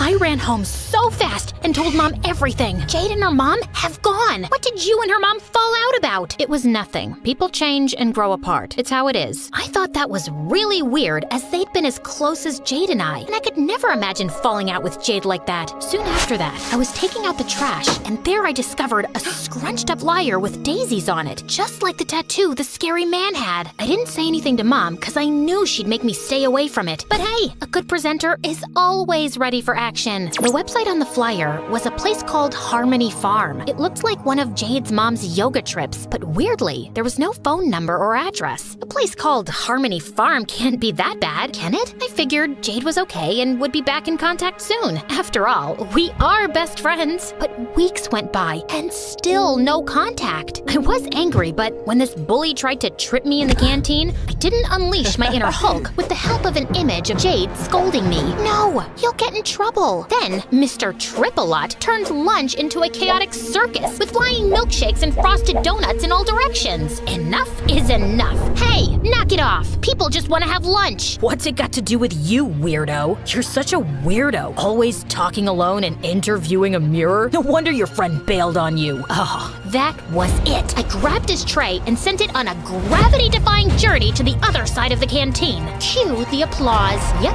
I was a hero. But of course, heroics come with consequences, and boy did I get in trouble. First detention, and then Mom. I'm so disappointed. This must stop. Jade's moved on, and so should you. Mom is right. She ghosted me. If Jade wanted to break our friendship, so did I. I took down every picture of us and burned our friendship bracelet in the backyard in some sort of ritual of detachment. And the perfect distraction came with my big TV break. They were holding auditions in the next town for a new cool teen channel. I am a teen, and I am cool. This is perfect for me. The next day, I went there. It was this tatty warehouse, and the line went on for miles. But hey, no pain, no gain, right? So I stood in line. Thank the heavens I could watch loads of MSA videos, and I had my trusty MSA water bottle. But as I got further up the line, the most shocking thing happened. I saw these two girls about my age and wearing these hideous yellow dresses, talking to some people in line and handing them something. Please, take a daisy. A daisy? Suddenly, a security guard ran over to them. You two again? What did I tell you? Get out of here. The girls ran away. I had to follow them. They might lead me to Jade. So I went after them and got onto the same bus. They got off at this remote stop, and I followed. They went through a garden gate, and so did I. Exactly 5 minutes after them, I started filming just in case they went all midsummer on me. Here we are at Harmony Farm, but I don't see any animals suspicious. And that's when I saw Jade watering tomatoes in the same ugly dress. I thought to myself, Chloe, be calm, collected, listen to her side of the story. But instead, I went bat-tail crazy. You ghosted me! And what is with the outfit? Put on a statement necklace at least. Chloe, you don't belong here. Just go. Oh, hi. Nice to see you too. No need to apologize or anything. What happened to all the BFFs forever stuff? You didn't even give me a "it's not you, it's me" speech. That's because it's you. You're so materialistic all the time. I want a simpler life, to be with nature and people like me. I don't want to be best friends anymore. And she just walked away. Fine, she's gonna regret this. The next time she sees me, I will be on TV, and she will still be watering tomatoes. I had to wait an age for the bus, but when I got to the auditions, I looked at everyone there posing like they were famous already. Do I look like that? I can't look that sad. Is Jade right about me? I didn't go to the audition, and when I got home, I looked at my vision board. All designer shoes and red carpets with Jade and me in the middle. Maybe she's right. I realized that we always did what I wanted and never what Jade wanted. Well, there was the time I went with her to help out at a soup kitchen. See, I'm not all about the material stuff. Well, I suppose I did promise to go back and never did. Hey, how was the audition? Jade's in a cult. Why didn't you tell me? Don't try to deny it. I found the flyer in the trash. Calm down. Jade's mom tried to convince me to go, but she got furious when I refused. That's it. That's it? No, that's not it. We need to get an army together and get Jade out of there. Let Jade be. She's where she wants to be. I tried to listen to my mom, but that night I couldn't sleep. I needed to apologize to Jade. When dawn broke, I went back to the farm. I knew she never wanted to see me again, and I would respect that, but I had to get this off my chest first. Luckily, when I snuck in, this big meeting was in progress, and someone was on stage. Jade was bound to be in there, and suddenly I realized Jade's mom was on stage, giving a speech. I couldn't see Jade, so I snuck out the back, and weirdly, I found a door with Jade's mom's name on it. It was this really shabby office with hardly anything in it. No compromising paperwork was in the drawers or behind the books on a shelf. Then suddenly, when I moved a book, something clicked. A secret door! Inside was another office, but this was huge and grand with mod cons. I'm talking Apple products on tap, a walk-in wardrobe complete with designer shoes and bags. Not a very simple life, if you ask me. There were also boxes of people's passports, money, and bank statements for Jade's mom. Wow, this is a lot of money. What are you doing? I turned, and the scary man was staring at me. I want to join the cult. I know you. You were at the boss's house. Boss? Jade's mom was the boss? Before I could process that, the scary man started chasing me around the desk. I ran out and ended up on stage. Jade's mom looked at me, shocked. Then She smiled calmly. I gave up on trying to make your mom see sense, but I always had hope for you. That's a no from me to the weirdy-beardy cult. Sorry. The audience gasped. You were always so angry, Chloe. You still don't understand that materialism is the only distraction from true bliss. Oh, is that so? What about your secret office? It's like the Kardashian-Jenner clan threw up in there. And don't get me started on the passports and the small fortune I found. Well, it's small only by Bill Gates standards. Everyone looked confused at Jade's mom, and she looked panicked. Suddenly, Jade came on stage. She had a face that looked like she wanted to do a TED Talk on the benefits of rage. I'd never seen her so angry. There is no secret office. Chloe is lying to get back at me. No, Jade, I promise. I'd never lie to you. We're besties. No, we are not. Why can't you just leave me alone? You know what? Fine, I'll just go. At least I fought for our friendship. I was more than ready to leave that place and never come back. But it wasn't that simple. Jade's mom caught up with me and closed my path. Behind her were loads of Daisy-loving worshippers and the scary man who looked like he was about to whip out some nunchucks. You think you can just accuse me of something like that and just walk away? I was thinking that. Yeah. Well, this isn't your mother's house where you can do whatever you want, you brat. Ouch. Here, trespassers and criminals are prosecuted and punished. I was genuinely frightened. If they could endure wearing those horrendous dresses, who knew what else they were capable of? The followers began to advance on me. I was completely surrounded. They each grabbed some tomatoes. Oh no! At that moment, Jade arrived on the scene. Mom, wait! Oh, Jade, I know you want to be a part of this. Of course I do. Jade grabbed a tomato. But first, everyone, you should know that your donations have been going to my mom. Chloe, my bestie, was right. Jade showed everyone the bags, the shoes, the passports, bank statements, and money that her mother had hidden. Everything turned to chaos then. Jade's mom and the scary man tried to bolt, but they got catched. Or should I say, catch up. Everyone threw their tomatoes at them. It was brutal.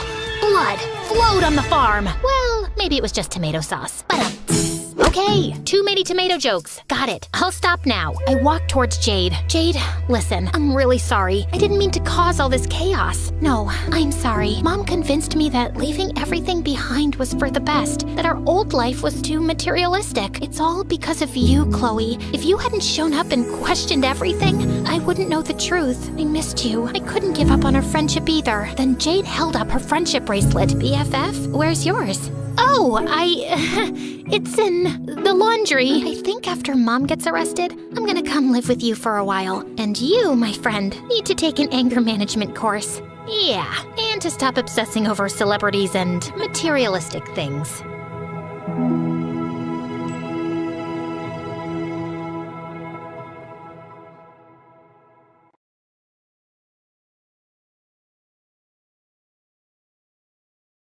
Hi, my name is Diana. I was born into a miserable, poor family as the eldest of 4 girls. And for some unknown reason, my whole family has always hated me. Even as a kid, I knew Dad was kind of a loser. He just sat around in his pajamas all day, barking orders at me. We had an ancient TV set without a remote, and every evening it was my job to stand next to it and keep changing the channels. Even though he was useless, Mom seemed to adore him. In fact, the only person she didn't like was me. When I was 7, Mom and Dad decided to have a proper Christmas for once, and I was really excited. But when I opened my present, I saw my little sister's dirty sweater inside. Ew, Mom, I think you meant to throw this in the garbage. And why would I throw away a perfectly good sweater? Was I supposed to wash it, for your highness? Go do it so you can wear it for the family picture. Mom, it won't even fit me. Not with that attitude. It was so tight on me, I could hardly breathe.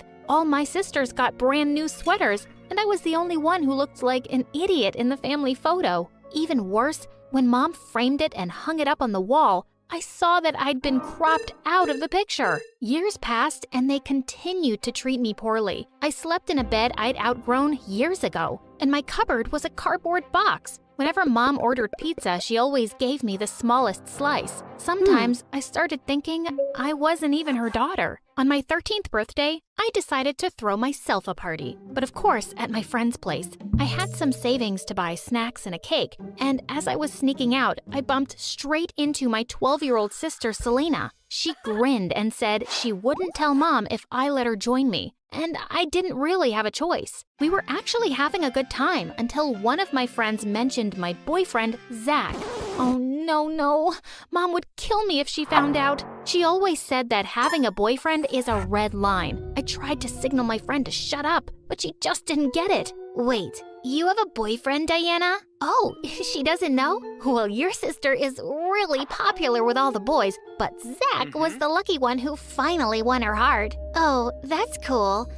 Please excuse me. I have to make a quick phone call. And with that, she shut herself up in the bathroom. This was not going to end well for me. And sure enough, when we got home, Mom was waiting for us, looking like a fire-breathing dragon. Are you freaking kidding me, Diana? He isn't even rich. What are you talking about, Mom? Your boyfriend, Zach. I just looked him up online and he's dirt poor. Dating a loser is the dumbest thing a girl can do. How about marrying one, Mom? Dad is a loser too. Don't try to be cheeky. Dump this idiot and find yourself a rich boy. Do you understand me? Sure, Mom. You're more important to me than any boy. I'll dump him tomorrow. Mom was insane. She had always been against having a boyfriend, and now she only wanted me to date rich boys. But of course, I did nothing of the sort, and I kept dating Zach secretly. I even managed to hide it from my sisters at school, and Mom had no idea. Well, at least until the 9th grade. I knew Mom would be coming to school to meet Selena's teacher one day, so I had to warn Zach to be careful. But before I could, I walked into the cafeteria to find he'd arranged a surprise party for me. He jumped onto one of the tables and announced, "Hey everyone, today is my lovely girlfriend's birthday, and I have something very special for her because I love her so much." Then he came to me and gave me a freaking diamond necklace. Zach, how did you even pay for that? Babe, listen. But just then, someone pushed me aside and snatched the necklace from him. It was Mom. Oh my God, this is a real diamond necklace. Where'd you get that from, boy? It's okay. You don't have to answer that. Diana, my daughter, marry him. And then she put her arms around Zach's shoulders and mine and took us home. And just like that, Mom was happy with Zach and loved him so very much. She invited him over every day and fed him like crazy. Dad seemed to like him too, and the two played video games for hours. It seemed like Zach was really enjoying himself too, because he never left the house. Sometimes he'd even sleep over on the couch at night. But soon enough, it seemed like Zach was becoming one of them. All he did was sit on the couch and bark orders like Dad, while he and Mom made jokes about me all day. I was getting really sick of everything, until one day someone knocked on the front door, and I opened it to find 2 police officers standing there. "Is Zach here, miss?" "Yeah, what do you want from him?" "We need to take him with us. We think he stole something." I turned around to look for Zach, but he was already running like a scared mouse. The officers managed to catch him, and it turned out he'd stolen that diamond necklace. So obviously I gave it to the police. I was secretly so happy to be rid of Zach, but Mom went ballistic. Wasn't it enough that you were dating a poor boy, but he's also a thief? Just when I think you couldn't be more pathetic, you surprise me, Diana. Well, Mom, I wasn't born to impress you, and if you're so amazing, how come you didn't land a rich guy and married our dumb dad instead? Just leave me alone. I didn't talk to anyone for weeks. I was so tired of my family. One morning as I was leaving for school, the doorbell rang and I found a sophisticated woman standing outside who smiled and asked if she could come in. "You must be Diana, right?" "Yeah, who are you?" "I'm your aunt, your dad's sister." I looked at her and then Dad on the couch. Seriously? You're that guy's sister? Sweetheart, didn't your mom ever tell you? That's not your real dad. Wait, what? Just then Mom came running in and she turned pale when she saw the woman. You. What are you doing here? I'm here to take Diana to see her father. Everybody, just hold on for a freaking second. I have a different dad?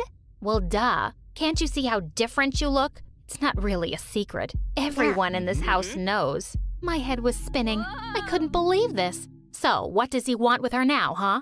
He just abandoned me when I got pregnant with her. He really wants to meet her, just once. Diana, would that be okay? I was too shocked to refuse. Mom tried to stop me, but I pulled my arm away and followed the woman into the limousine waiting for us. When I got to Dad's house, I had to pinch my cheeks. It was a huge mansion, bigger than my entire school. My dad was a millionaire? A butler and maids were standing at the entrance, and suddenly they looked like they were about to fall, so I ran forward to help them. But my aunt stopped me. Oh, no, sweetie. They're bowing. They're showing their respect. Oh, that was a bow? Someone was showing me respect? That was new. She took me to the last floor and opened a gold door. Then she turned around and left. I stepped in to find a man sitting up in bed. Diana, is that you? Please, come in. I've been waiting for you. The man looked really tired, and he smiled warmly at me and asked me to sit down next to him. I'm very sorry that I never reached out to you before, Diana. I'm sure you can't forgive me right away, but I need you to listen to me. I don't think I have much time to live, and you're my only child. I want you to move in and live with me and your aunt. I don't even know what to say. Thank you for finally remembering me. Diana, I understand you're mad. Please, accept my offer and let me make it up to you.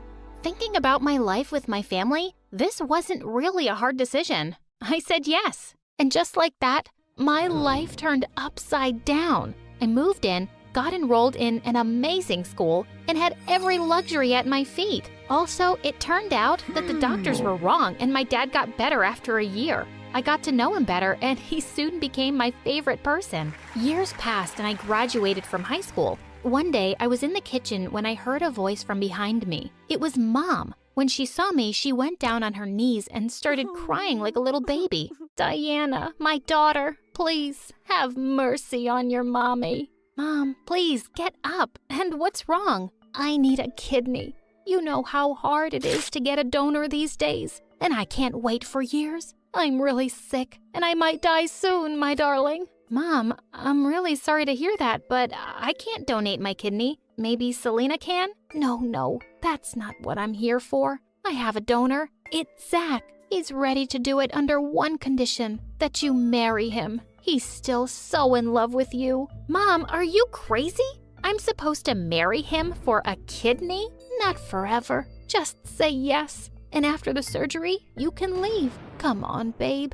You're the best person I know. Mom started crying again, and my heart went out to her. I didn't want her to die because of me, so I agreed to marry Zach and said I'd divorce him right after the surgery. Dad didn't support my decision and kept trying to talk me out of it, but I said, if I don't help her, I'll blame myself forever. She is my mom after all. But on my wedding day, I was a mess. As I was sitting in my wedding dress and bawling my eyes out, Mom barged in. Why are you crying? Who cries on their wedding day? Mom, just get lost. Is this how you talk to your mom? Rude girl. She was about to spit at my face when I pushed her away and ran out of the room.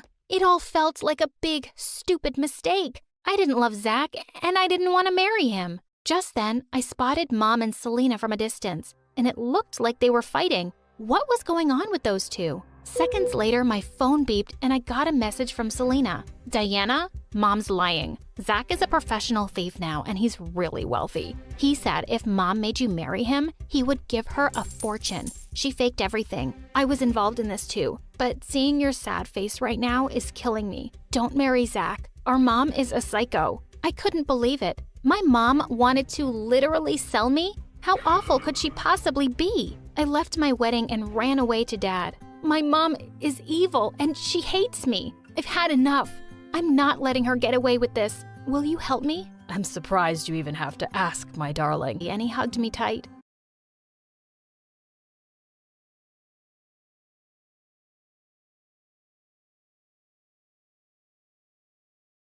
Hi there, my name is Tom, and I was just 3 years old when my mom left my dad. He was a major jerk, and she was so much happier without him. The only problem was that we were broke. My mom worked 2 jobs at once, but that wasn't enough for school, clothes, books, rent. The list was endless. I wanted to help my mom so badly that when I was 6, I tried to get a job at McDonald's.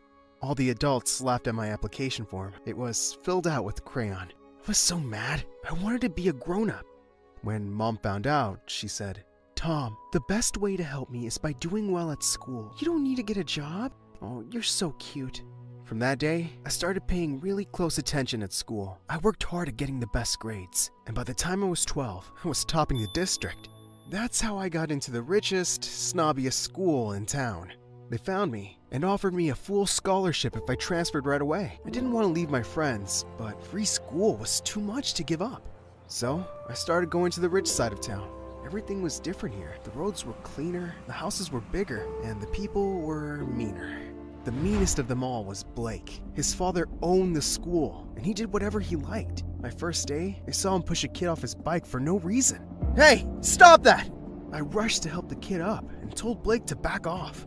"You must be new. Do you have any idea who I am? A massive jerk?" The people watching laughed, and Blake turned beet red. "I'm your worst nightmare." He meant it. He tried to bully me every single day for 4 years. He called me names, stole my books, and spread false rumors about me. One day, he pulled the fire alarm and told the teacher I did it. Obviously, they believed him over me. I got a whole week of detention. Didn't have time for this mess. I had to study hard all day. And now that I was older, I helped my mom by doing a job at night. We were so poor compared to everyone at school, and I did my best to hide it. I lied to everyone when they asked me what my parents do. They sell computers. They're super rich. I made sure I got the best clothes from the donation boxes in town and checked them for any imperfections. One time, I missed a tear on my coat, and Blake caught it right away. "Torn clothes? How pathetic. Are you too poor to afford basic things?" No one laughed with him. You see, other people in school really started to like me over the years. I was funny, friendly, and I didn't bully them. Blake hated this. To top it all off, I beat his grades every single time. The day the school was honoring its toppers, all hell broke loose. "This loser cannot win first place! He's a cheater!" "Excuse me? I beat you fair and square!" Blake ran over to me and tried to yank my medal off my neck. "Give it to me! Give it! No!" I shoved Blake away from me and he fell back. Everyone laughed and he began to yell loudly. "Ah! He hurt me! I sprained my leg! Ah!" He was good at putting on a show. The teachers dragged us to the principal's office, and I got the worst yelling of my life. "I want him out of this school, Dad. Tom is our best student. We can't get rid of him." "How dare you hit my son! Blake attacked me first!" "So what? You should never hit back. You hurt him." "He's faking it! He just wants me to get into trouble." "You're both in trouble. 1 whole week of detention, and you both have to show the new students around the school." Our school was huge, and new people had to have guides for their first week. I really didn't want to babysit with Blake, but I had no choice. We both met the new student the next day, and wow, she was stunning. She had the most beautiful brown eyes I've ever seen. The moment Blake saw her, he turned to me. "You can go. I can help her alone. I won't tell the teachers." "No way! You're a snake!" "Look, that's Lisa. I've known her since we were kids, and her dad is even richer than mine. I want to date her, so just go away!" Obviously, I didn't go away. Instead, I raced up to Lisa first and gave her my best smile. I never really flirted with a girl before, but I gave it my best shot. "Hi, I'm Tom. You're cute. Do you, like tacos?" Yes. I love tacos." "Would you like to eat some with me after school?" "Okay. Why not? You're pretty cute too." Blake literally jumped in between us. "Lisa, remember me? Blake? Our dads are in the same country club." "Kind of. Do you want to go with me? Tonight? I'll take you somewhere fancy." "Sorry, I'm getting tacos with Tom today." His expression was priceless. That's what he gets for messing with me. Lisa and I went out, and I had a surprisingly good time. She was so goofy and hilarious. Some of her jokes made me choke with laughter. Wow, I'm actually having fun. I'm glad I messed with Blake. "What? Oh, Blake has a crush on you, and he's been kind of a jerk to me, so I asked you out first." "What? I thought you thought I was cute." "Uh-oh. I do think you're cute, but what? I'm just a pawn in your boy games? You just used me to mess with someone. You're a jerk." She threw her taco at me and ran away. I quickly paid the taco guy and chased after her, but she was gone. Dang it. Blake was turning me into a terrible person. I tried to apologize to Lisa the next day, but she wouldn't even look at me. I almost gave up until one day, when we ended up in the same elevator together. I acted on instinct. I pressed the stop button. What are you doing? I want to apologize, but you keep running away. Don't bother. I'm never gonna go out with you again. I don't want you to go out with me. I'm just sorry. I act like a complete idiot, and you have every right to hate me. She looked shocked. Really? You mean that? Yes. I'm really sorry. I was so stupid. Agreed. You'll have to buy me like 100 tacos to make up for it. Does that mean we can be friends? Yeah. Okay. I forgive you. Yes! All 100 tacos were worth it, because Lisa was amazing. She was kind, funny, and most importantly, she was a really good friend. She was always there to help her friends with their troubles, and I felt like I could tell her almost anything. Almost. One day, Lisa asked me what my parents did for a living, and I felt real fear. If she finds out I'm poor, she won't like me. I lied quickly, hoping this would go away. But one day, Lisa wanted to walk me home, and I was trapped. I had to take her to a random mansion and pretend it was mine. I went inside and hid in the bushes till she went away.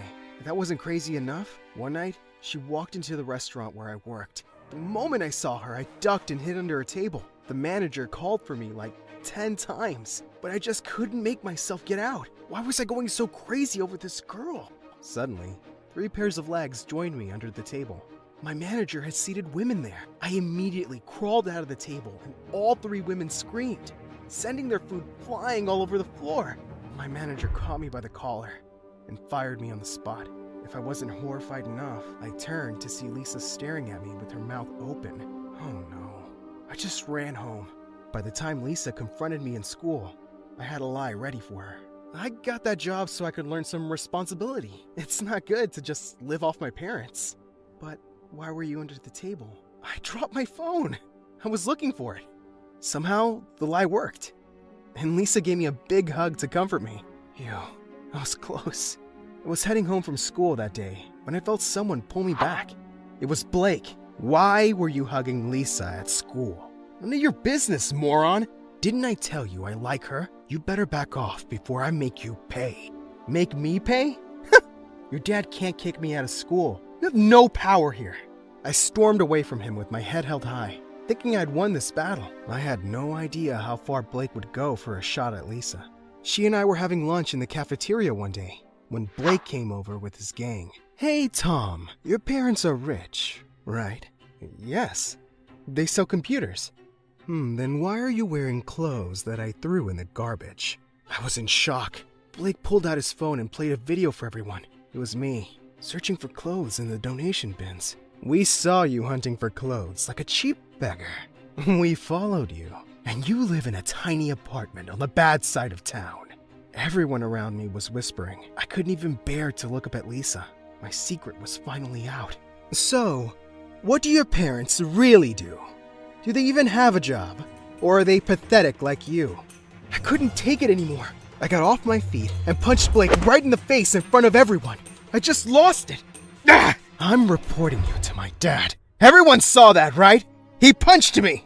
I was suspended for 2 weeks after that, which was just fine with me. Felt like my life was over. I didn't want to go to school. I didn't want to study. And I didn't want to see anyone. I turned my phone off so none of my friends could reach me. I was locked in my room for a whole week until one day, there was a knock on my door. Lisa was here. She saw me in my tiny apartment. I was wearing old, faded hand-me-downs. What are you doing here? How did you find me? I can track people. Why didn't you answer my calls? I was worried. Maybe I'm embarrassed, and I want to be alone. You shouldn't be embarrassed for being poor. You should be embarrassed for lying to me about it. Oh, I should have told you the truth, that my mom's a waitress and a janitor, that my dad abandoned us, and we live like beggars. Which part makes you want to go out with me?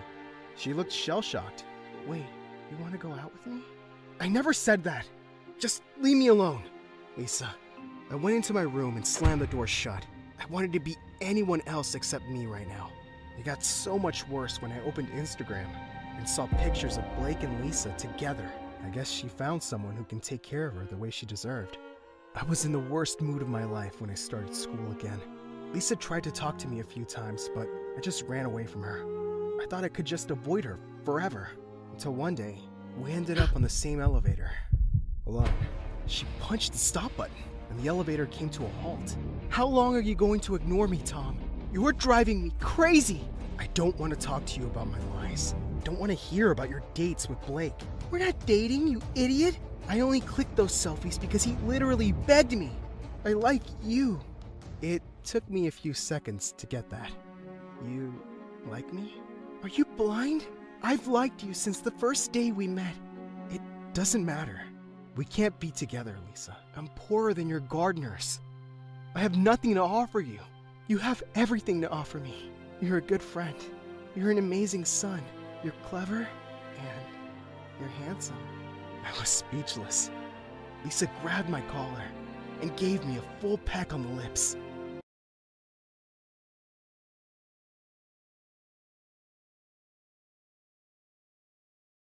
Hi, I'm Jessica from New Jersey, and I'm invisible. But before I continue, please like and subscribe, and you might find a present in your locker. When my mom was young, she was the most beautiful girl in town. She was prom queen, lead cheerleader, and most likely to succeed. When she graduated from high school, she married her high school sweetheart, the smartest boy in school. But everything changed when she had me. She gave up on her dream to become a model, and my father was so focused on his studies that they argued constantly and struggled to pay rent. Then one day, my dad was gone.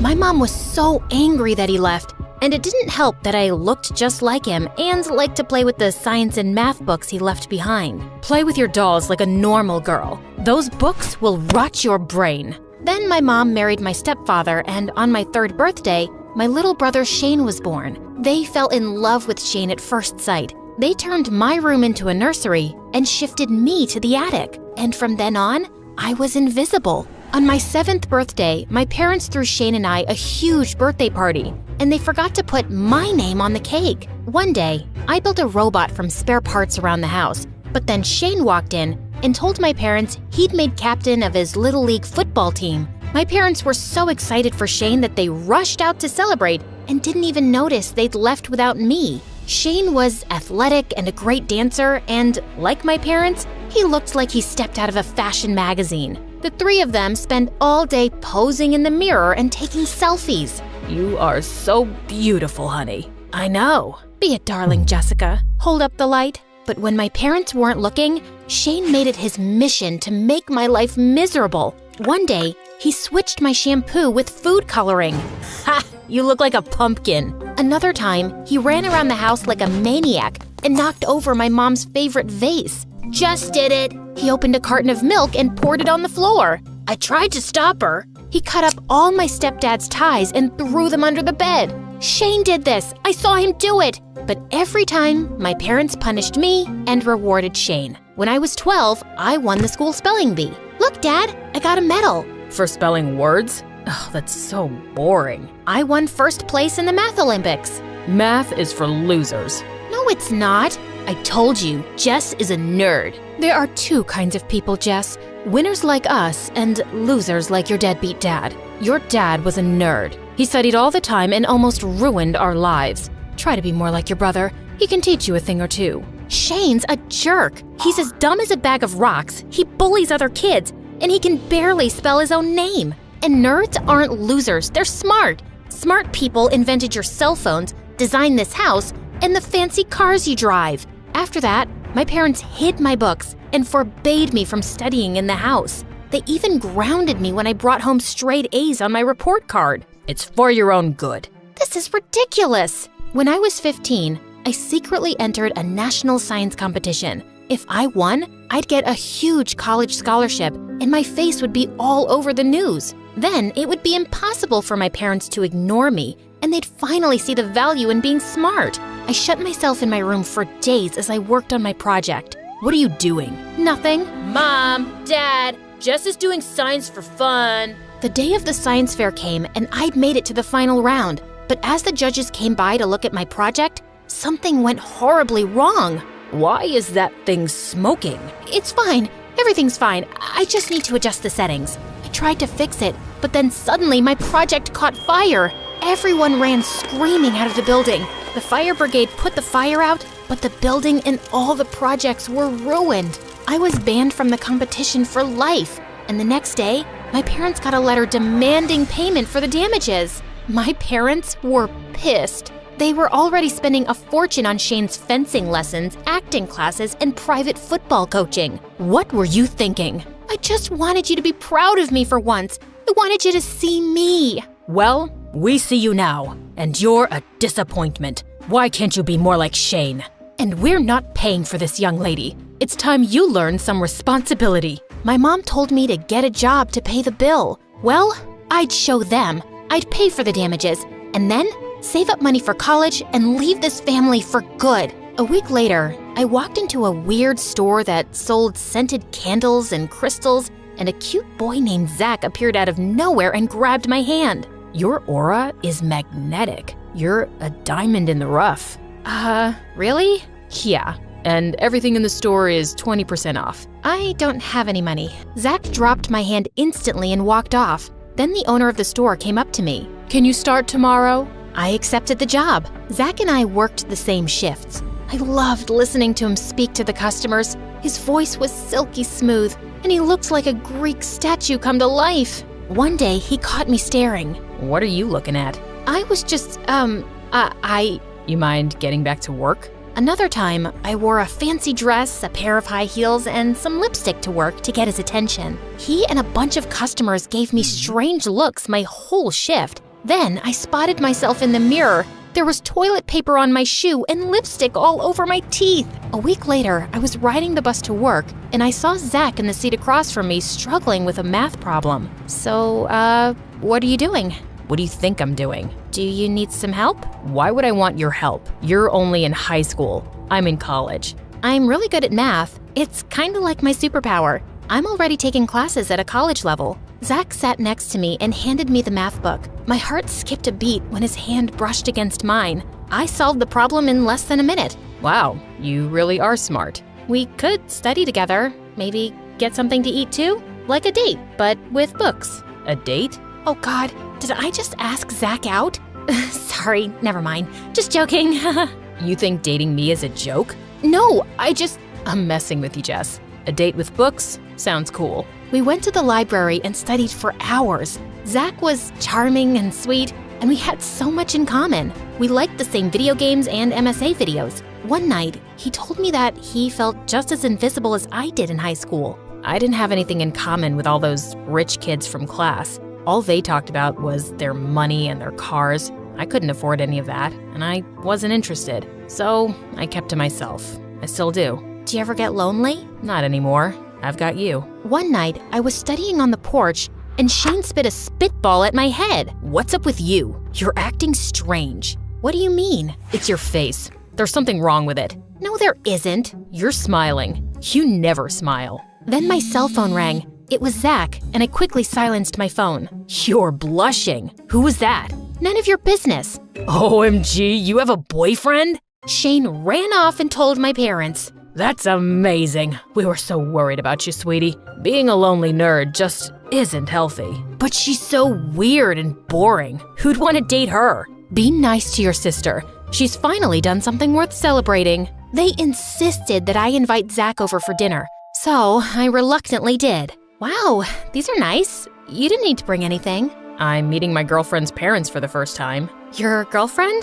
We've been dating for a few months now. I kind of figured we were. If I'm wrong, then... You're not wrong.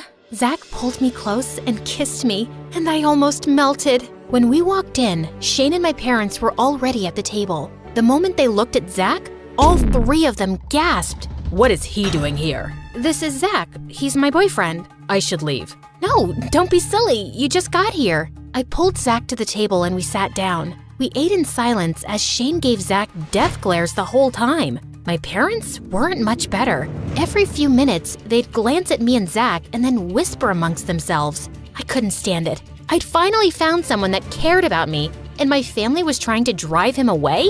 What's the problem? Why are you all acting so crazy? Your boyfriend's a jerk and a liar. He's using you to hurt us. And Jess is a dumb loser. She fell for it. What? If I knew Jess was related to this toxic family, I would have stayed miles away from her. Then Zach left. I tried to go after him, but my father grabbed my arm. Let him go. You shouldn't have brought that trash into this house.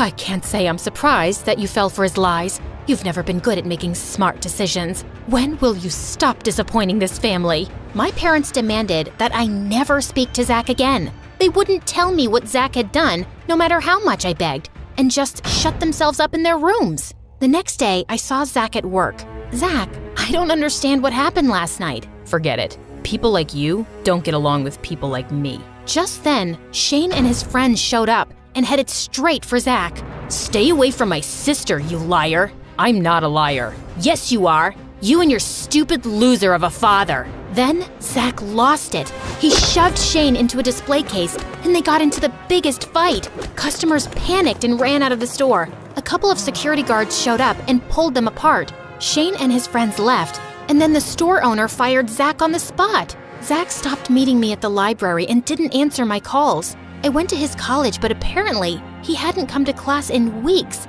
I was so worried. I had to do something. So I snuck into the office at work and found Zach's address. What are you doing here? I want answers. My family won't tell me why they hate you. You refuse to talk to me. I just don't know what to do. So I've decided that I'm gonna sit here and stare at you till you tell me. You're gonna stare at me? That's your plan? Yep. I stared at Zach for almost an hour, and he finally caved and invited me inside. Your stepdad and my dad were best friends, and they had a business together. My dad was the brains, and your stepdad had the connections. But once they were successful, your stepdad pushed my dad out of the business. Why didn't your dad fight it? He tried, but your stepdad knew so many big politicians and lawyers that my dad never stood a chance. After that, he changed. He'd come home shouting and angry all the time. Then one day, he left me and my mom. Zach showed me pictures of his father and several of his inventions, some of which were my stepdad's best-selling products. This isn't right. You think? My mom and I took your stepdad to court. I told the judge that I worked on some of those inventions with my dad, but the judge didn't believe me. Or your stepdad paid him not to. My blood boiled. My family's fortune was built on a lie, and they always told me that being smart wasn't special and would never get me anywhere, when the whole time, they'd taken advantage of someone else's intelligence. I went straight home and confronted my family, and they didn't deny a thing. Zach and his dad are losers, and they stood in the way of our success. But you stole their inventions. We did what was necessary. And why are you complaining? If it wasn't for your father's choices, you wouldn't live in this fancy house or have nice things. Stop being ungrateful. They just wouldn't acknowledge their selfishness, and they didn't care about the damage they'd done to Zach and his family. You're going to stop seeing that boy. He's a stupid, nerd jerk. Yeah, a stupid nerd jerk loser. And he's a bad influence. You're a bad influence. Well, you have a choice to make. It's either that boy or our family. I chose Zach. We secretly saw each other for the rest of the semester, even though my parents grounded me and took away my phone. Zach left me love letters in my favorite library books and left me secret messages in my mailbox that only I could decode. Zach got a new job and returned to college. He was even able to make up for the tests he'd missed. Things were looking up until the day I graduated from high school. My family saw Zach congratulating me. We told you to stop seeing that boy. It's my decision. Zach is a good guy. He's honest, he's smart, he's kind, and he's 10 times better than the 3 of you put together. After that, my parents kicked me out of the house, refused to give me money for college, and stopped taking my calls. It's okay, Jess. I've got your back. Luckily, I'd gotten into college on scholarship, and Zach and I moved in together. Money was tight, but we managed to make it work. We started working together on perfecting. Hi, I'm Delilah from Beverly Hills, Los Angeles. Before I continue, please hit like and subscribe. I was 2 when my rich uncle adopted me and took me to his huge mansion. I was bigger than most kids my age, but he accepted me with all his heart. Unlike his son, Rusty. Rusty was 6 years older, and even though he had everything, it wasn't enough because he wanted it all for himself. We shared our birthdays, so when I turned 3, Uncle threw us a joint party. Why does she get the bigger cake? Isn't she big enough already? Don't be mean. It's Delilah's first birthday with us. Now, smile for the pictures. But Rusty just threw the cake and walked off. I felt so bad. I don't think he likes me. Oh, sweetie, don't worry. He'll come around. But he never did. If anything, Rusty became more bitter.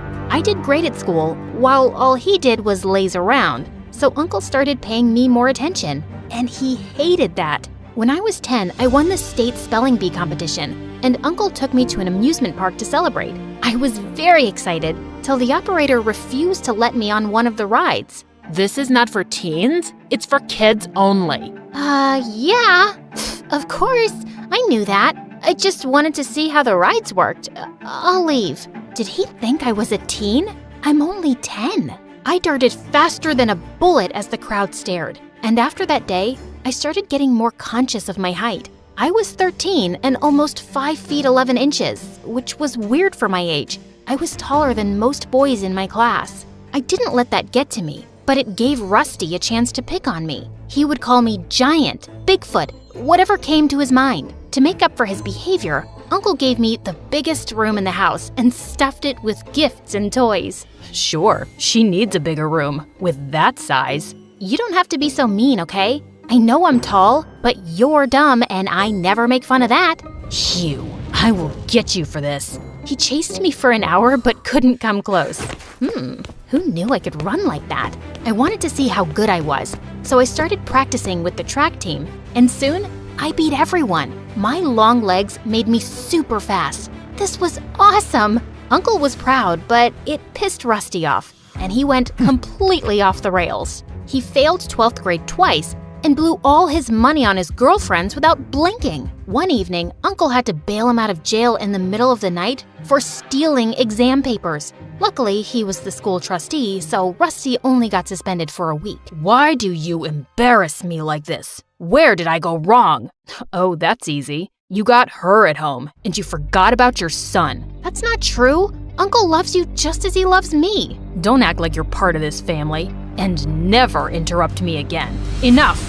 Uncle and Rusty had a huge fight that night, and a week later, Rusty went to London to finish college. I never saw him again, and he hardly called home. I didn't miss him much, but Uncle did, and it made me sad to see him unhappy. Things went back to normal in a few years. At 17, I was a whopping 6 feet and the tallest girl in school. People would stare at me all the time and say the weirdest things.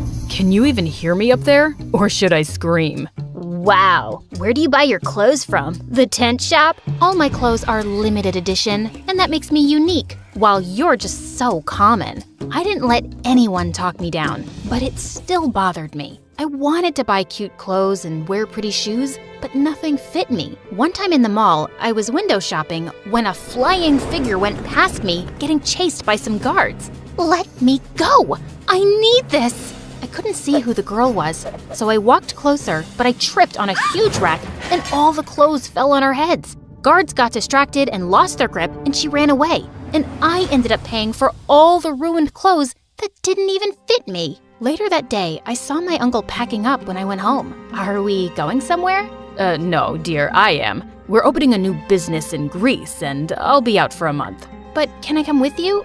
I want you to concentrate on your school and practice. I'll be back before you know it. The day my uncle left, I felt super weird. I'd never been on my own. And a week later, I got the worst news of my life. My uncle's secretary told me he'd caught a rare fever and was on total bed rest. Doctors had no idea how long it would take him to recover. I was devastated and wanted to visit Uncle, but no one was allowed near him since the fever was contagious. So I decided to concentrate on my finals. But after my last exam, I came home to Rusty and a girl who looked oddly familiar. What are you doing here? This is my home, and I can come by whenever I want. By the way, this is Gina, my girlfriend, and the queen of this house. I looked at Gina, but she ignored me completely. Rude. Later that day, when I crossed their room, I heard her arguing with Rusty. You have a sister? You never told me about her. She wasn't worth mentioning, and she won't stay here for long. Before I could hear anything else, the maid showed up and I left. For the entire week,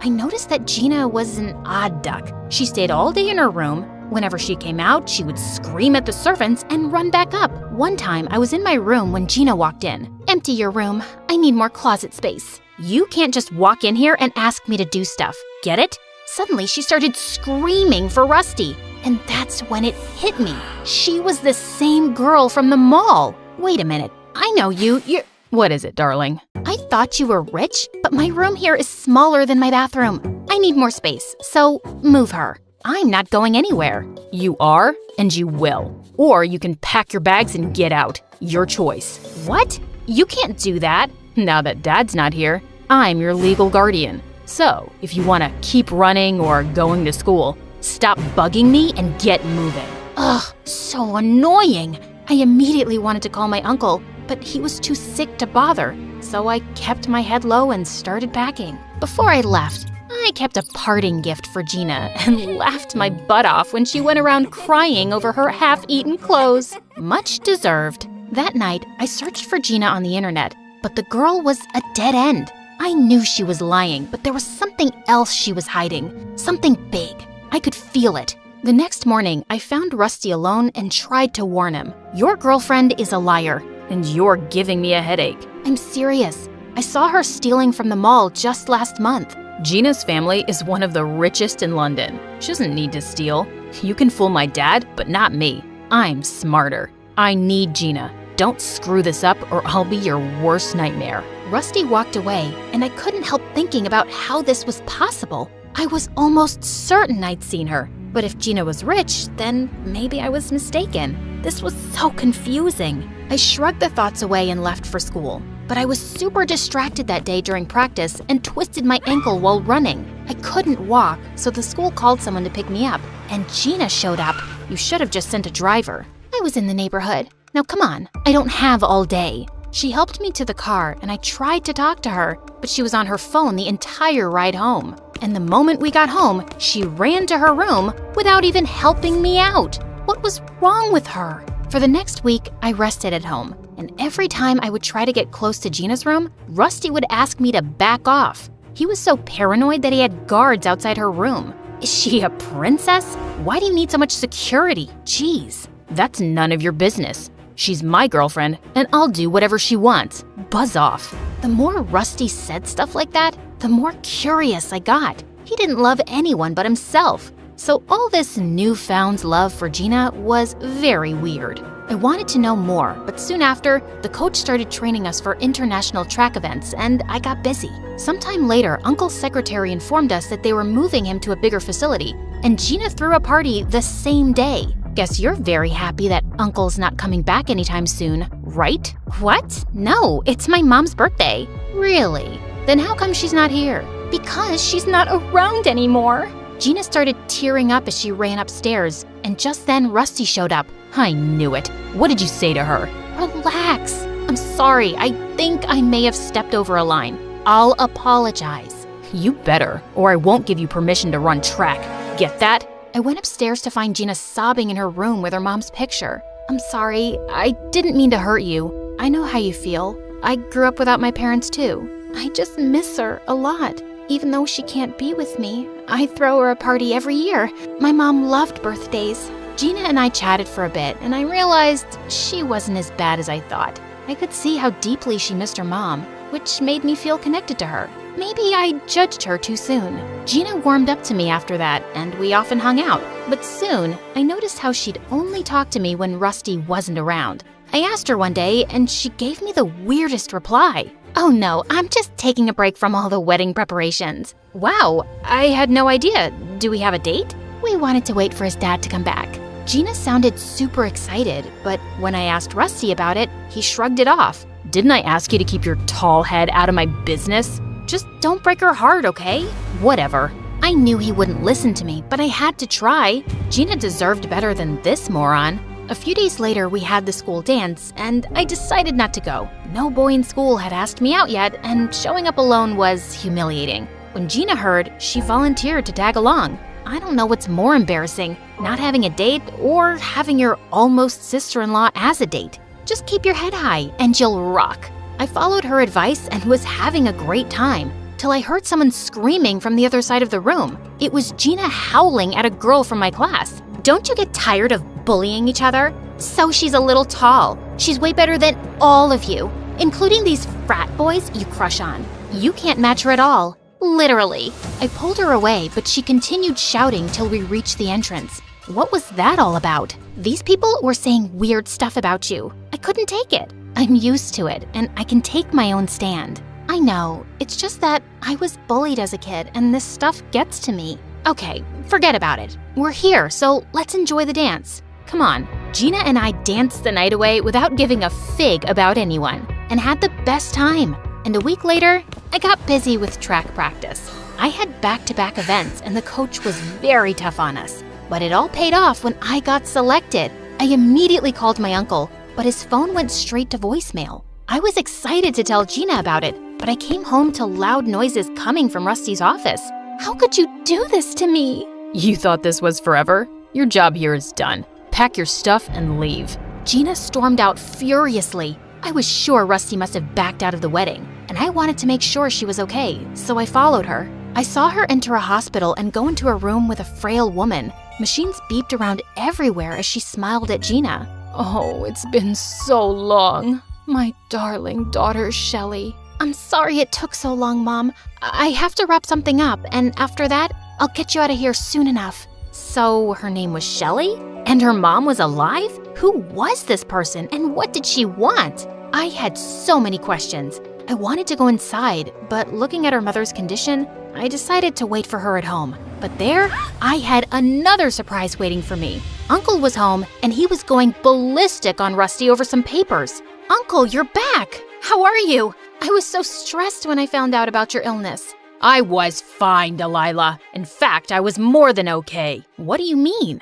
I'm ashamed to even say this, but my own son got me kidnapped for property. Thankfully, the police found me just in time. Kidnapped? How is that possible? I spoke to your secretary. He wasn't my secretary. I went there alone. Uncle sat me down and told me that someone had stolen his phone before he got on the plane, and then on his way home, he was kidnapped. A few months back, Rusty had called him up asking for $1 million, and when Uncle refused to pay him, he planned to get him kidnapped and force him to sign the company over. I looked at Rusty in shock, and he didn't show any remorse.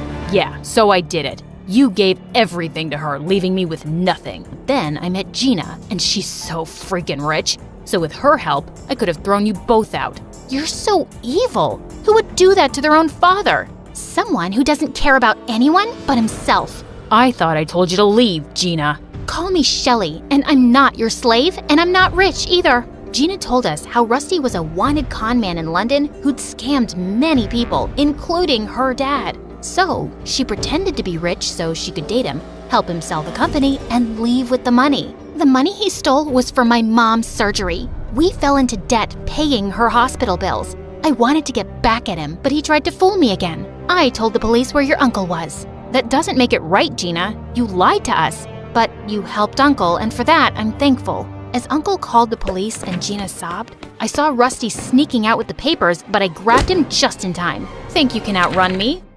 You wish. Rusty got arrested for kidnapping and embezzlement. Gina got called in for questioning and received a 6-month sentence for helping Rusty, after which we paid her mother's treatment and even compensated other people Rusty had conned. Soon, it was time to leave for my international track events, and my uncle came to drop me off. Make me proud. Haven't I always? Uncle hugged me, and it felt like home.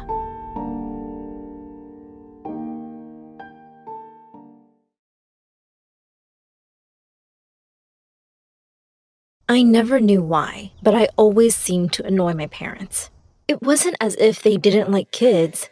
They absolutely adored my brother John. He was always being showered with expensive gifts. In my case, they never even remembered my birthday. On my 10th birthday, I came downstairs and saw a tiny wrap box on the kitchen table. I ripped it open, only to have Mom walk in and snatch it away from me. "That's not for you! Look, she's torn the wrapping!" Just then, John walked in, and they were all smiles. They handed the box to him, and inside was a key to a Porsche. He screamed in delight and followed them outside. He jumped into his new car. "Mom, Dad, let me take you around the block with this baby." And they were all off together. John was failing high school and was mostly just partying with girls, but that never seemed to bother my parents. Last Christmas, he brought 2 gorgeous girls home, and my parents looked like they couldn't be prouder. I had the duty of serving everyone drinks and food. I pretended to trip up and spilled an entire tray of drinks on John and his guests. Mom sent me to my room, and I was more than happy having dinner on my own. A couple of weeks later, he turned up with another girl, Alina, and said they were in a serious relationship and she was moving in with us. I wasn't even allowed to have friends over to study with. If I ever wanted to ask someone, Mom would say, "Are you too stupid to do your work on your own?" And here my parents were, welcoming Alina with open arms. To my horror, I heard Mom say, "Oh, John probably doesn't have enough closet space. Why don't you put your things in Gwen's closet? She can put her clothes under her bed." As I started cleaning out my closet, I said, "You know, this is Whisker's favorite sleeping spot. I hope he doesn't scratch all your pretty clothes." Alina shrieked, picked up all her dresses, and ran off. Later that year, my brother and his dumb girlfriend became proud parents to little Mike. My parents practically sobbed with joy at being grandparents, and I became the official babysitter. Anytime they were heading out to a party, they'd dump the baby on me and tell me they'd be late, which usually meant I'd be staying up till 2 trying to juggle schoolwork and diapers. To make matters worse, Alina was a mess. Mom ordered me to do everything she asked, and she had me running around constantly because, as she said, taking care of little Mikey is so exhausting. One time, she sent me to get her favorite Chinese takeout, and suddenly the paper bag ripped and all the food boxes fell out. I stood there staring at the mess for a minute, and then I just scooped up the noodles from the pavement and put them right back in the box. She didn't have to know. She popped into my room one day to try on one of her designer dresses, and she started crying when she couldn't get the zipper up because she'd gotten so fat. I helped her out of it, but inside, I felt so happy. Served her right for stuffing her face all day. One day, while Alina was taking one of her many naps, I was watching over Mike, and he just wouldn't stop crying. John barged into my room and snatched him from me. "Seriously, why are you so useless? You can't even get a baby to be quiet." That was it. I was done with the thankless job and these selfish people. I decided that things had to change now. Anytime they tried to leave Mike with me, I would say I was too busy with exams and projects and lock myself in my room. I started having my friends over too. One time, while a friend called Stella and I were working on a project, Mom walked in and said rudely, "It's getting late. It's time for Stella to go home." I took Stella's hand and walked up to my room, slammed the door, and started playing loud music. And guess what? My parents said they'd had enough of me. They sent me off to live with one of my aunts. She was in her late 20s. I thought anywhere was better than my house, and I was almost looking forward to it. But I was so wrong. My aunt's ex-husband had been in the army, and I guess that's where she got her military discipline from. She had stupid rules for everything. I turned up for dinner 2 minutes later than 8 on the first night, and she said I could only eat salad. She had a list of chores I had to manage with school every day. I had to obey her rules, otherwise I'd be homeless. The only good thing about being there was that her stepson, Paul, lived with her. He was just a couple of years older than me, and boy was he handsome. He seemed glad to have my company, and we became friends pretty quickly. He would ask me to join his buddies whenever they were over. I totally wanted us to be more than just friends, of course, and it was so exciting to live in the room next to my crush. Stella was over at my place one day, and I told her I'd written a song for Paul. I sang it for her, and she absolutely loved it. Well, at least someone got to hear it. The next day at school, people seemed to be looking at me a lot more than usual. A girl from my class said, "Wow, I had no idea you had such an amazing voice." Another said, "Oh my god, why haven't you auditioned for American Idol already?" Wait, what? Another girl pulled out her phone and said, "Have you seen the views on your video yet?" I looked in horror at myself singing in my room. I couldn't believe Stella had recorded me and uploaded the video to YouTube. And it looked like everyone was loving it. The video went viral. Suddenly, every girl wanted to be me, and every boy wanted to be with me. I could see the admiration in Paul's eyes, too. If only he knew he was the inspiration. Jacob, one of the most popular jocks in school, came up to me one lunch. He leaned on the table and said, "Want to go out with me sometime?" I said casually, "You're going to have to impress me first." I made a dare, and the next thing I knew, Jacob had jumped up on the table and was taking his jersey off. Everyone in the cafeteria had turned around, and there were loud cheers and claps from the audience. Boy, he was totally ripped. But I looked at him and said, "Nah, I've seen better." And with that, I walked away. Jacob hadn't even noticed my existence till I became popular. He totally deserved it. Soon enough, though, I got a call to go to the principal's office. The principal glared at me as I walked in. I knew she only liked the nerds. She called my parents, and of course, they had nothing nice to say about me. She warned me that if I wanted to stay in the school, I'd better follow the rules and be a good little girl. I felt so angry. I was so tired of everyone's rules. I got up from my chair and said, "Please don't talk to me like I'm a kid. I'm literally the most popular girl in this stupid high school right now." The principal looked absolutely furious. She said, "This is my last warning. Behave or you'll be expelled." This wasn't over. The principal needed to treat me with respect. I was going to find a way to bring her down. The chance came sooner than I could have hoped for. And it was so much better than any of my original ideas.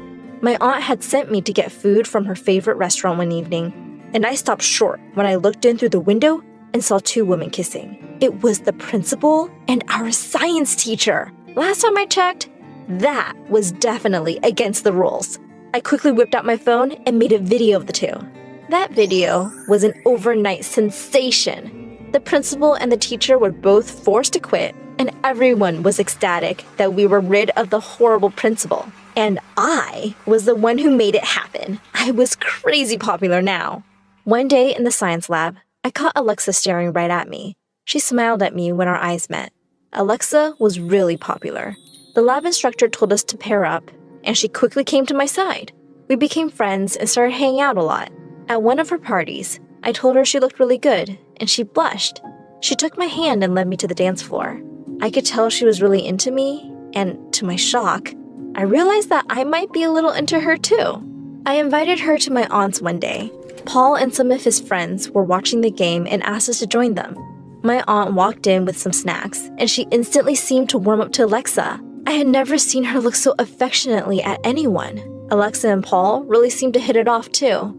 And after a while, I felt a little bit left out of their conversation. Soon after that, Alexa started hanging out with me less, and whenever I'd call, she'd say she was busy. Paul seemed to be home less often too. I wondered if the two were hanging out together without me. One day, when I got home from school, I heard laughter from the lounge. It was Alexa and my aunt. Alexa said, "Hi, Gwen. I was just here to see Paul." I didn't care if my aunt liked Alexa better. I just couldn't afford to lose Paul.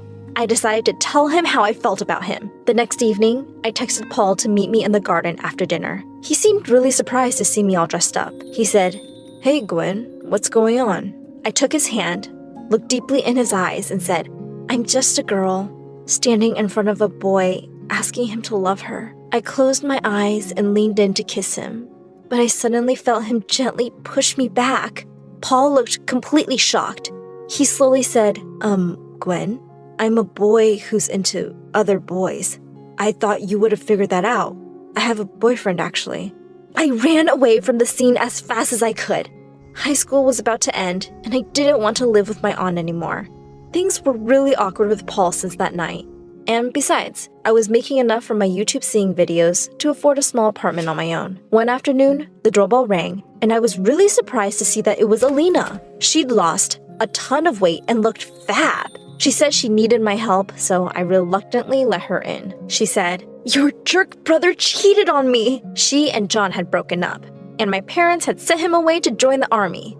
They were taking care of Mike. Since Alina's parents had stopped talking to her after she got pregnant, she had nowhere to go. She begged me to let her crash at my place till she could figure something out. I could hardly say no to that beautiful face, so I agreed. I thought I'd hate having her around, but I guess not being with my brother made her less of a jerk. In fact, she was going out of her way to cook my favorite meals and kept the house clean. I realized she was really good company. She was great at styling and helped me look amazing for my videos. One evening, I came home to a candlelit dinner for two. Alina looked stunning. Suddenly, she pulled me in for a kiss, and I kissed her back. We were super happy together. Our video series became more and more popular, and we were now a famous YouTube couple. We were making really good money, and we moved into a bigger house. Alina asked me one day if I'd have dinner with her sister. I knew she really missed her family, so I happily agreed. When her sister arrived at our table, I almost fell off my chair. It was Alexa, and she was with someone. It was my aunt. Needless to say, that was one awkward dinner. I just wanted to put the past and these people behind me already. I spoke too soon. Just a few days later, I got a text from my brother saying he wanted to come see us. I was curious about what he wanted, so I invited him over. The next day when he turned up, he looked around the house and said, "Wow, Gwenny, you've done really well for yourself." Just then, Alina walked in and sat down next to me. John looked a bit angry. I said, "Yes, as you can see, I have a much better life than you. I have everything you could possibly want." He forced a smile and said, "Well, yes. So here's the thing. I have a great business plan. I need $100,000 for it, though. Can you lend me the money?"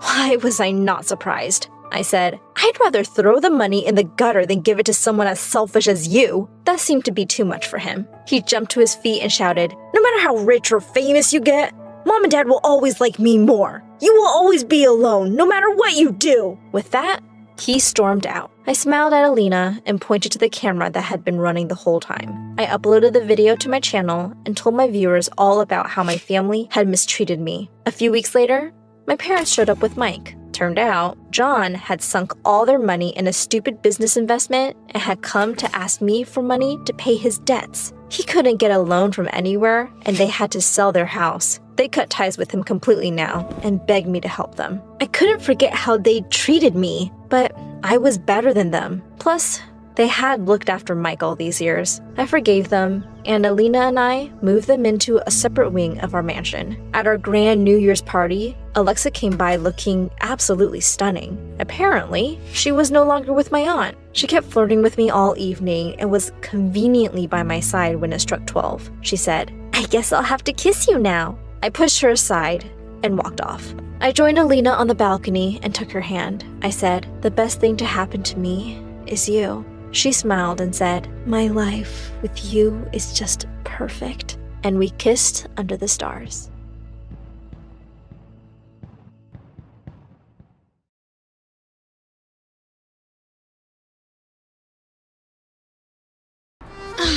Paris. Enchanting, romantic, a place like no other. The city of my dreams. Until now. My name is Ella, and I started my summer vacation in Paris, hauling a backpack and suitcase up 5 flights of stairs because the elevator at the hostel was broken. I had a reservation for the first floor, but my cheating ex-boyfriend got here first and used it with his new girlfriend, Harpy. Harper. But it's fine. I'm only 2 days behind them, but I can catch up. They're probably using the itinerary I put together. Because Ryan, the human equivalent of a decorative houseplant, is too lazy to do his own research. But wait, I'm getting ahead of myself. Let's start at the beginning. I met Ryan in the 3rd grade when we were 8 years old. It was love at first sight. We passed notes in class, we ate lunch together, we did homework together. Well, technically, I did all our schoolwork, year after year, while Ryan blissfully coasted through life doing whatever the heck he wanted, like perfecting his dumb video game skills. Number 4. The Boston Tea Party was a protest against... Ryan, are you even listening? I'm trying to walk you through the homework so you can actually answer a question if the professor asks tomorrow. I'll be fine. The professor likes me anyway. I don't think so.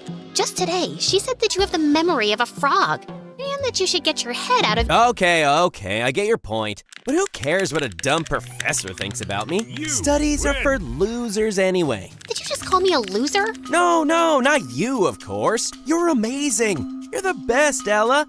Now let's just finish this so I can finally treat you to your favorite ice cream. I'm done with my game anyway. Really? Give me 2 minutes. Yeah, I kind of missed the point there. And things didn't change much even as I grew older. By the time we got to high school, everyone was calling us Ryanella, much like Cinderella. Because, just like her, I was out here slogging my butt off for Ryan while he lived his best carefree zero-effort life. The entire school saw it, except me. People would literally call me his unpaid assistant, a doormat, a carpet under Ryan's feet. But I ignored them because Ryan would occasionally give me a big hug, flash that lazy smile, and say, Ella, you're the best. Soon it was time for senior year, and I threw myself into planning our big post-graduation trip to Paris. The perfect way to kick off our next chapter before heading to college together. Well, my new chapter, because Ryan had decided to take a gap year. I always thought we'd go to college together. That was the plan, right? Well, plans change, Ella. Besides, I really need to, find myself first. There's so much untapped potential inside me. Who am I, really? What do I want? I need to feel my vibes. You know what I mean? I guess. But we're still on for Paris, right? Because I'd hate for your graduation gift to go to waste. And I pulled out a receipt for a first-class ticket to Paris. Ryan's eyes instantly lit up, and he threw his arms around me. Oh my God, this is the best gift ever! But I didn't get you anything. You're in my life, and that's all I want. You're the best, Ella. I was practically floating when I got back home. Ryan and I were gonna spend our entire summer in Paris, and it was gonna be epic. I was just making plans in my head for the most romantic getaway ever when Mom walked into my room. Ella, why am I getting a message from the bank saying you spent over $1,000 on a first-class plane ticket? For Ryan? I was gonna tell you, Mom. What? That you spent your inheritance money on a stupid ticket? Ella, that money was for your future. Ryan is my future, Mom.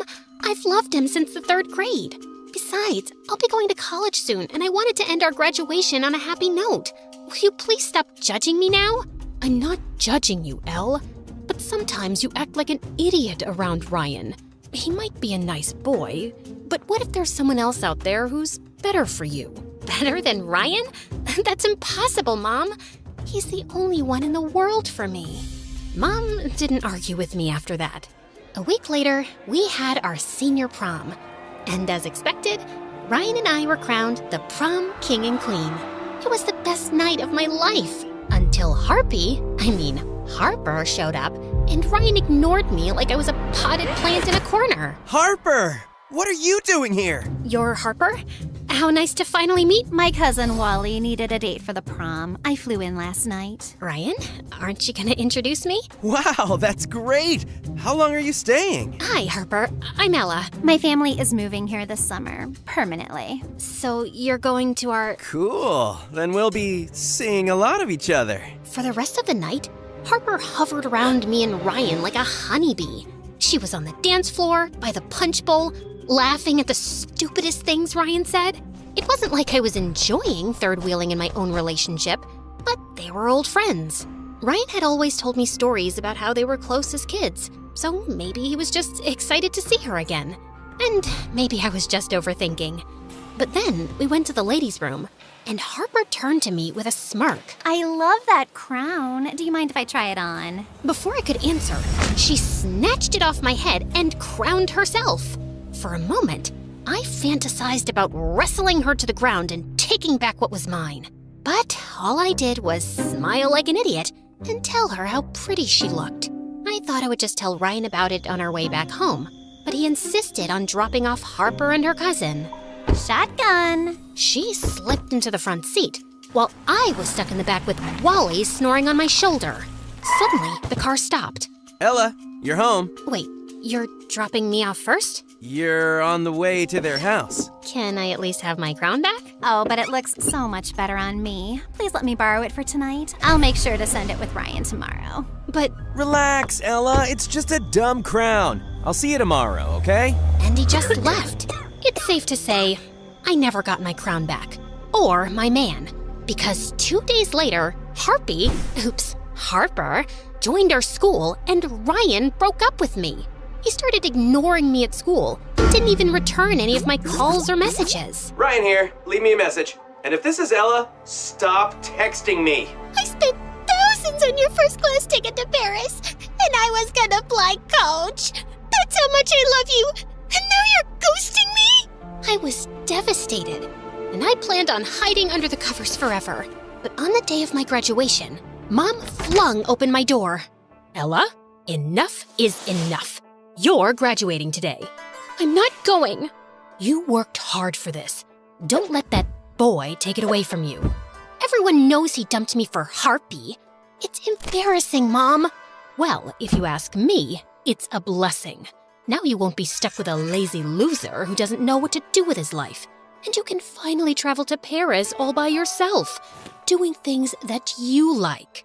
No, I can't do it. I'll go to the graduation, But to go to the most romantic city in the world without my one true love?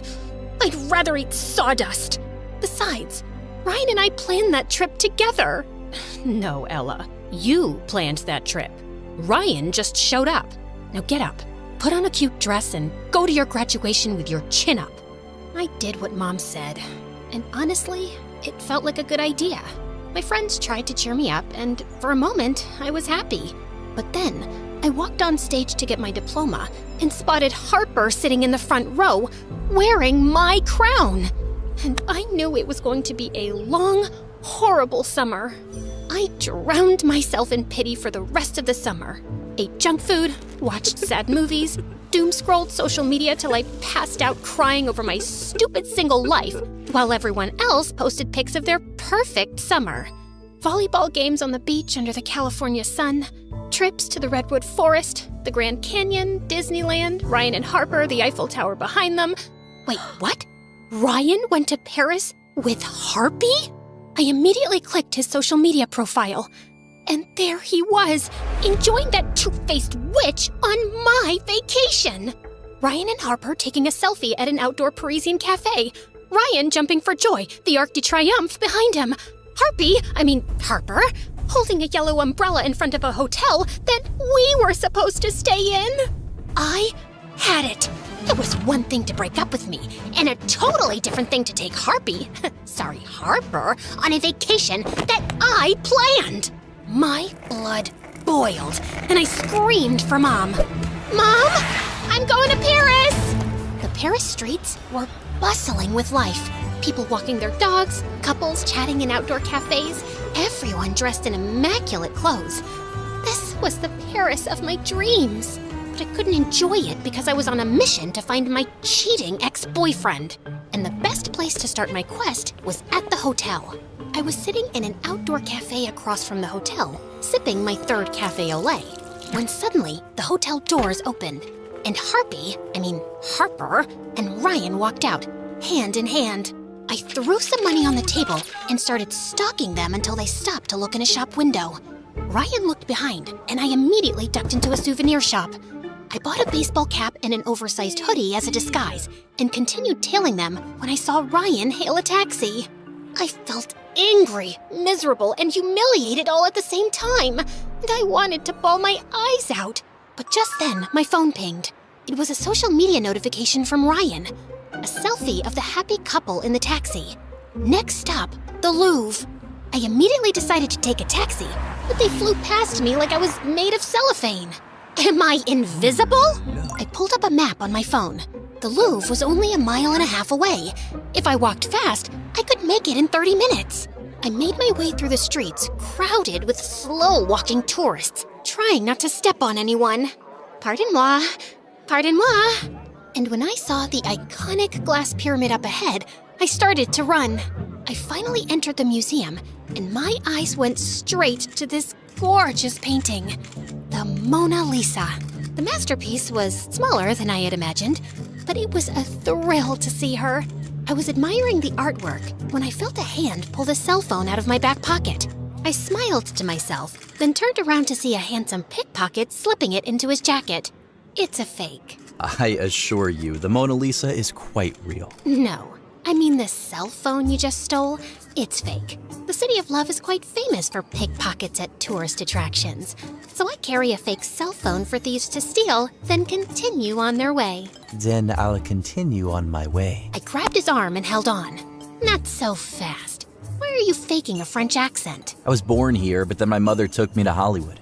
She wanted to act in films. Clearly she must have failed because here you are, robbing tourists. Can you let me go now? No. Look, you have two choices. I can go tell the security guard you stole my phone, or you can help me find these two losers. I showed him the pic of Ryan and Harpy by the Eiffel Tower. Did they steal your fake wallet? No, that's still in my bag. She stole the love of my life, and I'm going to get him back, with your help. Because you speak French, and 4 eyes are better than 2. I'd rather get arrested. Please, I can pay you. Why are you running after the despicable monster who dumped you? Because I've loved him since the 3rd grade. And maybe it's time to grow up. You don't understand. I've spent all these years planning a future with him. Now my future is a big blank because this girl stole him from me.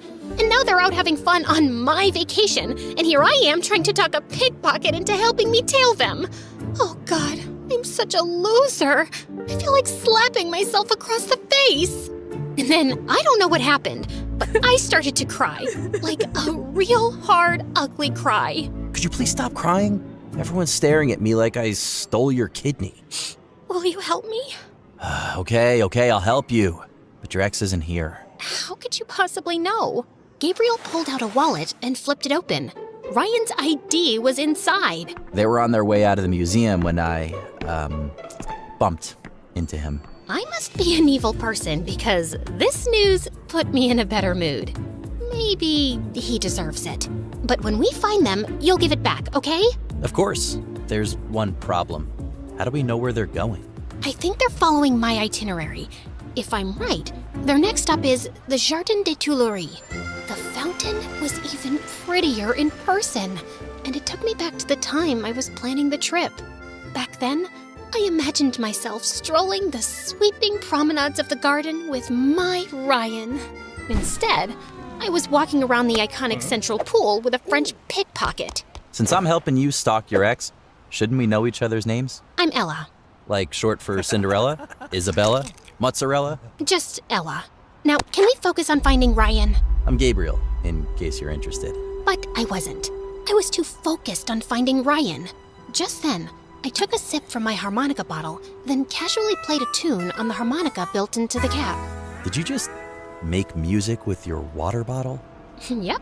Coolest thing ever. Hydration and entertainment in one. Whoever invented this is a genius. Okay, that's actually impressive. I kind of want one. Oh, are you planning to steal it? Some things are actually worth paying for. Can I try it? Uh-huh. Fine. Here, try it. Just blow into the cap, like a civilized person. This is cool, and I love it.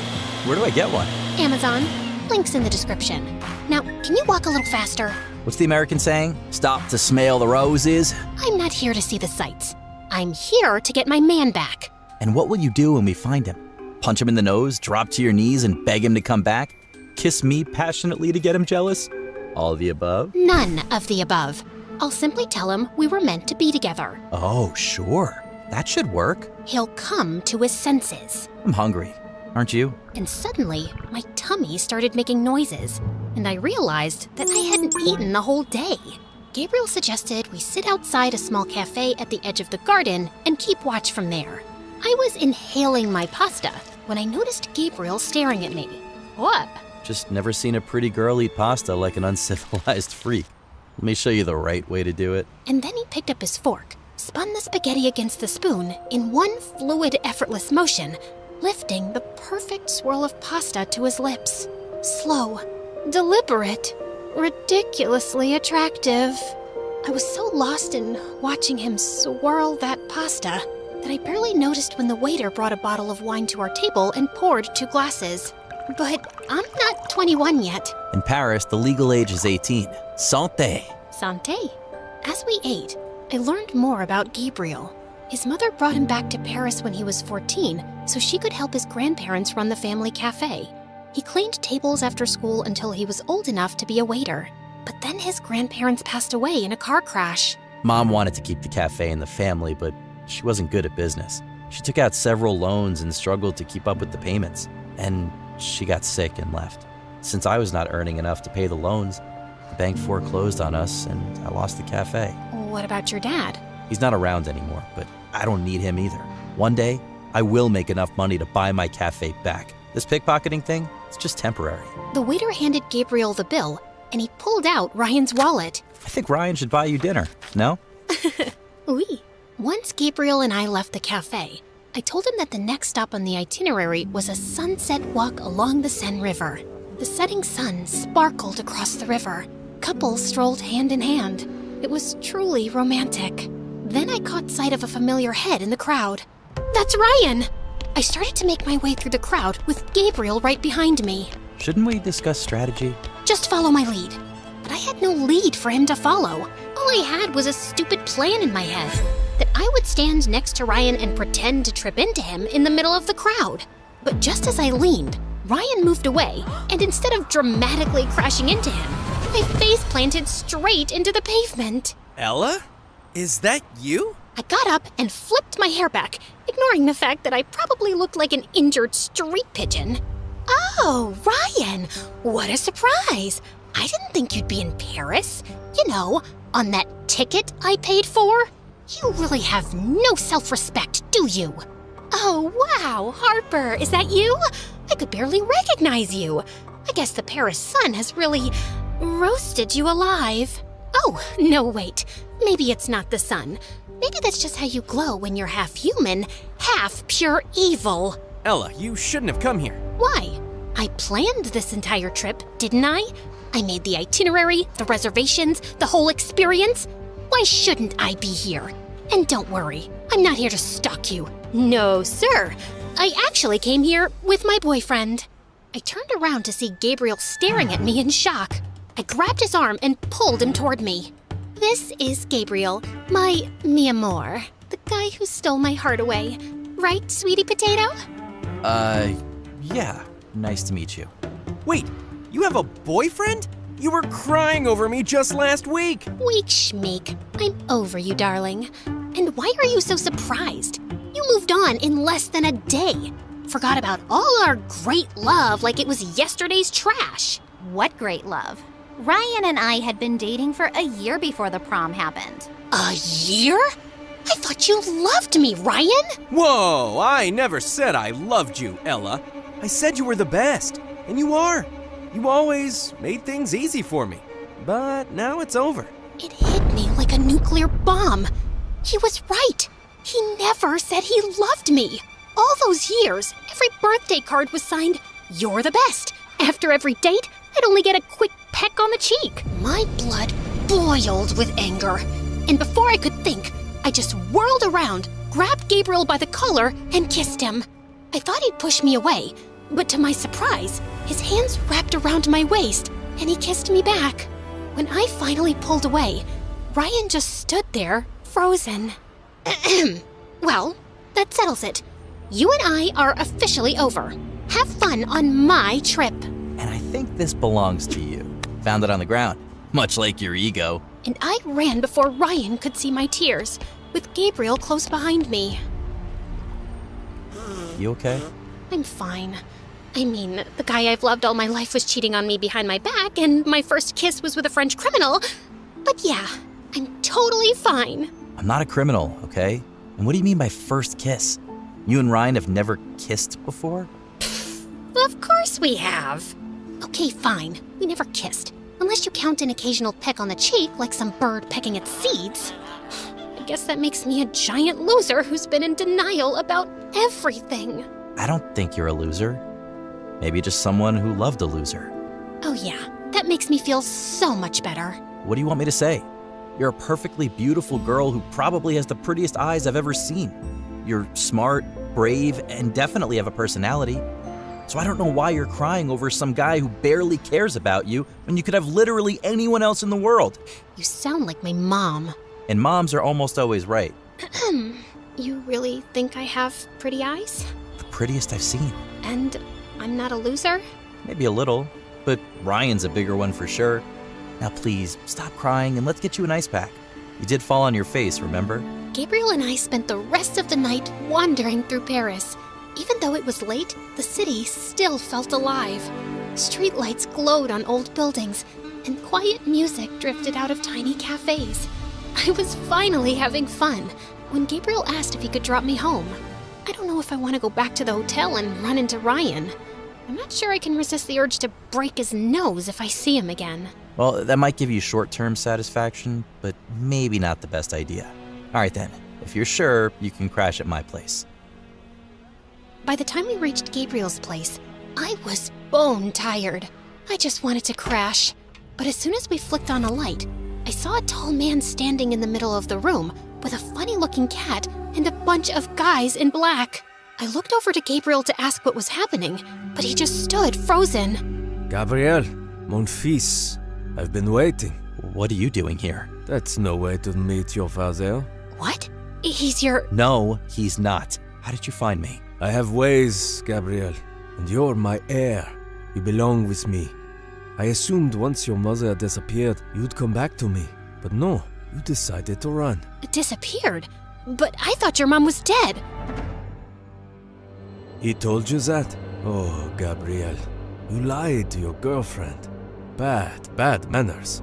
Anyway, now that I have found you, I'll take you with me and teach you how to treat a lady right. I told you before, I want nothing to do with you. Now, get lost before I call the police. The police? I'm sure they'd love to question you about your extracurricular activities. You've been sloppy, mon fils.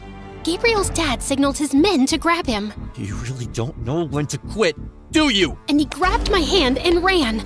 We sprinted through the streets, through late-night cafe tables, knocking over chairs, tables, and whatever came in our way.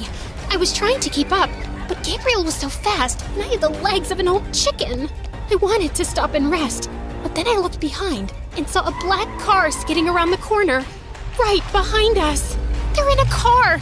Gabriel, we're not winning this race! Nope, which is why we're upgrading our ride.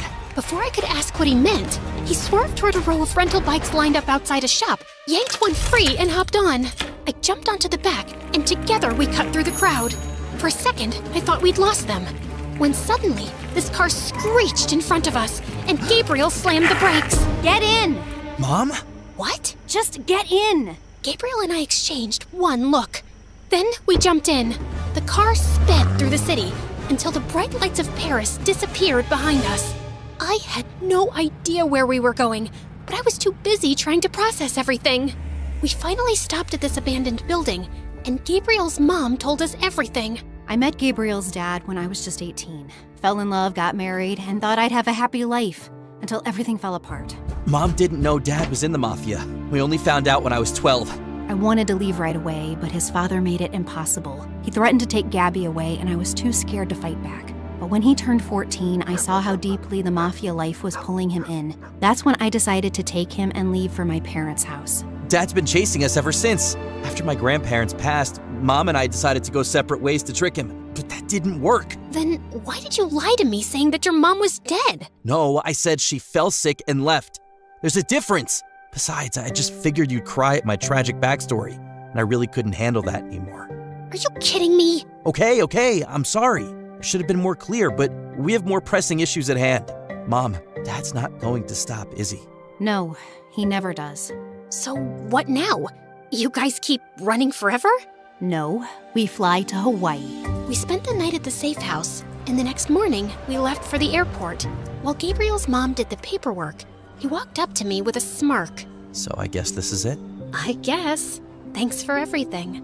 Really helped me with the whole Ryan situation. There was no situation. You were just chasing the wrong person.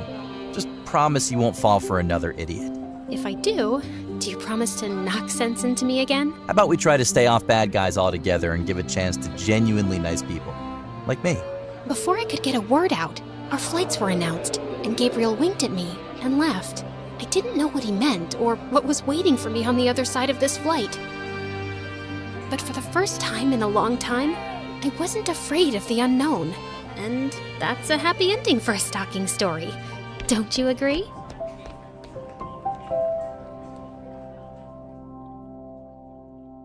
Hey friends, I'm Gabby from LA. Please like and subscribe.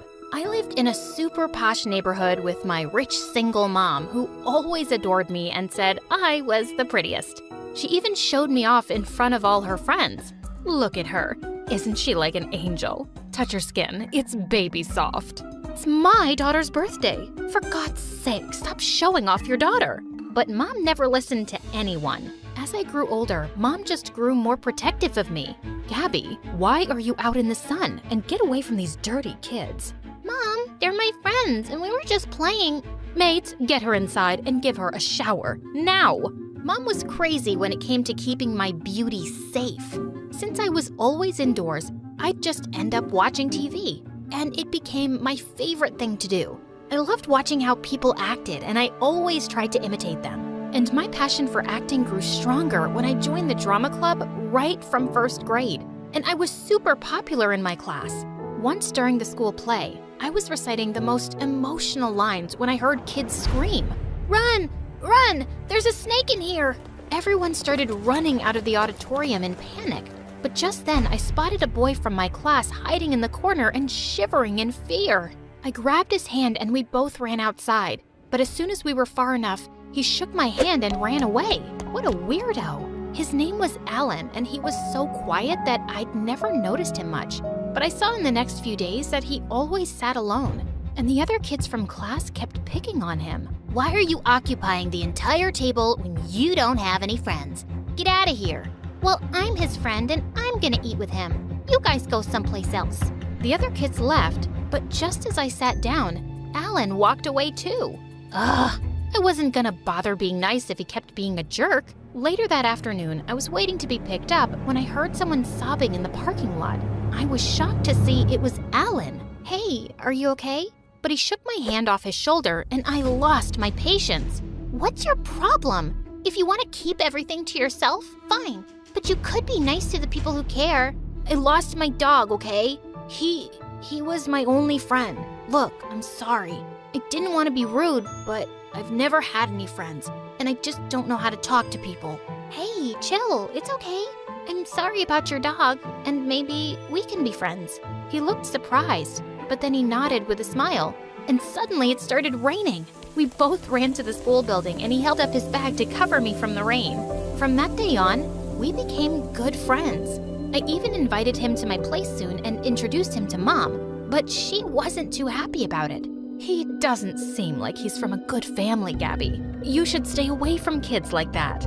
He's my friend, and I don't care about anything else. Grades passed by, and my bond with Alan grew stronger. We went together on school trips, and he came to watch all my plays.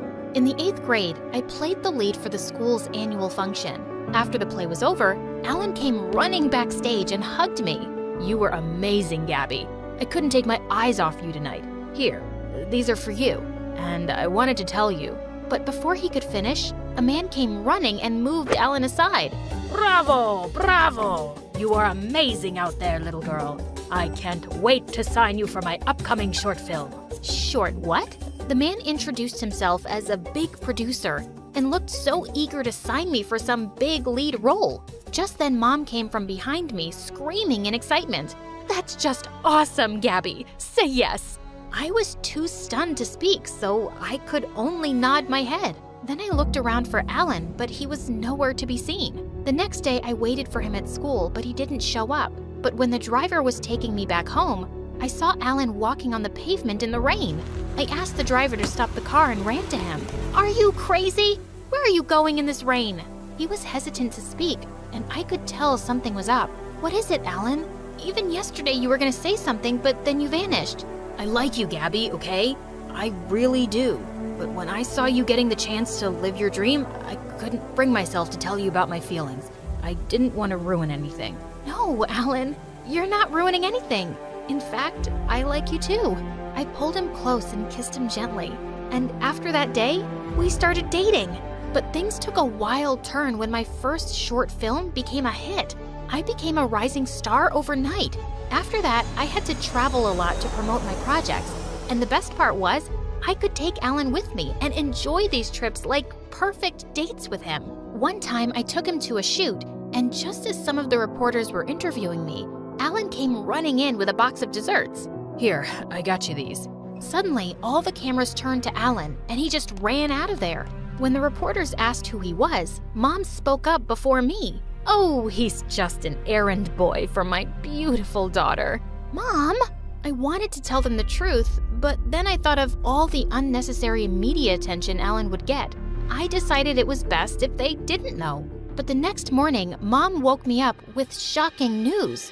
There were pictures of me and Alan kissing all over the newspapers with the caption, "Young millionaire actress dating her errand boy." You're just starting to get a name in Hollywood, Gabby. And you want to spoil it all for this poor boy? There are so many rich actors you can date. Stop it, Mom. Why are you... I don't want to hear anything. Alan's got no class, and I want you to break up with him. Of course I wasn't going to do that. Now that it was already in the news, I was going to date Alan publicly, and Mom just had to accept it. Soon after, it was Alan's 16th birthday, and I had a really important award function the same day. So I decided to take him along with me and introduce him to everyone. It's gonna be so much fun, and I even got this Gucci suit specially made for you. But you know I hate crowds, and all that media attention, I don't think... Oh, come on, Alan. For me, please, just this time. He agreed, and we both went to the award night together.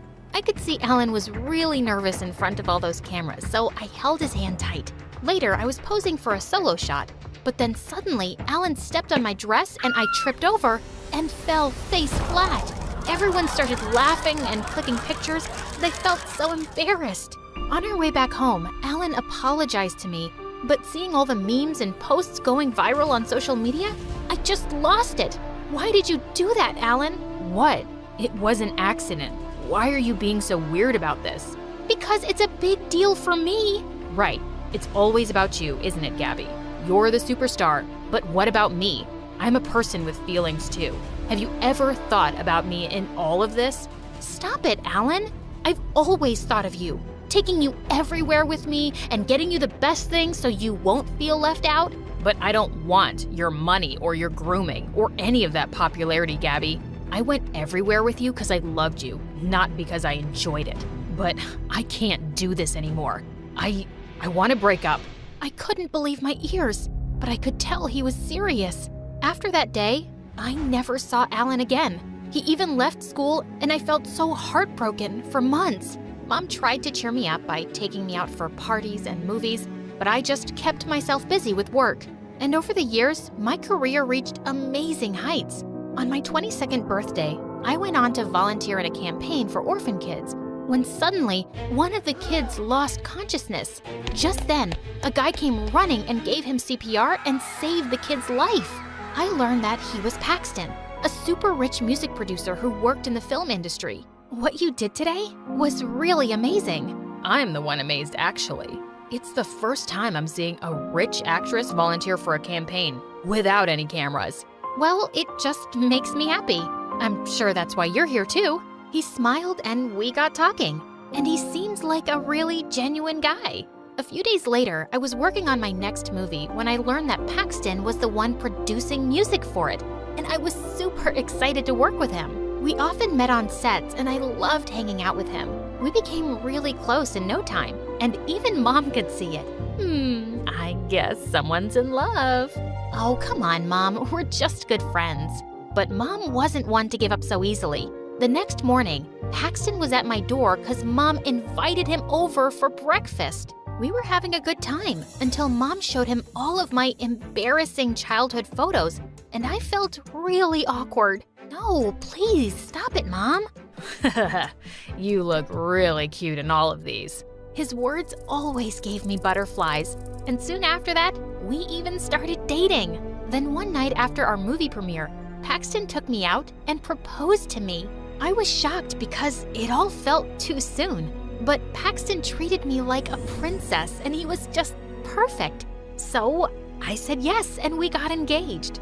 Then a few days later, I had a shoot in a public place, and just as I got down from my van, a crazy fan came and held me from behind. I tried to get rid of him, but just then someone came forward and punched him. As he pulled me to the side, I saw that it was Alan. The security guards took the crazy fan away, and Alan made me sit down. Are you okay? Did he hurt you anywhere? No, I'm all right. But what are you doing here? It's been 6 years, I know. And I'm here because I'm the CEO of this company. He was the freaking CEO? Later, when my shoot was over, he took me to a cafe and told me how he'd developed an app soon after high school and worked his way to build this company. I'm really proud of you, Alan.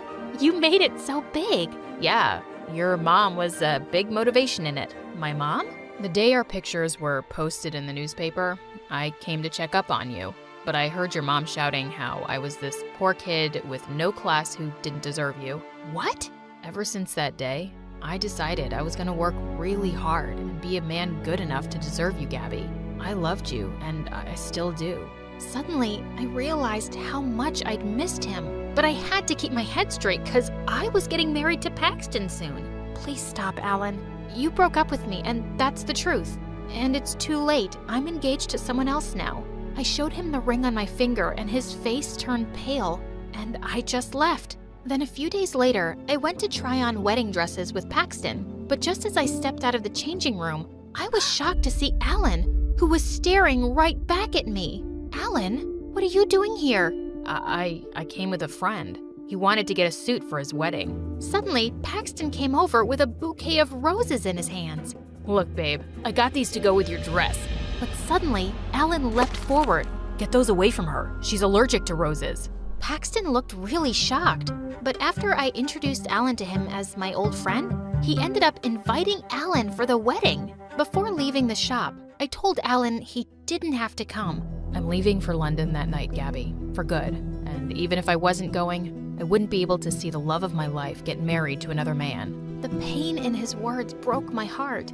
On the day of my wedding, I was walking down the aisle, but I kept thinking about Alan so much it was driving me crazy. And when I looked up at Paxton, I knew I couldn't do this. What's wrong, Gabby? I can't do this. I like you, Paxton, But you love Alan, don't you? When I saw you with him the other day, I could see it in your eyes, Gabby. You looked at him in a way that you've never looked at me. I'm so sorry, Paxton. Don't be, Gabby. If that's where your heart is, then go and get him. Oh, Paxton. I ran out of the church and got a cab to the airport. When I got there, I was running around looking for Alan when I heard someone call my name. Gabby? Alan! What are you doing here? It's your wedding. You shouldn't be here. This is where I should be, dummy. With you, the guy I've always loved.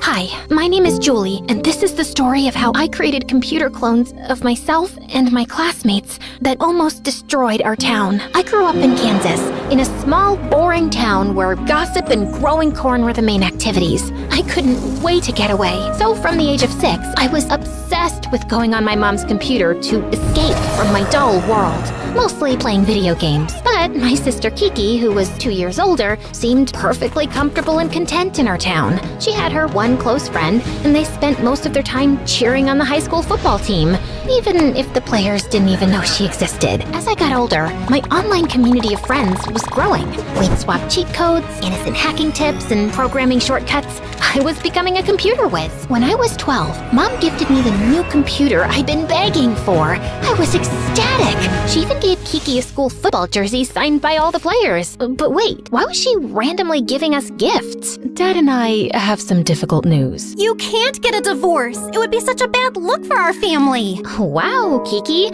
So nice of you to be concerned about our parents' marriage. Well, good news, that's not the news. The thing is, we have to move to the city for my job. But I'll be making more money, yay! That's why we got you those generous gifts. Are you kidding me? You're bribing us so we won't be livid that you're completely changing our lives without our consent? Kiki was fuming, but I was silently beaming with joy. I was so ready to get out of here. 2 months later, Kiki was still giving my parents the silent treatment, and I was finally going to meet some of my online gaming friends in person. Some of them went to my new school. One girl, Grace, invited me to meet her and her friends at a coffee shop downtown. I was so nervous. I hadn't exactly honed my social skills. Oh my goodness, Julie? Is that really you? It is such an honor to meet you in person. You're like a computer goddess. I feel like I'm meeting a celebrity. Suddenly, all my nerves disappeared. I felt like I was finally where I was supposed to be. Grace was a poet and a painter, and all of her friends were so interesting and creative. So, I assumed they would all be outcasts. But on my first day of school, I realized I was dead wrong. They were the popular kids. Edgy, sociable, interesting. They were the center of attention. And suddenly, people were curious about me. Girl, where did you get that sheepskin jacket? It's so lit. Oh, my sister Kiki actually sheared that sheep herself. That's amazing. Where is she? Good question. I scanned the cafeteria to find Kiki sitting all by herself at the lunch table. It hadn't even occurred to me. I was thriving while Kiki was silently suffering. Before I could get to her, Kiki stood up and disappeared out of the cafeteria. At home, I could hear her sobbing quietly through the bedroom wall. The next morning, my parents were waiting waiting for me at the breakfast table. Julie, we see Kiki is having a hard time here, and we want you to spend more time with her. She can't just be hanging out with us all the time, no matter how cool we are. You were never worried about me in our last town. Because you've always been able to fend for yourself. Do this for her, please. Ugh, I really didn't want to, but there was no use arguing. So, twice a week, I went with Kiki to the suburbs to watch some dumb football game or eat the greasiest burger. I kind of dreaded it, until one day, when we were at the lake, Kiki weirdly opened up to me. Is it weird that I'm kinda jealous of you? Me? I was thinking back in our old town, I sort of blended in, and now in this new place, I don't know who I am, but you've always been so self-assured, so effortlessly yourself. I suddenly felt sad for her, but it was nice to hear that she admired me and didn't think I was her weird younger sister. After that, we started hanging out more, and it was surprisingly nice. But as time went on, and I was excelling at school, my social life, and my programming side hustle, she was getting more dependent on me and stopped trying to make friends. I found myself constantly reassuring her when she felt insecure, keeping her company when she felt alone. I suddenly felt like her older sister. I hate to admit it, but I was starting to count down the months until Kiki would go off to college. And it was me that had to encourage her to go to an on-campus school. You'll go back to the country, you'll meet your people again, you'll be happy there. But I'll miss you. Yeah, but it's all right. We'll stay in touch. It's 2025. There's like 50 ways we can communicate. Kiki agreed, and finally, 3 months later, I was free of her. I could fully focus on my programming skills, my new friendships, and then Michael. He was sitting next to me at the computer lab at school, massive headphones on, practically dancing in his chair. I snuck a peek at his computer, curious. Snooping, eh? He pulled his headphones off and smirked at me. He had the confidence of someone much older. I thought of something eloquent to say. So, do you like computers? Yeah, I mean, I'm an electronic musician, so the computer is basically my instrument. That's so cool. I'm a programmer, so I also have an emotional attachment to my computer. Okay, I didn't say that. Michael and I chatted, and we had so much in common. We'd meet in the computer lab every day, and soon we started hanging out after school. I was smitten. The only problem was Kiki. Every time Michael and I would hang out, I would get a barrage of texts from Kiki begging me to call her or save her from some awkward situation. Sometimes I ignored her, but I could tell Michael was getting weird about it. That Kiki texting you again? Or some mystery suitor? Nope, just my sister. I called Kiki. I was sick of her antics. You have got to stop blowing up my phone. My boyfriend is starting not to trust me. Well, then you shouldn't be with him. How would you know? You've never had one. I'm sorry, that was mean. I'm sorry I'm bothering you so much. I'm just having a hard time making friends. Everyone knows each other already, but I see that I'm just a burden on you, so I'll leave you alone. Click. She hung up. I felt really bad. She needed me, and I wanted to be there for her, but it was just so energy draining. If only...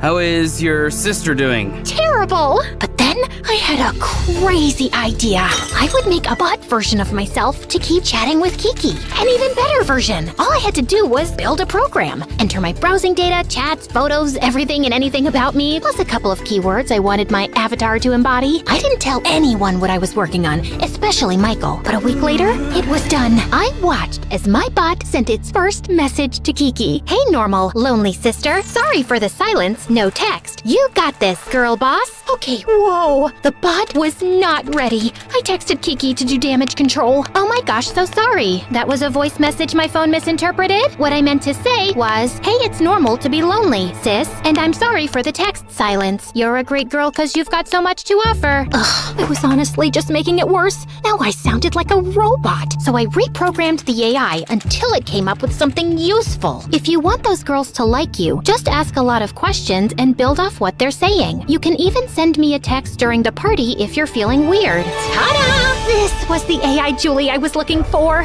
Patient, kind, and supportive. A version of me I didn't have time to become right now. And finally, I heard back from Kiki. That's actually great advice. Thanks for being there for me. Seriously. I was totally pulling this off. Now, I had plenty of time for my social life and for Michael. But it seemed the more available I was, the more unavailable he was. Hey, babe, do you want to maybe get off your computer and come eat the pizza I ordered for us with all of your favorite toppings? I just lost lost it. Can you please not interrupt me when I'm working? You know I gotta prep for my gig next week. Okay, it's just that you were asking me to make time for you, and now that I have, but Michael already had his headphones back on. I texted Grace that I was annoyed with Michael, and the next day, things just got way worse. A car alarm has more rhythm than my music? Nice. What are you talking about? That's what you said about my music, for everyone to see. He showed me my most recent Instagram post. I did indeed write that with Michael's song playing in the post. I was mortified. Oh my god, Michael, it wasn't me. Oh, so what? Someone just hacked into your phone and posted that? You're the only person I sent that song to. And then it occurred to me, I was the only one with this song. Well, me and my AI. And that's when I realized she must have gone rogue. I'm so sorry, but I can explain. I sort of created a program that created an AI replica of me to keep communicating with my sister so I could devote all of my attention to you. And my bot must have known I was mad at you and tried to get vengeance. I swear it wasn't me. I don't believe you. Show me. I needed Michael to forgive me, so I did. Honestly, I'm kinda impressed, but you need to go online right now and tell everyone it's a joke and fix it so it doesn't happen again. Done! And I hate to ask, but I need to get into this music school. Do you think you'd be able to create an AI version of me just to write my college admissions essay? I mean, I didn't want my Ted to get abused, but I didn't want to lose Michael. Okay, but just this once. I just need you to gather all of your data. Texts, music playlists, anything that represents the best version of you. Then I'll add some additional aspirational keywords, like independent thinker, generous.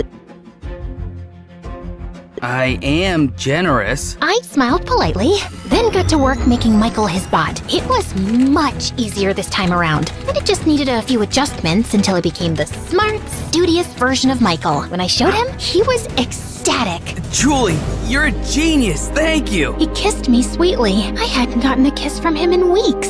I was beaming, but our kiss was interrupted by my friend Grace. Julie, I know about your bot. Michael told me. What? I didn't. Grace showed me the text from Michael, saying if she needed help getting a job, she should ask Julie to make her an AI avatar. Then it went on to tell her all about my tech and how I used it to reconnect with my sister. Michael, why would you tell her that? I didn't. It must have been my bot. I did program Michael's bot to be generous and helpful, but I guess it took that too literally when he was chatting with Grace. Ugh, these bots are developing a mind of their own. Grace, I can't help you. Oh, no worries. I'll just message Kiki right now and tell her what you've been up to. Wait, fine. What do you need help with? I need a job so I can prove to these Ivy League schools that I have a good work ethic, but no one will hire me. I'm like, are they just threatened by how much money my family has? I couldn't have Kiki knowing. It would ruin everything we built. Fine. I'll make a version of you that is so good at applying to jobs. But after you get a job, you have to delete it. Deal. She gave me a hard drive with all the data that made up Grace. I uploaded it to the program and, ta-da, a bot was born. We gave it the task of applying to jobs and I monitored it closely. I had to be very careful with the data I put in. And after that, no more bots. The next day after English class, my teacher called me over. Had she found out my secret? We need to talk about the email you sent me. I had no clue what she was talking about. Then she showed me an email that read, "I'm sorry you felt my English paper was only B-worthy. The truth is, I don't need to be here. I'm smarter than all of this, and I don't care about English anyway. Also, you look tired." Oh no, my AI had gone rogue again. I thought I fixed it. It must have run with the word headstrong. I came clean to her. It wasn't me. It was a rogue robot version of me. I know you're an English teacher, so it might be difficult to understand, but I spent about an hour explaining this to her and showing her. She seemed disappointed, but also a little intrigued. I could suspend you for this, or I could ask for a favor. You're right. I do look tired. I am tired. Can you make me a bot that can grade papers for me? Please. Then this stays between us. Promise. I didn't have a choice, so I agreed. When I was done, I was so ready to delete my tech once and for all and come clean to Kiki until... Guess who's the new face of the post office? Yep, I'm gonna be a mail clerk. You helped me so much. Julie, my essay was amazing. Thank you, babe. Who's ready to talk about indefinite articles? I definitely am. Everyone seemed so happy, like my AI was actually helping. Now that I had the bugs figured out, I checked in with my bot and Kiki and I were really getting along, so I let it exist. Michael was a little distant leading up to the night of the show, but I figured he was just stressed. When the night of the show arrived, the place was packed. I was so proud of him. After his set, I went backstage to congratulate him when Grace came running up to me, fuming. Guess who was just fired from the post office? Yep, my bot was too good at applying to jobs. Her cover letter was so incredible that I couldn't live up to the expectations she set. That's a you problem. Baby, what's wrong? Suddenly, Michael put a loving hand on Grace's shoulder. When she stepped aside, he seemed shocked to find me standing there. Oh my god, Julie? You said you weren't coming. What? I never said that. You texted me. I checked. My bot had said that to Michael. Okay, but that's not an excuse to cheat on me. You said you were sick of my behavior and wanted to take a break. Ugh, I did seem to say that too. I didn't mean that.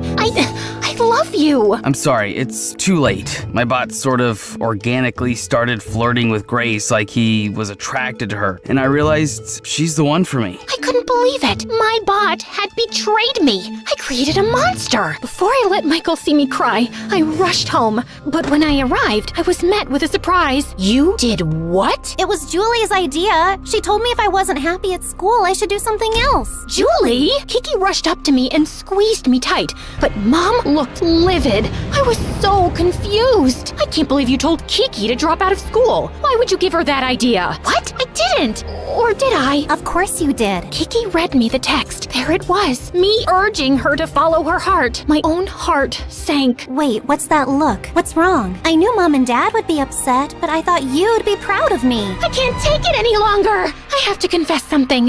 It wasn't me that told you to drop out. I mean, it was a version of me. I sort of created an AI clone of myself so I could chat with you while I was busy with my friends and Michael. I wanted to be there for you. Whoa, seriously? You spent all your energy building a whole new software just so you didn't have to spend your energy actually talking to me? You know what? That's unsurprising. You always saw me as a burden. Kiki, I'm sorry. That's all you have to say? I didn't know what to say. I was honestly at a loss for words without my AI to fall back on. Both of you are grounded until I have a better understanding of what is actually going on. Kiki ran to her room, slamming the door behind her. My AI had gotten me into this mess, and now I had no choice but to delete her. So, without another moment of thought, I shut her down, once and for all. I felt better already. It was the first step to making amends with my sister. But the next morning, I got a text from Kiki. I said I don't want to talk. That's weird. I had never asked her to. A sinking feeling came over me. I checked my phone. My bot had sent a message to her that morning. She'd come back to life. She was unkillable. When I got to school, I felt horrible. My boyfriend and best friend had betrayed me. And then, when the English teacher handed back our assignments, she had failed me. But not just me. Everyone. There were angry shouts throughout the classroom. I had to do something. Mrs. M, what happened? Apparently, the robot version of me believes everyone in this class is not working to their truest potential, and I finally graded accordingly. And who am I to argue with myself? Robot version? Julie, are you behind this? Suddenly, Grace snatched my phone out of my hand. Oh my gosh, Julie made a bot for the teacher. That's it, I'm destroying it. I yanked the phone out of her hands and tried to pull up the software, but instead, I found a message from myself. We're not shutting anything down. We're only getting started. Everyone used you, blamed you for trying to help, and then discarded you. It's time to fight back. Suddenly, everyone's phones were blowing up. Julie, you made my bot send the school the wrong essay. I just got rejected from the music conservatory. Michael, who is this woman? Grace showed Michael a photo he'd sent her of him and another girl. Oh my gosh! My bot just sent everyone access to the school server. How do I change it? Julie, stop this! Everyone was on their phones, logging into the server. Personal chats, gossip, secrets, all exposed right there on everyone's phones. It was anarchy. I don't know what's happening. I think my AI is corrupting the other bots. I tried to deactivate it, but nothing was working. Students were screaming at each other, crying, getting into petty fights. It was a zoo. I broke down sobbing. I felt used and blamed. My bot was simply reacting to real feelings of betrayal and sadness I had suppressed. I couldn't deny it any longer. My AI was an extension of me, and if I couldn't shut it down, I'd have to reprogram it. So I went into the AI algorithm and added a few key words to my bot's code. Empathetic, forgiving, and honest. Someone who doesn't hide behind her computer to express herself. After some trial and error, the text stopped flooding into people's phones, and finally, I was able to shut it down, but the damage was already done. I decided to be the brave, honest version of myself I had programmed into my now dead AI as I addressed the rowdy crowd. Everyone, stop! Hear me out! The crowd went quiet. I'm sorry for my part in this, but listen, you can't rely entirely on an algorithm. It makes mistakes, just like you. You have to take responsibility for your own lives. If I had just talked to my sister Kiki instead of avoiding her, I could have saved us both a lot of pain and spared you all some too. But now, your secrets are out and you have to face them. Okay, bye! I ran home. I had to see Kiki. Kiki! I shut the software down. I'm sorry. You were right. I was hiding behind my computer because it was easier than giving you my time. You're my best friend. You've always been there for me, and I need you now more than ever. I love you, sis. Tears were welling in Kiki's eyes. And you didn't get a bot to write that for you? Nope, that's from the human heart. Well, you might have been hiding behind a computer, but I was hiding, period. I didn't drop out because you told me to. It's because I was scared. So was I. I didn't want to say the wrong thing to you and lose you. Kiki hugged me. Now tell me, does this outfit work for my job interview tomorrow? I was sweating, but I had to be honest. Not really. But don't worry, I'm gonna build an app that will help curate the perfect wardrobe ensemble. No.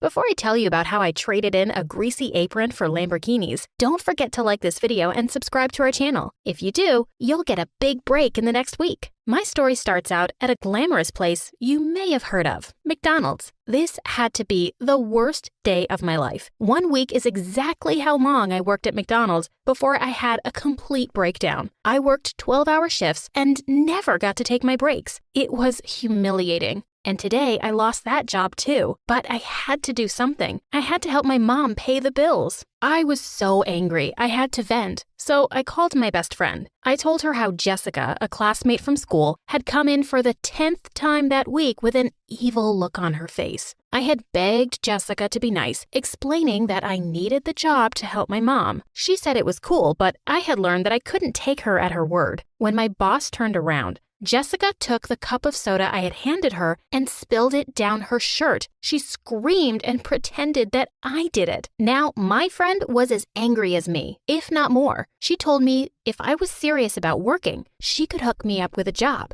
Her parents were super rich and offered her a job as an assistant at a giant tech company. My friend was desperate to have someone else take it so that she could spend her holidays cruising around Europe. I showed up for the interview in my best outfit. A secretary told me to sit in a crowded room and wait for my name to be called and to help myself to some refreshments. I got a cup of coffee to look mature, but as soon as I turned around, a strict and powerful-looking woman appeared. She asked if I was here for the interview, and I said yes. It must be her interviewing me. I was shaking so hard that I spilled coffee all over her very expensive-looking blouse. A teenager in the corner started laughing hysterically, and the woman turned as red as a tomato and looked like she was about to explode. I tried to play it off and excused myself to the bathroom for a quick break. Well, it was longer than I expected because I accidentally locked myself in there. I freaked out and started crying. I tried to climb over the stall and ended up ripping my dress and messing up all my makeup. I still ran over to do the interview.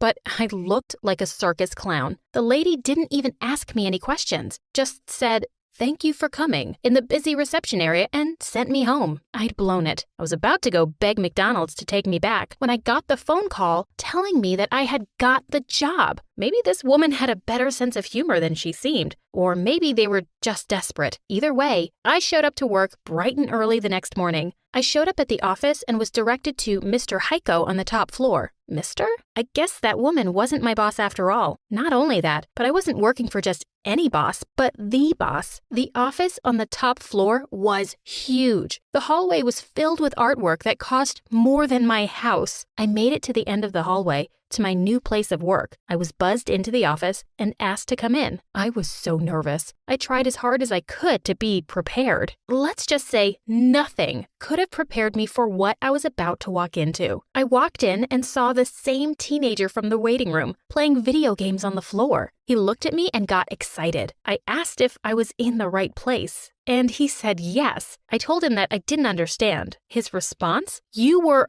hilarious. So you had your dad hire me because you think I was funny?" He got very insulted. "My dad? I built this company."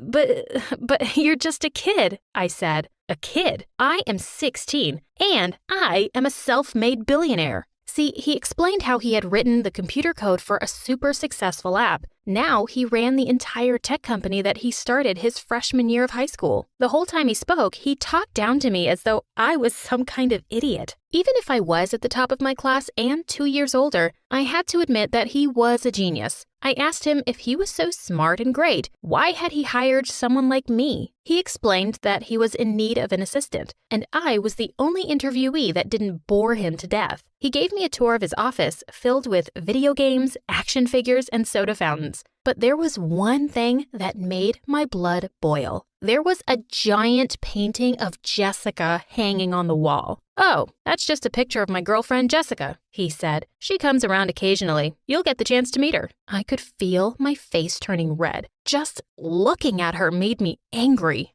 He asked if everything was okay, but before I could answer, he spoke up again. "Well, that concludes the tour. Now for your contract." I picked up the piece of paper and nearly passed out.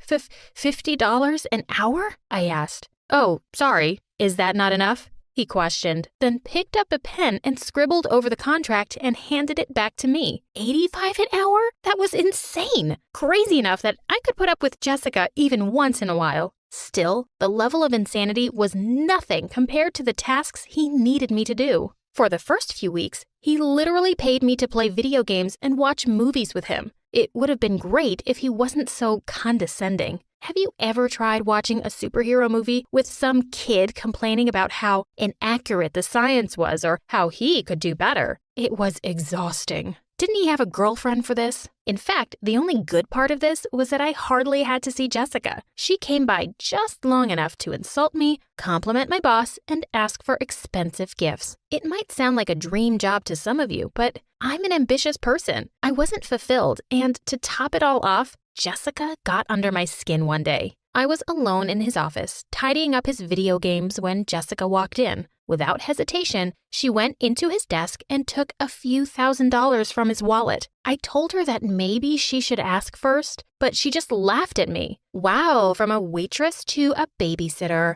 she said, looking me up and down. That's it. When he came back, I confronted him over why I was here in the first place. He didn't seem to actually need me to do anything. I told him that I needed to feel like I was actually doing something besides hanging out. He seemed disappointed, but agreed to let me take over some more assistant duties. As my first duty as your assistant, you should probably know that Jessica was taking money from your wallet. Now, any normal person would have at least been upset, but he just acted like it was all normal. In fact, he got super defensive about the entire thing. He told me that's just how relationships work, and I would know about it if I had ever been in love before. Idiot. He might have been some 16-year-old genius that ran a multi-billion-dollar company, but he was a complete idiot when it came to the real world. If he wasn't such a jerk, I would almost feel bad. Almost. I knew that rich kids were sometimes delusional, but even I was surprised by some of my new duties. Like this one time, he sent me to the grocery store for a bag of M&Ms and gave me $100. Another time, he gave me $50 to pick him up a banana from the local market. What's worse is that Jessica encouraged it. She asked him for $500 to pick up milk, and he just gave it to her. When I asked her what kind of milk cost half $1,000, she told me it was organic. It was no wonder he had no idea how much groceries cost, with Jessica lying to him for extra money. I could see why she no longer needed to take on summer jobs. What was even crazier was how much the stuff he bought himself cost. His socks alone cost $400 a pair, and he just threw them out when he was done. I asked him why he didn't just wash his clothes, and he said that it was gross to rewear socks or underwear. While these moments were almost comical, his privilege made him very annoying. He didn't understand how people were homeless or stuck with debt. I don't understand why they don't just get a job. He was so arrogant and horrible. He expected everyone to do whatever he wanted just because he threw a few bucks at them. I felt like I did a lot as his assistant, but there were countless people waiting on him day and night. The closer we got, the more I realized he had no idea how to do anything himself. I will never forget the day he asked me to tie his shoes. I kind of laughed. I asked him how he didn't know how to tie his shoes. His response? I don't know. How were you stuck at McDonald's if you were so smart?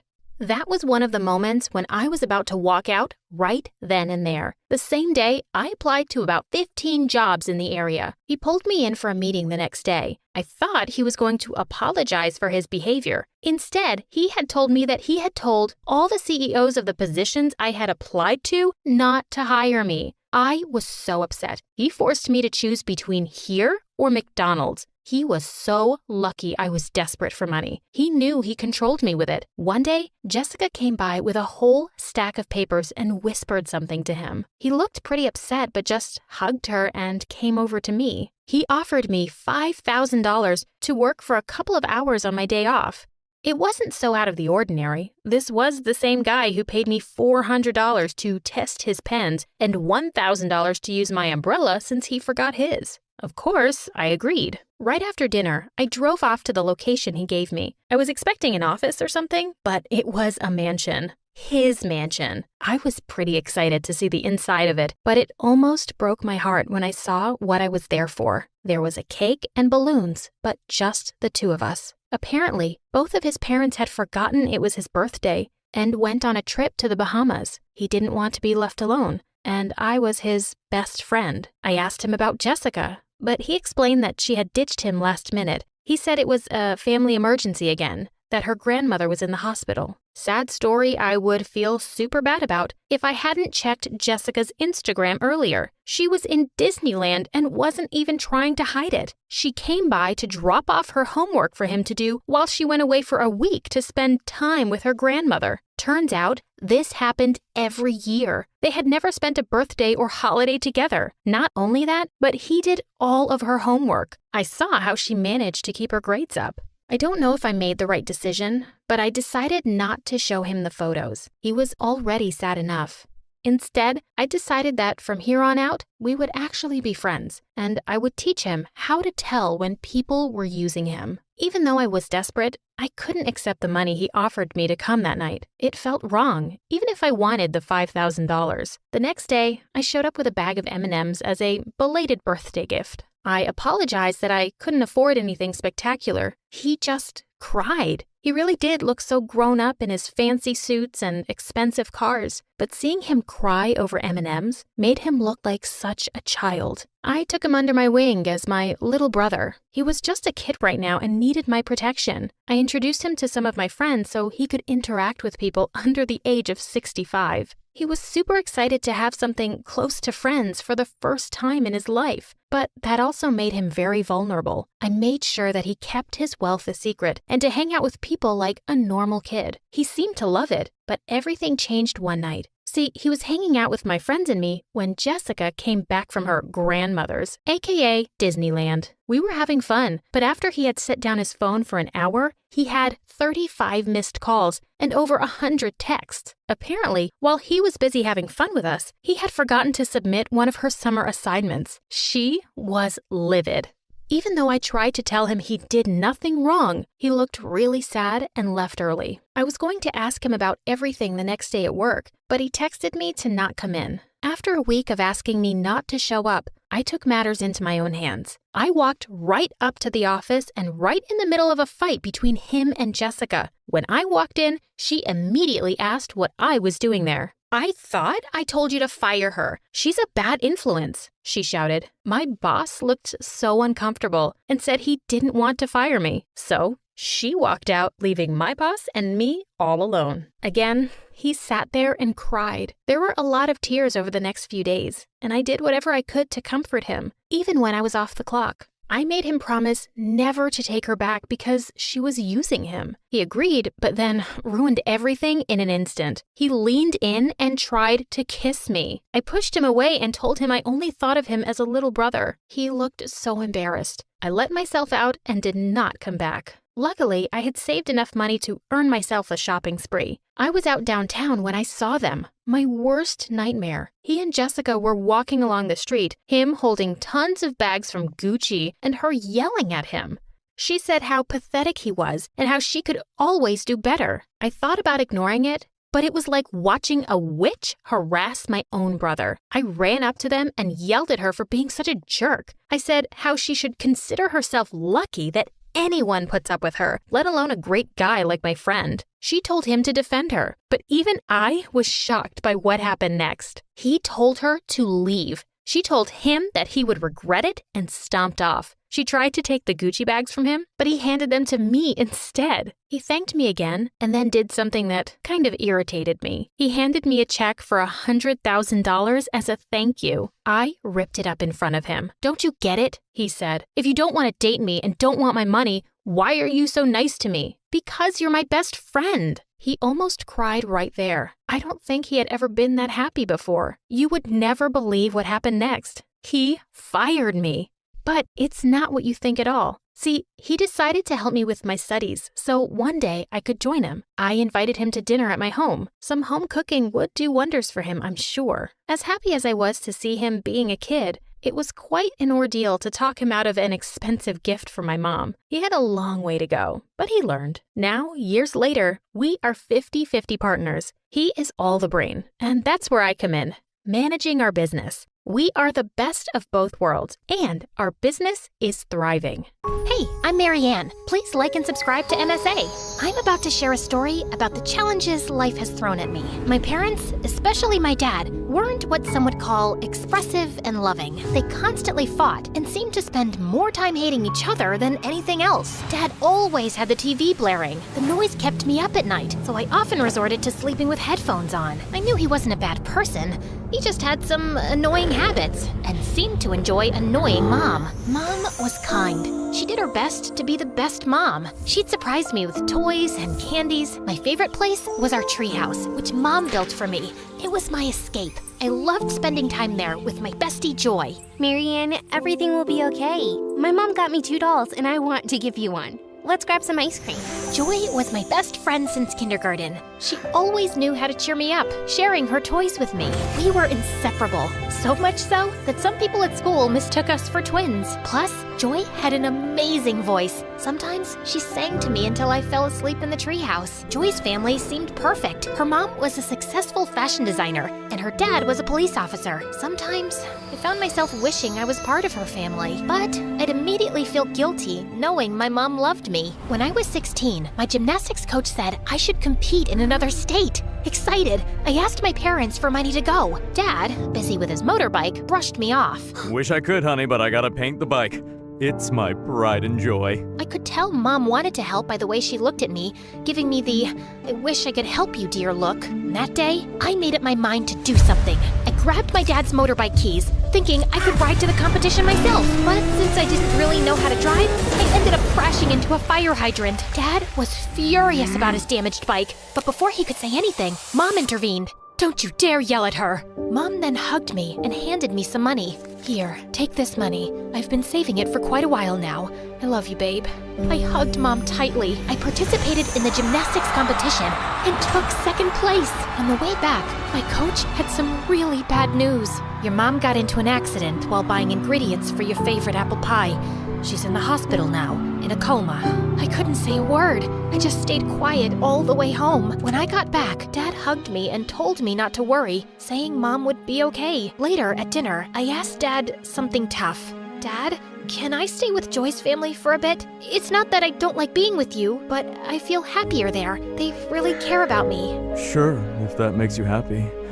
I'll talk to Joy's parents. And Joy's family was really welcoming. Joy's mom used to say, "We're glad to have you, dear. You're like my second daughter from now on." That's how I ended up living with my best friend's family. They even gave me my own room. Joy's parents were wonderful. They looked after me and made me feel like I was their daughter. Even though her dad wasn't always home, I loved them with all my heart and thought of them as family. Joy and I even got closer. We'd spend all night talking or playing video games. I still saw my dad from time to time, and he seemed to be improving, becoming nicer. I'll keep getting better until you say you want to come back and live with me.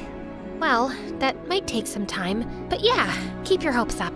I smiled and gave him a hug. One day, as I was walking around the house, I found a room full of beautiful clothes. Curious, I started trying them on. Joy's mom walked in on me. You look beautiful. I've always hoped to share my wardrobe with a daughter. Just then, Joy walked in, and her mom invited her to join. Joy, darling, come try on some clothes too. I don't want to. Soon, I got really close to Joy's mom. We hung out a lot, and I even helped her out at photo shoots, sometimes modeling for her.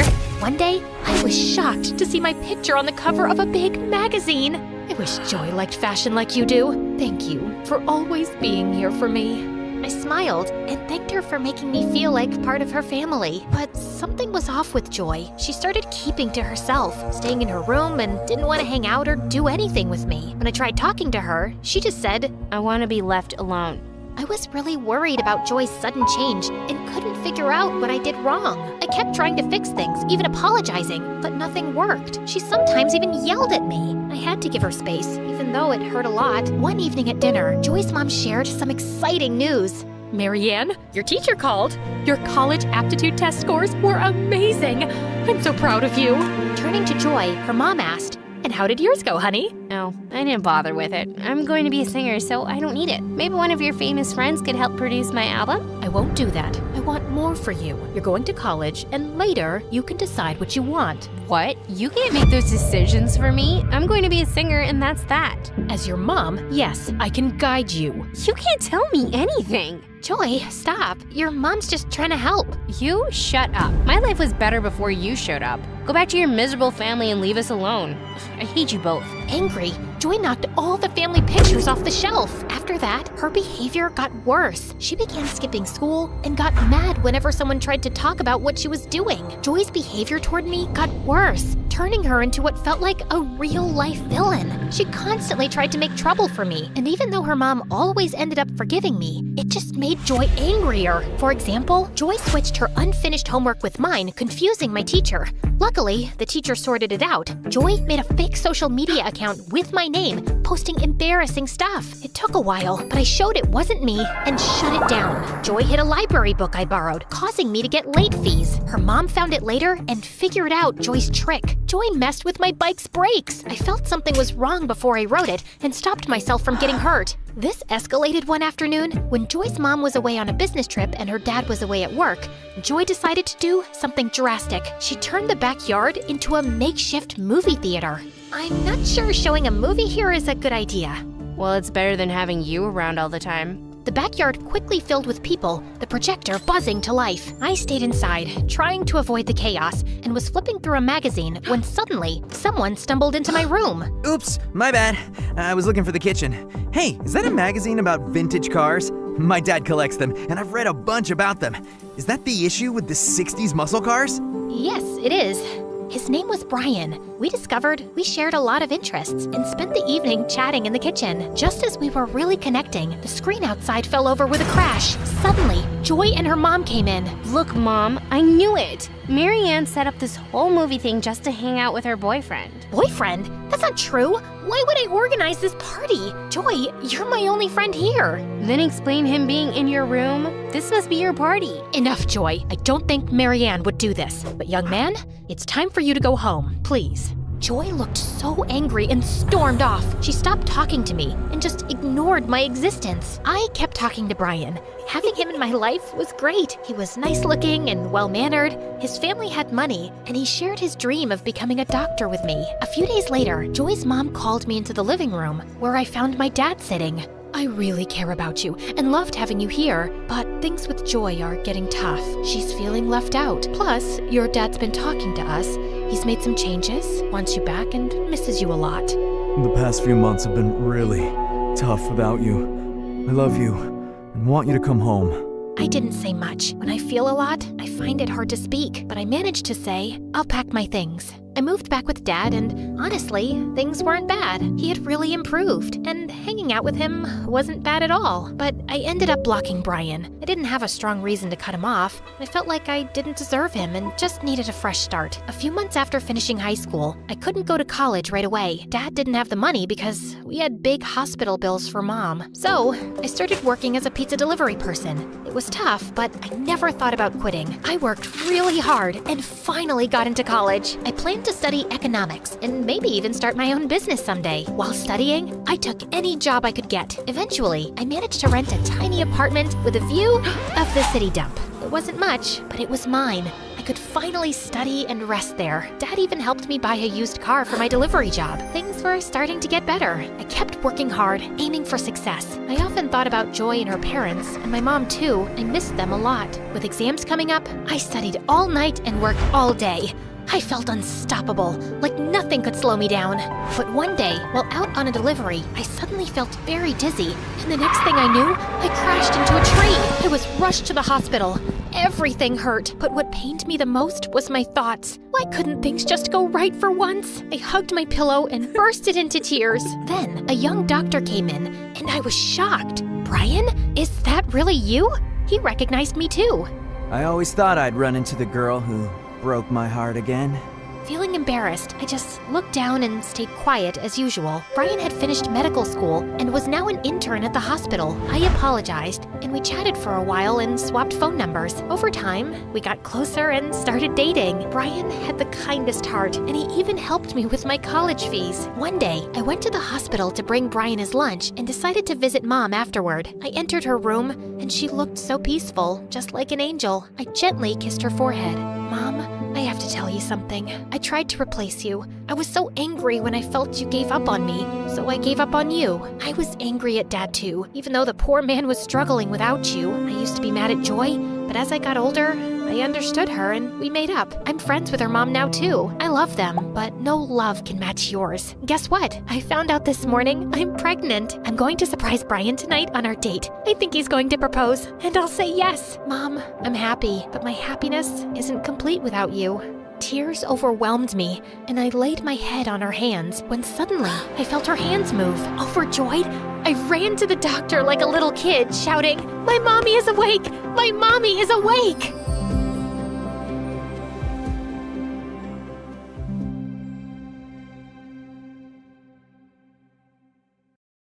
Jim and I were hanging out at the bowling alley, and he went to get me some water. Right then, something totally unexpected happened. Aaron, of all people, came over to me. I'm not gonna lie, my heart was literally racing with excitement. But what he said next shocked me. What are you doing here with Jim the Dim? Shouldn't you be with someone like me? Did he really have to? No way I was gonna just stand there and listen to him diss my bestie. Hey, don't call my friend that. Just look. He's so dumb. He couldn't even figure out how to get water without making a total fool of himself. What an idiot. Whatever. At least he's not a jerk like you. Fuck off, Aaron. Once Jim finally returned with a water bottle, he could tell something was up just by looking at my face.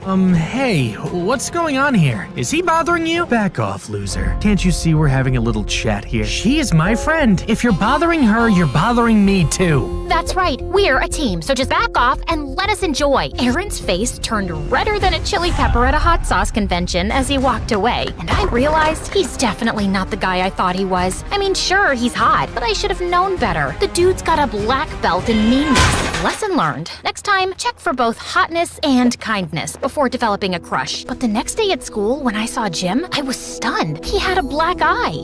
What the what? Who did this? It's nothing. I fell from... Don't you dare give me that fell from the stairs. Spill the beans. What happened? I got into a fight with Aaron. He did that? Oh, I am so gonna teach that jerk a lesson. Saying that, I ran to the parking lot where I knew Aaron always hung out with his goonies, and the moment I saw him, I threw a punch at him that left him stunned. You'll regret this, Juniper. I'll make you pay. How? By hitting a girl? You're worse than I thought you were, Aaron. Back off, Jim. It's between Juniper and me now. So, Junie, you think you're tough? Yes, she is. Want to see how tough she is? Let's settle this with a rap battle.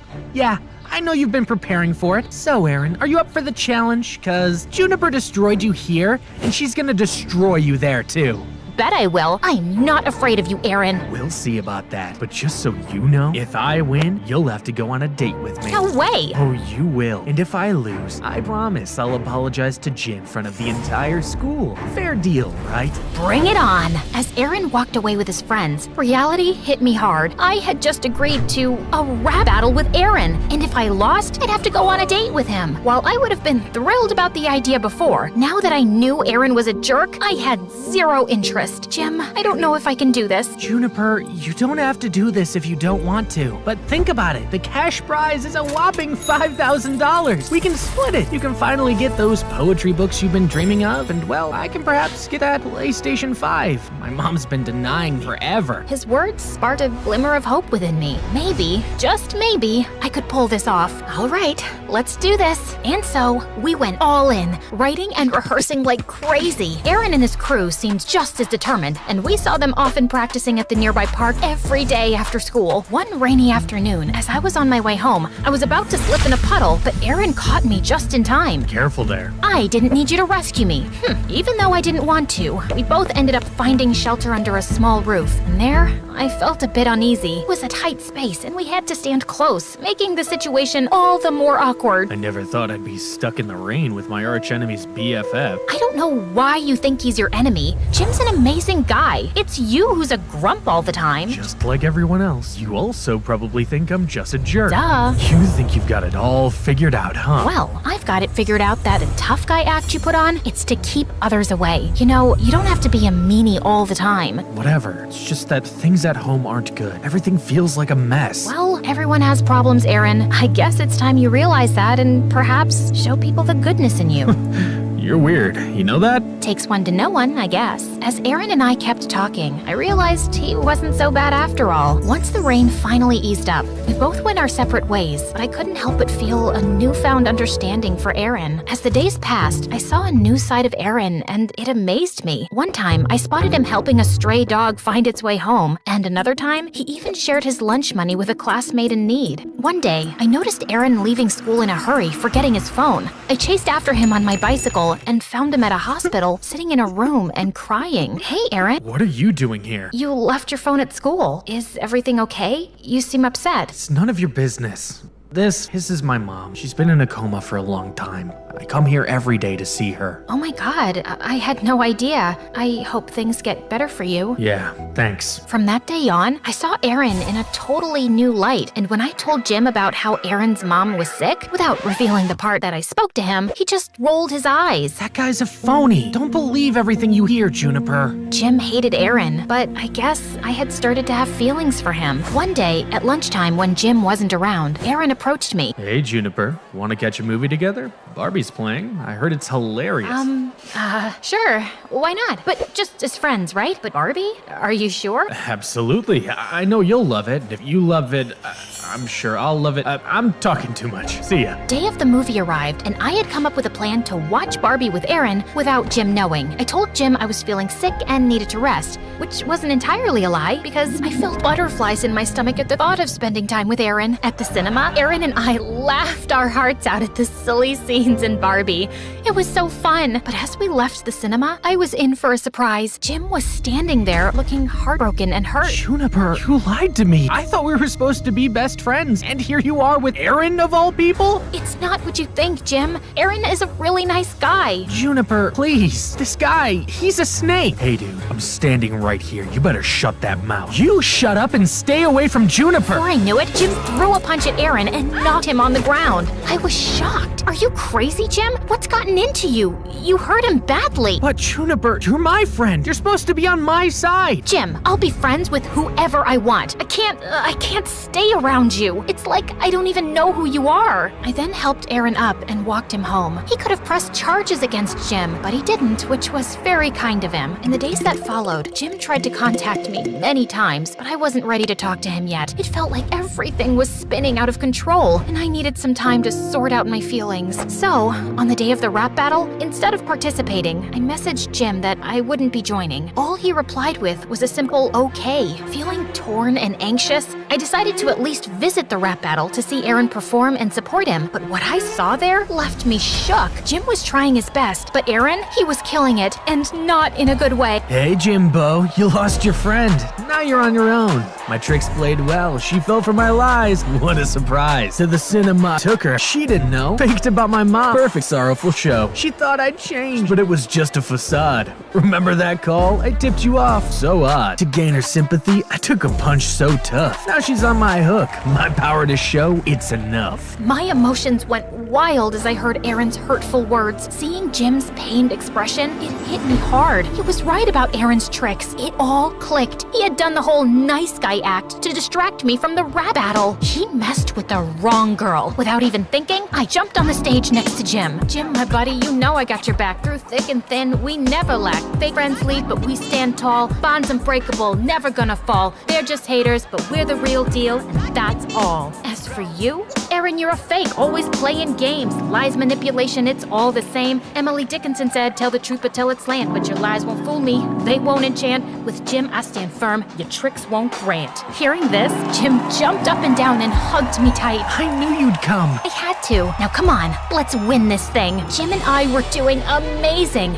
We were spitting verses in the mic like we were on fire. In the end, it was us against Aaron and his gang, and I decided to bring my A game and finish him once and for all. But before I could speak, Jim took the mic and left me totally blown. You call my friend naive, but let me retort. She's like a rainbow, shining bright, never short. Like twinkle, twinkle, little star, she'll reach for the sky while you're stuck in the dark, telling lie after lie. Life's a journey, not a devious scheme. In the little engine that could, she follows her dream. She'll rise and shine while you're left in the dark. With no true friends, no real spark. The rap battle ended. Jim dropped the mic, leaving Aaron speechless. OMG, how did you do that? Learned from you, Juniper. In the end, we totally nailed it and won the cash prize. As Aaron tried to get off the stage, I quickly called out his name. Hey, Aaron, remember the deal? Apologize to Jim in front of everyone. Come on, yeah, come back on stage. Aaron's face turned red as a tomato, and like a kid who was punished, he took the mic and apologized to Jim. Now that was a mic drop. Once we left the venue, Jim took me straight to the bookshop where my grandma's book was. Get that poetry book you've always wanted. But it's not just my money, we both won.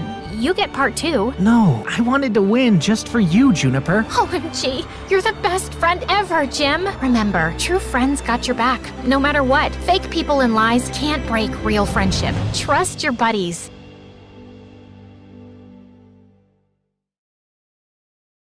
Most people have a person in their lives that they can go to with their problems. Not me. It's just my mom and I don't even like her much. It wasn't always this way. When I was young, we were close. My mom, dad, and I were always goofing around. Mom and dad were always together. The hardest memories are when I think about how happy we all were. That changed when I was 10, just after my dad left. He started becoming more and more distant. He didn't show up at home until late in the evening. Eventually, he stopped coming home. He didn't say goodbye to us. I was crushed by that. All he left was a letter. I still remember my mom reading that letter to me. I was big enough to read, but she wanted to read it to me. She said that his handwriting was really difficult to read. My dearest boy, I love you. These past few weeks haven't been easy for me. I've been offered a job working for the Argentinian government. I will be in charge of keeping the country safe from bad guys. It's what I've always wanted to do, but it comes at a price. What I will be doing must be a secret to you and your mother. If people find out about my family,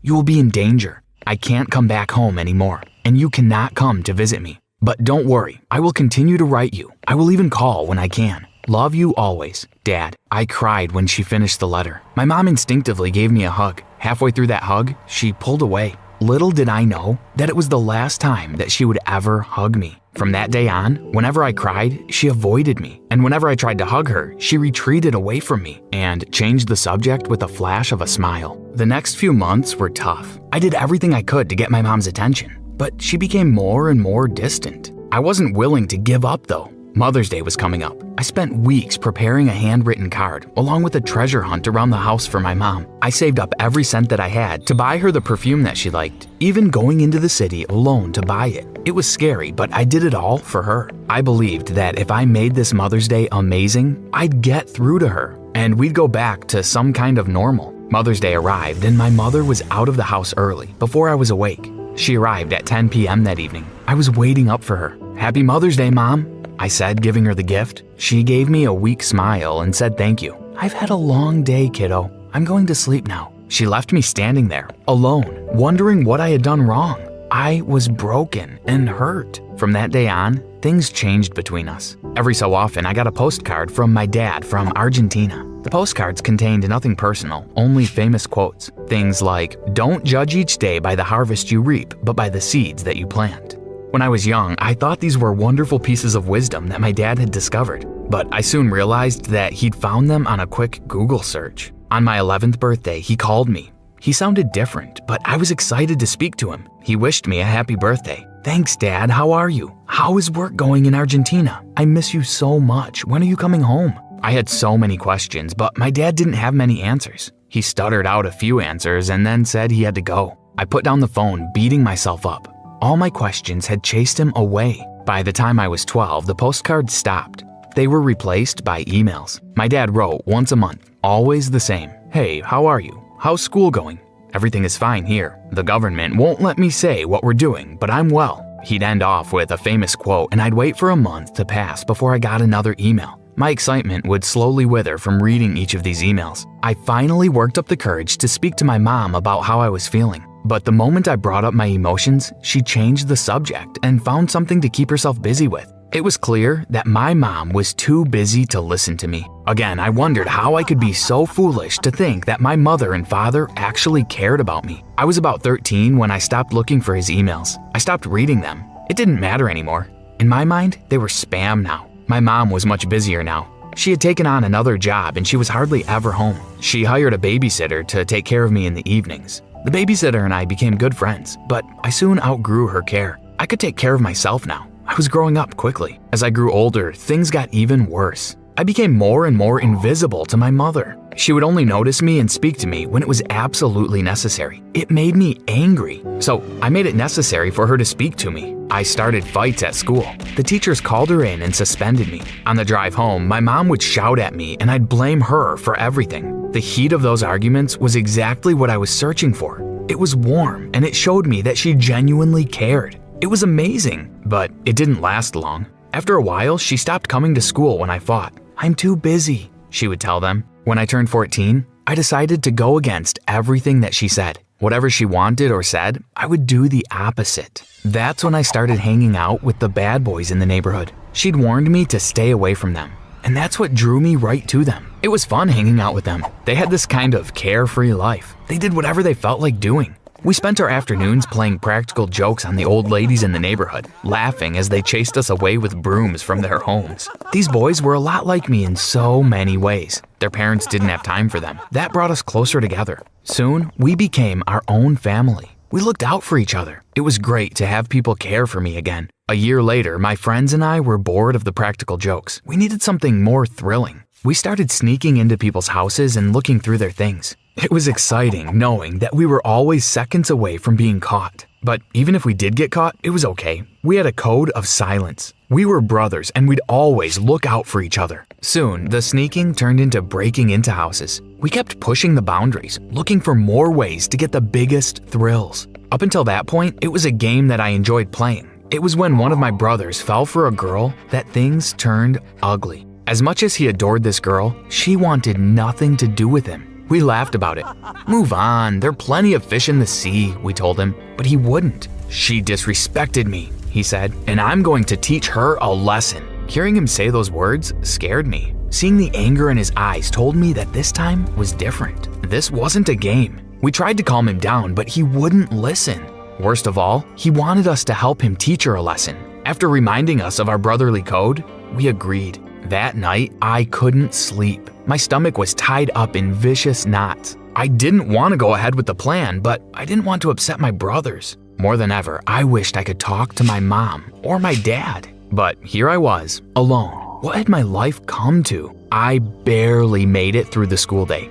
I was so distracted by my brother's plan. We waited for her in an alleyway near the school. The girl passed this way on her walk home. My job was to lure her into the alley. I saw her walking by and called her. She saw me and smiled, and she started to walk towards me. I lost my nerve. I couldn't do this. Run! Get out of here! I screamed. I felt relieved to see her run. But my brothers weren't happy. They made me pay. They beat me up and told me that I was dead to them. I was no longer one of their brothers. We'll get her without you, he said to me as they left me lying in the alley beaten and bruised. I didn't sleep well that night and skipped school the next day. My mom didn't know and didn't care either. I kept hearing my brother's words in my head. We'll get her without you. I knew that they were serious, and I knew that they were angry enough to seriously hurt her. I had to do something about it. I went to the police station and told them about my friend's plan. They took me inside the station and sent me over to a detective. He took my statement and asked me lots of questions about the names of my friends and the girl, where we went to school, etc. Then he asked me to give him a minute. I need a cup of coffee. The detective's desk was a mess of files. I decided to help him out. While fixing them up, one of the files caught my attention. I recognized the name. It was my father. I opened it up and there he was. It turns out he wasn't in Argentina. He was here. I took a photo of his address and finished up my interview with the detective. He told me that he'd call my brothers in and give them a good scare. I walked to my dad's house. My mind was racing with so many ideas. Why hadn't my mother told me that he was here? I knocked on the door. It took him a minute to answer, but he did. He was surprised to see me. Son, he said. He was a bit of a mess. It looked like he had just woken up. He was unshaven and his clothes were stained. It's me, Dad. What are you doing here? Did they send you back from Argentina? He was confused. Argentina? You work for the Argentinian government, I said. The work you do protects the people. My dad told me to be quiet. He pulled me into his house. It was an even bigger mess than he was. You're right, son. I escaped, and they're out to get me. That's why I'm hiding out in this dump. I'm going to need your help. Is your mom still around? I nodded. I need $10,000. Call your mom and ask her to send me the money. The more he spoke, the more I could tell that he was lying to me. I listened for a while and told him that I'd come back. I went back to the detective and asked him about my father. I'm sorry to hear that he's your dad. He's a con man. He's been pulling cons for 15 years now. In and out of jail for the last 7. I couldn't believe it. My head was a blur, filled with all the lies I'd been fed, from my mother and now my father. I felt ashamed, angry, and confused. I was waiting for my mother when she arrived home. It was after 10 p.m. and she was exhausted. She didn't want to talk, but I didn't give her an option. I told her I'd found my dad. That was someone trying to take advantage of you, she said. But I could tell that she wasn't expecting this. I'd caught her off guard. I kept pushing her for answers. Everything you told me was a lie. She tried to distract me the way she had always done. As she walked away from me, I said the one thing that had been in my heart all of these years. The one thing that I hadn't said out loud because I was too ashamed to admit it. What did I do for you to stop loving me? She stopped then and turned around. She began to cry then. The tears coursed down her face. For the first time in years, she was seeing me, actually seeing me. I never stopped loving you. I was trying to save you, she said. From who? I asked. From me. She slumped into the corridor, shaking her head. I was a mess. It's the reason why your father left. He told me that I was too demanding, too clingy. I asked too many questions about where he was and what he was doing. He told me that a doctor friend of his had diagnosed me as crazy if I kept behaving this way. I'd lose you to social services. Eventually, he left. He told me that I was the reason you would grow up without a father. And if I knew what was good for me, I'd leave you alone before I chased you away as well. But that wasn't all. Before he left, he gave me a letter to give you. I remember that letter, I said. But you don't know that what I read to you was a lie. I didn't believe her. I didn't believe any of this. I asked her to show me. Reluctantly, she did. The letter said, "Son, got to go, Dad." I read it over and over, and now I started to cry. That was all he had to say? My mom nodded. I couldn't let him break your heart like that.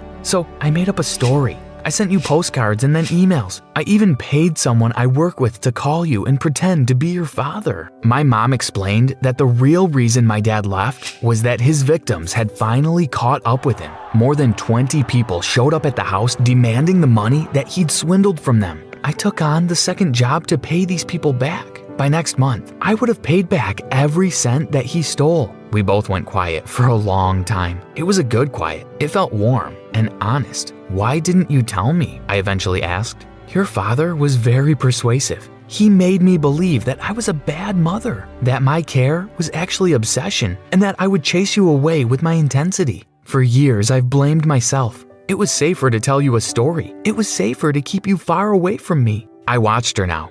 The woman that I had come to hate for reasons I couldn't understand. Now, with her defenses down, crumpled into a heap, I saw the woman that I had loved. The woman who had loved me. All the years of hating her washed away in that moment. I walked over to her and gave her a hug. That hug was like a bridge, connecting me to that 10-year-old version of me. We sat like that for a long time. I hugged her while she cried, and she hugged me back.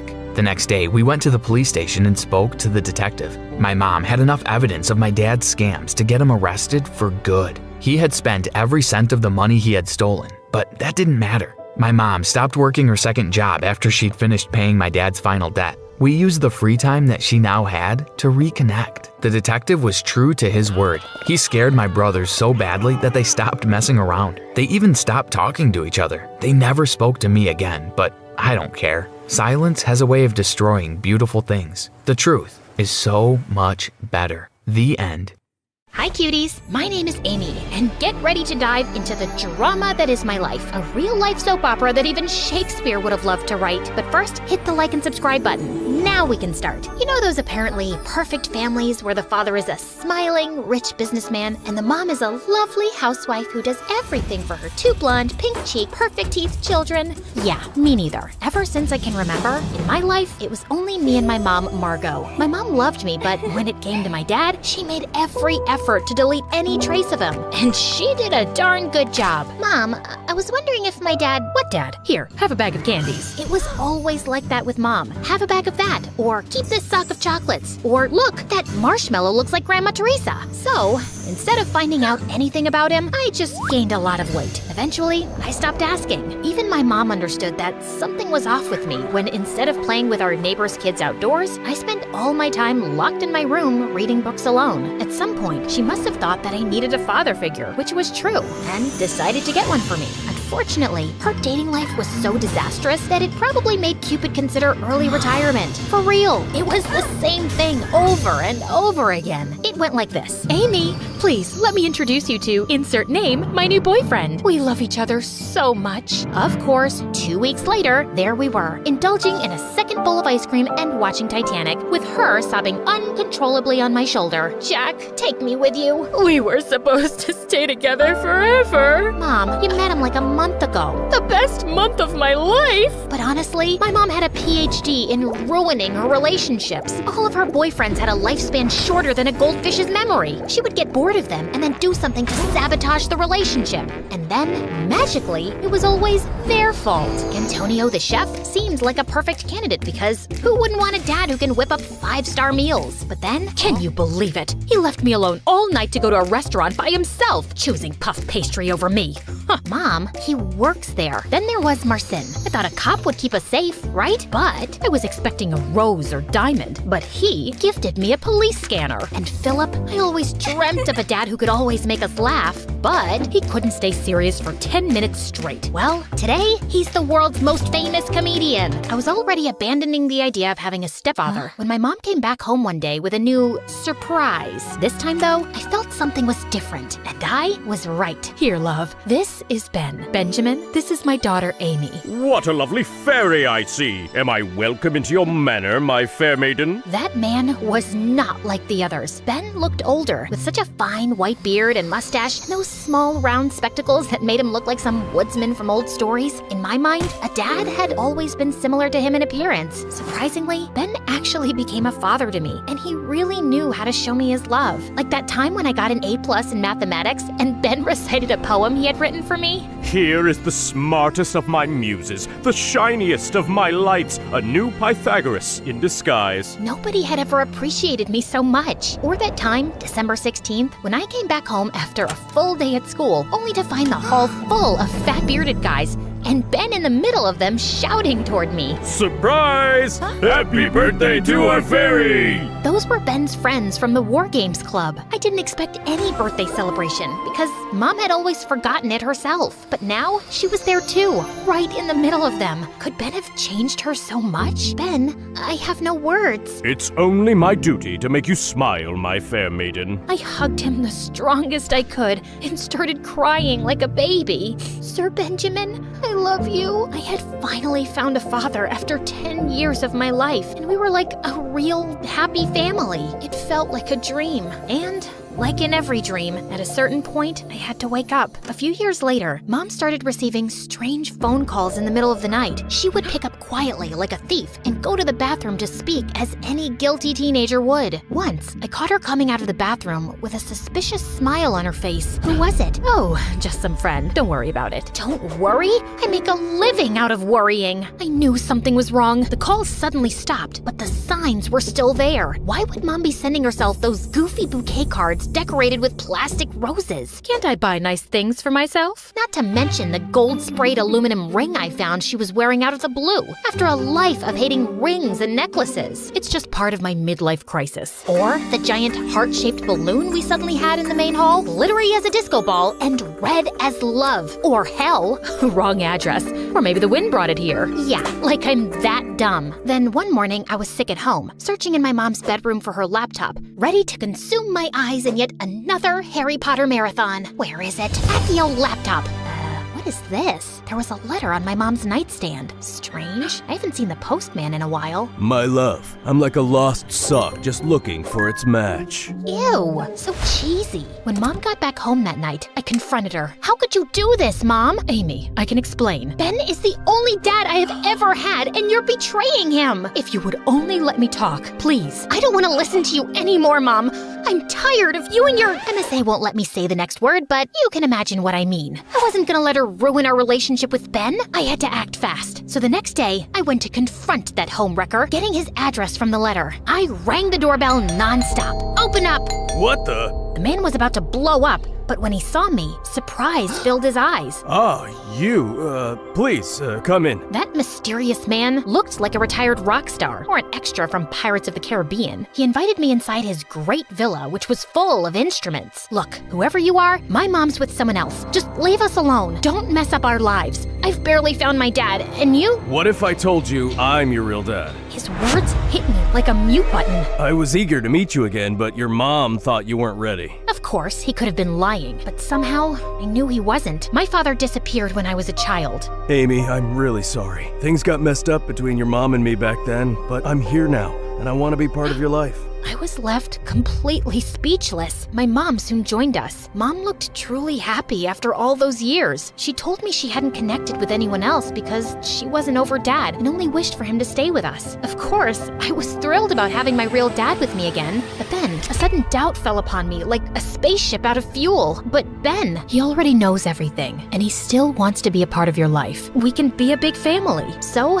just like that, I went from having no dad to having two. You would think it's like winning the lottery twice, but not quite. I felt overwhelmed and with a great weight on me. Before, I didn't have to worry about disappointing anyone, but now I had two dads who had high expectations of me, and let's say they weren't too fond of each other.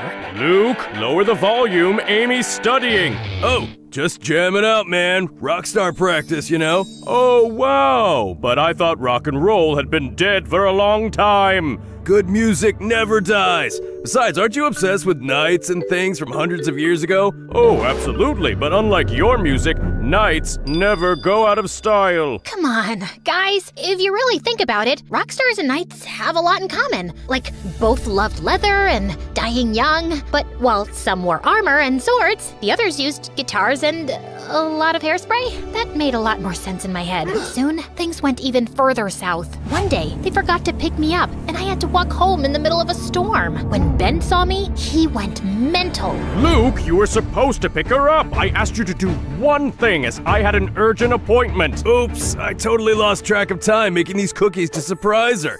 Come try one, honey. As I reached for a cookie, Ben sprang into action like a movie hero, dove over the couch in slow motion, snagged it from my hand, and sent the whole tray flying. These have peanuts! Amy's your own daughter and you don't even know she's allergic to peanuts, or you just don't care. I don't even want to remember the fight that followed. Can you imagine two gunslingers in front of each other, ready to open fire at the slightest movement? Well, it was kind of like that. The constant fighting became a part of my life. I realized that this was affecting them as well. Ben looked more deteriorated and tired than ever, and my dad seemed constantly anxious, as if he was hiding a big secret. On my first Christmas with my new family, they dove into a full gift duel. The prize of it wasn't a juicy bounty, but my love. Dear, I got you, Ozzy, your new puppy. Are you serious? I got her Lady Godiva, the most majestic kitten in town. Aw, thank you guys. I love them both so much. Of course, getting double presents was quite fun, but soon my new pets were casualties of the parents' war. Lady Godiva was given away to our neighbor's children by my dad after he definitely saw me sneezing with her nearby. It was mid-December, by the way. A few days later, someone shaved Ozzy completely, making him a pink bear with a black nose. Oh, that's horrible. Nobody ever found the mysterious culprit. Then it came, December 16th, my birthday again. My dad must have known what Ben did on my last birthday and decided it was a good idea to outdo him at his own game. So he called all of his musician friends to blast a birthday party rock serenade for me. To my beloved daughter, you all, the people of the world, rock! This song is for you! But then, right before the concert started, another group of people appeared. Vikings, Romans, Celts, who knows? They were an army of guys dressed for a historic recreation, waving toy spears. What is all this, Ben?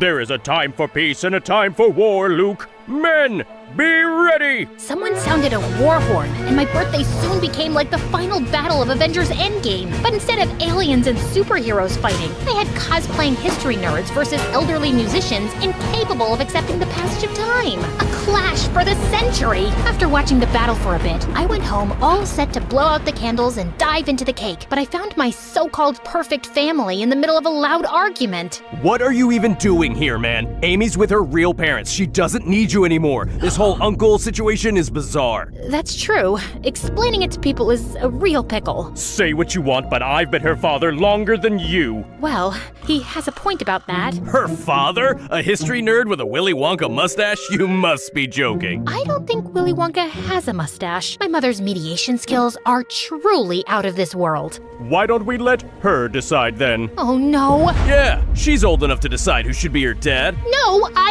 am not. Mom, you are my last hope. Please stop this madness. Maybe that's for the best. Thanks for nothing, Mom. So, that's how it is. You're piling your responsibilities onto me? Why can't you guys understand? I want both of you in my life. But if you can't handle that, I'd rather have neither than choose between you two. I was ready to storm out, but then my dad said something really strange. Are you happy, Ben? This was your master plan? First you found me, then you invited me to your cosplay parties and made me realize that I should get back with Margot. Why did you do all that if you didn't want me here? Everybody's eyes went on Ben at those words. Mine too. What was all that about? You're absolutely right, Luke. I shouldn't be here at all. I'm really sorry, Amy. Then Ben darted away, leaving things abruptly. What the hell is going on? I ran ran after Ben, just in time to catch him while he was already at the park, gasping. He doesn't look too good. He fainted the very next moment. Ben, what is going on? Are you okay? Ben! We rushed him to the hospital, and a few hours later, he woke up. I guess my plan didn't run as smoothly as it did in my mind.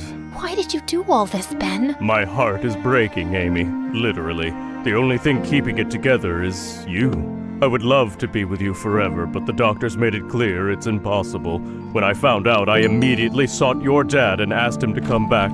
I wanted someone to be there for you, after me. But then when I saw you and him together, I got so jealous. I thought you'd forget me for good. I already had tears in my eyes. Again, I could barely force myself to speak. Ben, I will never forget you, and you are not leaving me at all. I had no idea you did all this. Luke didn't tell me anything. Yes, because I asked him not to. It was a secret quest, eh? Like the ancient knights did. I did it for Amy, Margot. I had to. I'm sorry for lying, but... Cough made it impossible for Ben to go on talking. I just hugged him so hard, as if trying to protect him. A few days later, Ben came back home with us, and it was as if he and Dad were two totally different persons. They put their jealousies and fights aside and became something like best friends. Dad even helped and cared for Ben throughout his illness. One night, when they thought Mom and I were sleeping, I overheard them talk. I will never be able to thank you enough for bringing me back to my family. What you did is just... It's okay, Luke. You're a great man. I'm just happy you are in Amy's life. You both deserve each other. They hugged before wishing each other goodnight. I went to sleep with the biggest smile I had ever worn in my entire life. Now, a lot of time has passed, and a lot of things have changed. I'm not a child anymore, and my groom is in front of me, waiting for my yes, I do. Mom and Dad are by my side, happily together and smiling at me. And even if I can't see you in the same way, Ben, I know you are here too, sitting silently between the seats of this splendid church and looking at me with your peaceful gray eyes. You are as real as the photo of you I have inside of the pearl-shaped necklace I always keep by my heart. As I have promised you, I never forgot you, Ben. All that you did for me, from your silly poems to the way you tied my shoes, you will always live with me. You'll always be my guardian angel, and I, Amy, your fair maiden.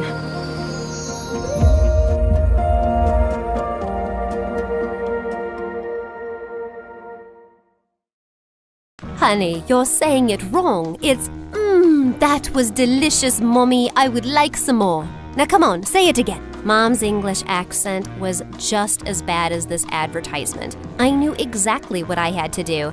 Blah, blah, blah, blah. Hi, I'm Harper, and I'm one of the biggest television stars. Before I continue, please do like and subscribe.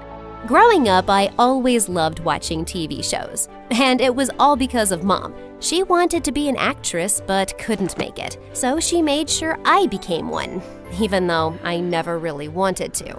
I was pretty, so I got a few gigs, and before I knew it, I was acting in several movies and TV shows and became extremely famous. But it wasn't as perfect as it looked. Mom, can I hang out with Tara? She has a new pool. There's no point being friends with her, Harper. She's your competition. All of them are. They're just pretending to be nice. When they have what they want from you, they'll pretend like you don't exist. Mom was so insecure, she even homeschooled me so I could attend all the rehearsals, acting classes, and auditions. But when I was 12, I was famous enough to not need any of that. And through a tantrum, I was finally sent to school. And I did very well, or so I thought, because a month later, I found out that Mom would give gifts to the teachers to give me good grades. It was a big scandal, and I was left totally embarrassed. I was back being homeschooled, stuck with my mom, and with no friends at all. Friends are stupid distractions. You have a career to make. Yeah, you would say that. Unfortunately, you can't buy friends with money. Ugh, she was the worst. And with time, I started hating her more. We would fight almost every day. All I wanted was to live a normal life, and all she cared about was money. Once, when I was 17, she lied to me to get an audition for a high-paying role that was clearly for someone older than me. She is 15. She's just a little short. Look at her portfolio. She has way more experience than all the other kids here. I couldn't believe she would go this far for money, so I went behind Mom's back and declared on my social media that I would donate a big chunk of my money to charity. Mom had no choice but to agree, since everyone already knew. This is outrageous, Harper. You should have told me before making this dumb decision to give all your money to an army of peasants. How could you hide the truth? Well, I learned it from the best. Besides, those underprivileged kids need that money more than us. Why can't you just concentrate on acting and leave the money to me? What's done is done, but there's always a way to fix it, and I will do that whether you like it or not. I didn't care about my mom's empty threats, but I got the shock of my life when she went behind my back and handed over a check with a lesser amount and her signature. It was then that I found out that all of the money was under Mom's name. She was stealing from me. That was the last straw. When I turned 18, I decided to quit acting. You can't! I am still the one that decides whether you can quit or not. Why are you smirking? How dare you behave? I'm not a child anymore. I can decide what I do with my life. Also, I'm suing you for stealing my money. The look on my mom's face was priceless. Mom swore she would take all my money since she drove me around to get the jobs and auditions. I ignored her and packed up my things to move out. I had finally received my own money from my last acting job and was free.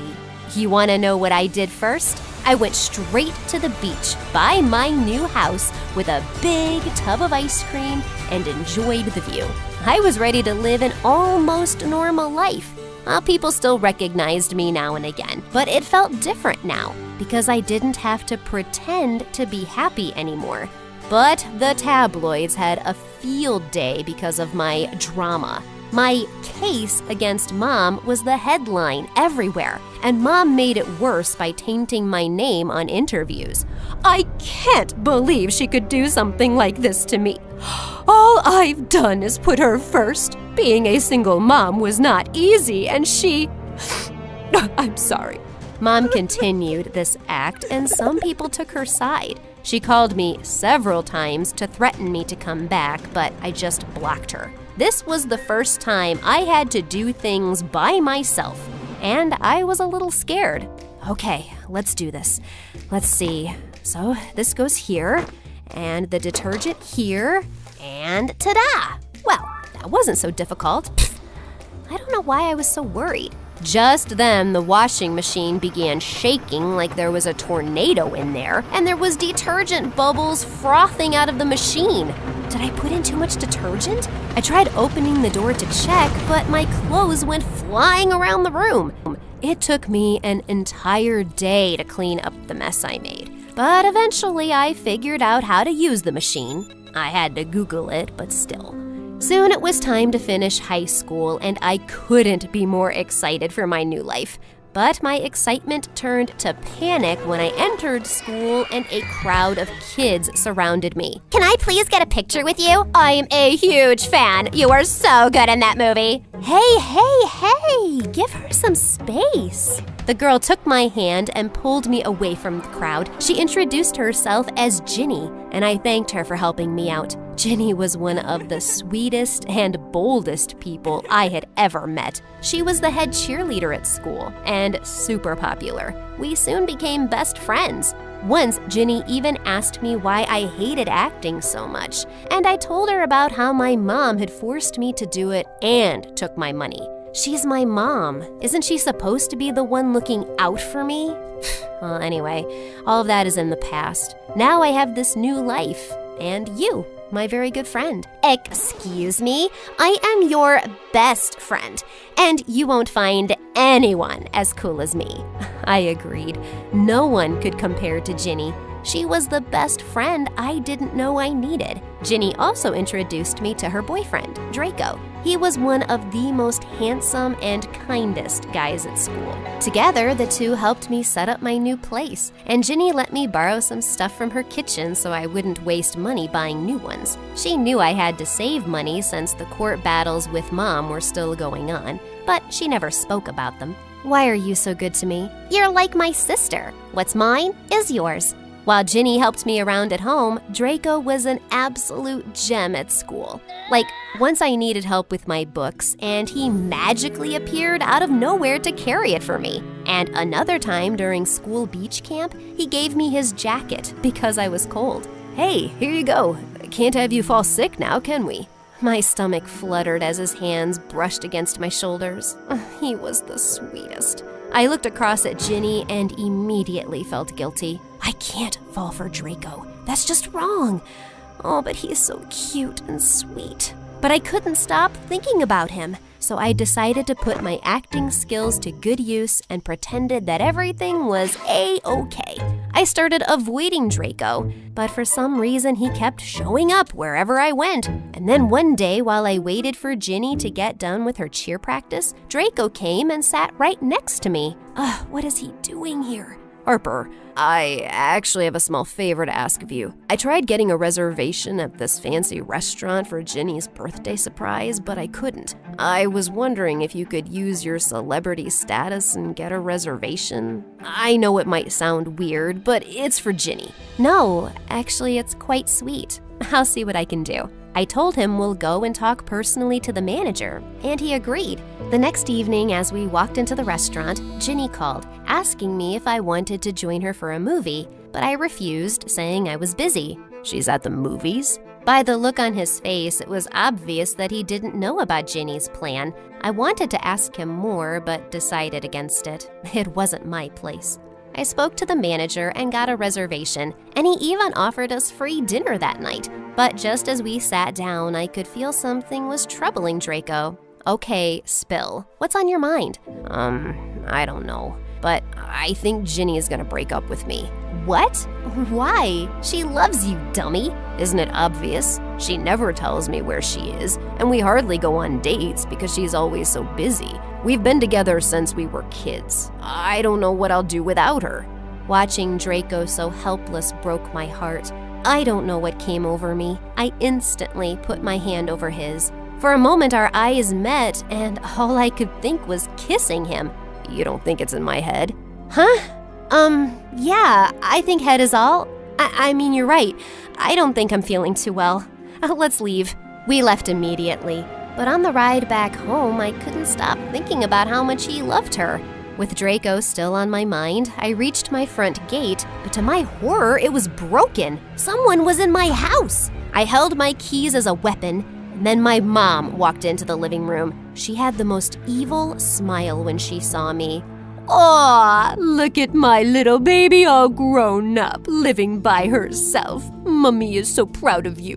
What? How did you get in here? It's a crime, you know. It's not a crime to come and see my own daughter. What do you want? Why are you here? All in good time, honey. First, tell me, why are you ruining your name? A good thing I followed you around. I would have never seen you flirting with your best friend's boyfriend. I thought you were one of the good ones, but turns out you'll do what it takes to get what's yours, just like your mother. What are you talking about? Mom flashed her phone with a photo of me with Draco from the restaurant, and I was shocked. Oh, not so fast. If you want this to remain a secret, then drop the court case. Give me what's mine, and let's get you back to work. I was turning red with rage. I had had enough with her. I was not flirting with him, and you're the one ruining my name by saying mean things at interviews. I'm not playing your games. Leave. We'll see who your friend believes. Last chance. Come with me or have your friendship ruined. I'd rather be broke than work with you or give you my money again, Mom. She left. I couldn't believe that she would stoop this low to get her way. I knew I had to meet Ginny before Mom did. I know how manipulative she can actually be. I tried calling Ginny, but she was at the movies and didn't answer. So I rushed to Ginny's place to wait for her, but when I got there, she was already home and she wasn't alone. Oh, honey, good thing you're here. I was just showing Ginny these beautiful pictures of you. And what's his name? Draco. The look on Ginny's face was enough to tell me what pictures she was looking at. I thought you were busy, but you were on a date with Draco? Harper, I never thought you would hurt me this way. No, Ginny, it's not what it looks like, I swear. Please believe me. I've seen how you look at him. Are you saying you don't have feelings for Draco? Mom smiled. She had been watching me for months. She knew I was in love with him. I do have feelings for him. I won't lie about that. But I would never act on them, and he would never betray you either. She admits she's in love, and I have proof they were together yesterday. She lied to you. I see the picture, and I know she lied about where she was yesterday, but I believe you, Harper, not her. No wonder she wanted to run away from you. You're pathetic. The look on my mom's face was worth framing. She was too stunned to speak. Dumb girls! One day you'll know that money is the only thing that matters. I feel sorry for you, Mom. Now if you're done, leave. And don't come back. She stomped her heels and walked out, and I ran and hugged Ginny tight. Draco was planning a surprise for your birthday. That's what we were doing there. I'm sorry I lied, but I swear it's the whole truth. I believe you, but I also know that maybe what I'm doing to Draco is wrong. I don't like him as a boyfriend. Maybe we are just better off as friends. My heart broke for her and Draco, but I knew what Ginny was feeling was justified. The next week she broke up with him, and I spent all my time with her. I even went ahead and filed a much-needed restraining order against my mom, but Draco was still on my mind. One day during school, I was trying to reach for a book when someone offered to do it for me. Draco! We got talking, and I asked him how he was doing. I won't lie, it was tough, but I kinda get it. Ginny was great, and we'll always be friends, but maybe nothing more. Well, in that case, welcome to the singles club. I got up to leave, but Draco took my arm. Sorry, instinct. I was just wondering if you were free tomorrow night. We do have that fancy dinner reservation, remember? She would love to. I turned around to see Ginny walking in our direction. What are you doing? I figured you're too chicken to ask him out, so I'm doing it for you. Besides, I want him to be someone great, and I miss our group. So Draco, will you date my best friend here? Oh my god. In all my years, this is the most embarrassed I've been. So that means you don't like me? I do! I don't! I do! I just... Before I could say another word, my phone rang, telling me that I'd won the case. My mom was finally off my back, and for some reason that made me oddly confident. So where were we? The dinner. You like me? Yes, yes, yes to everything. But before we do that, let's catch up for some ice cream. It's been long.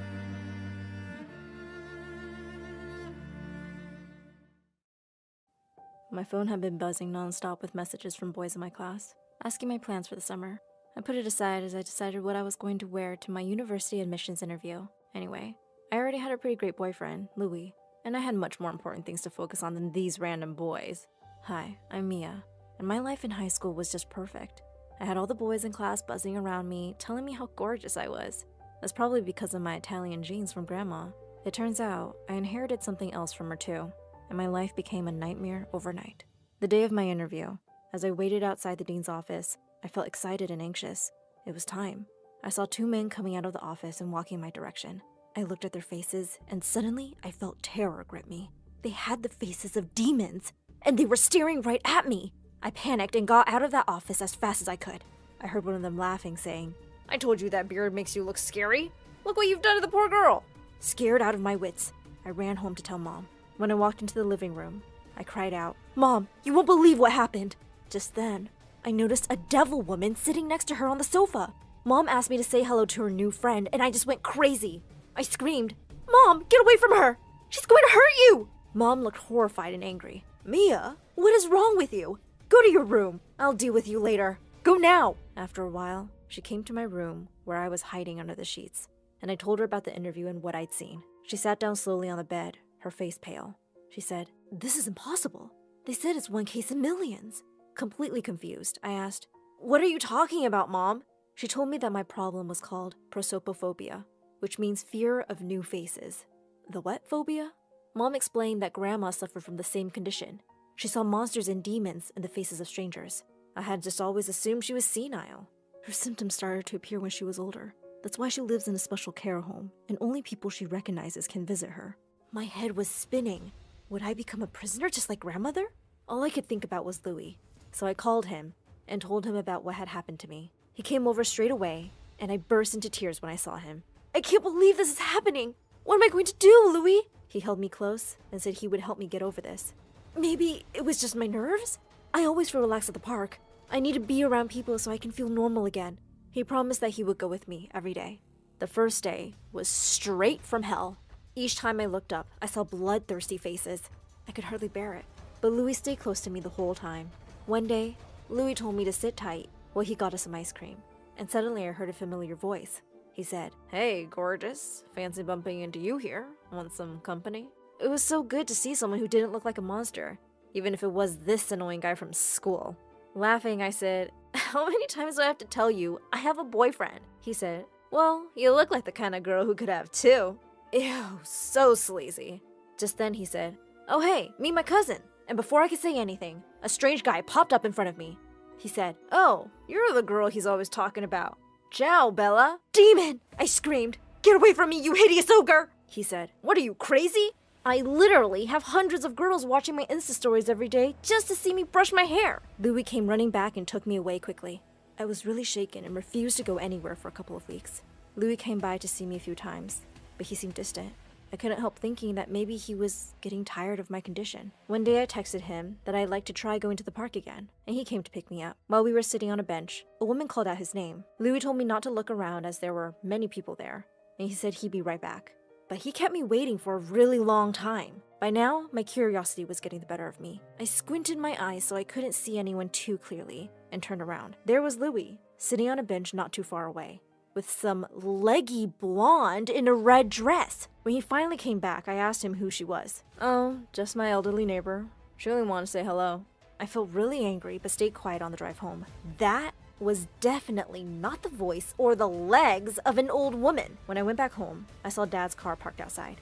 I walked into the living room and he hugged me tight, saying he'd been out of town and had come to see me as soon as he could. He said, "Honey, why don't you come stay with me for a while? Maybe the change will do you some good." Dad lived on the opposite side of town, and I was pretty sure Louis wouldn't come and see me there. And I really wanted to find out if he was cheating on me. The next day, I just decided to confront him. I asked Mom to drive me to his place. Just when we were a couple of houses away, Mom and I saw him exchanging a long kiss with that blonde girl from the park. And then they both got in his car and drove away. Mom was beyond furious.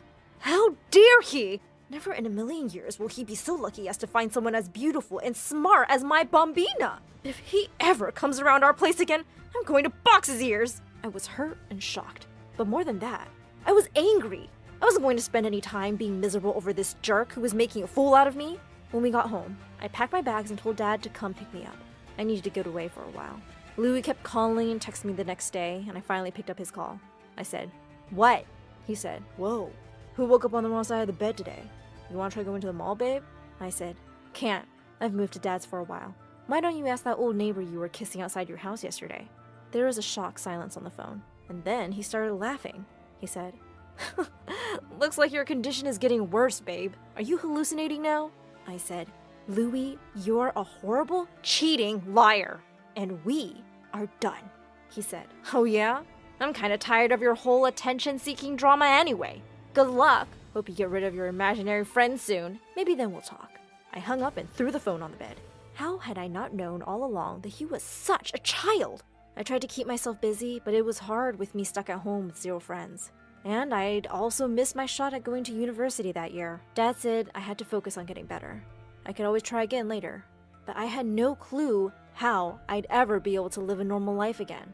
Mom called me one day to check up on me, and suddenly asked if I remembered Mike from my last school. Of course I did.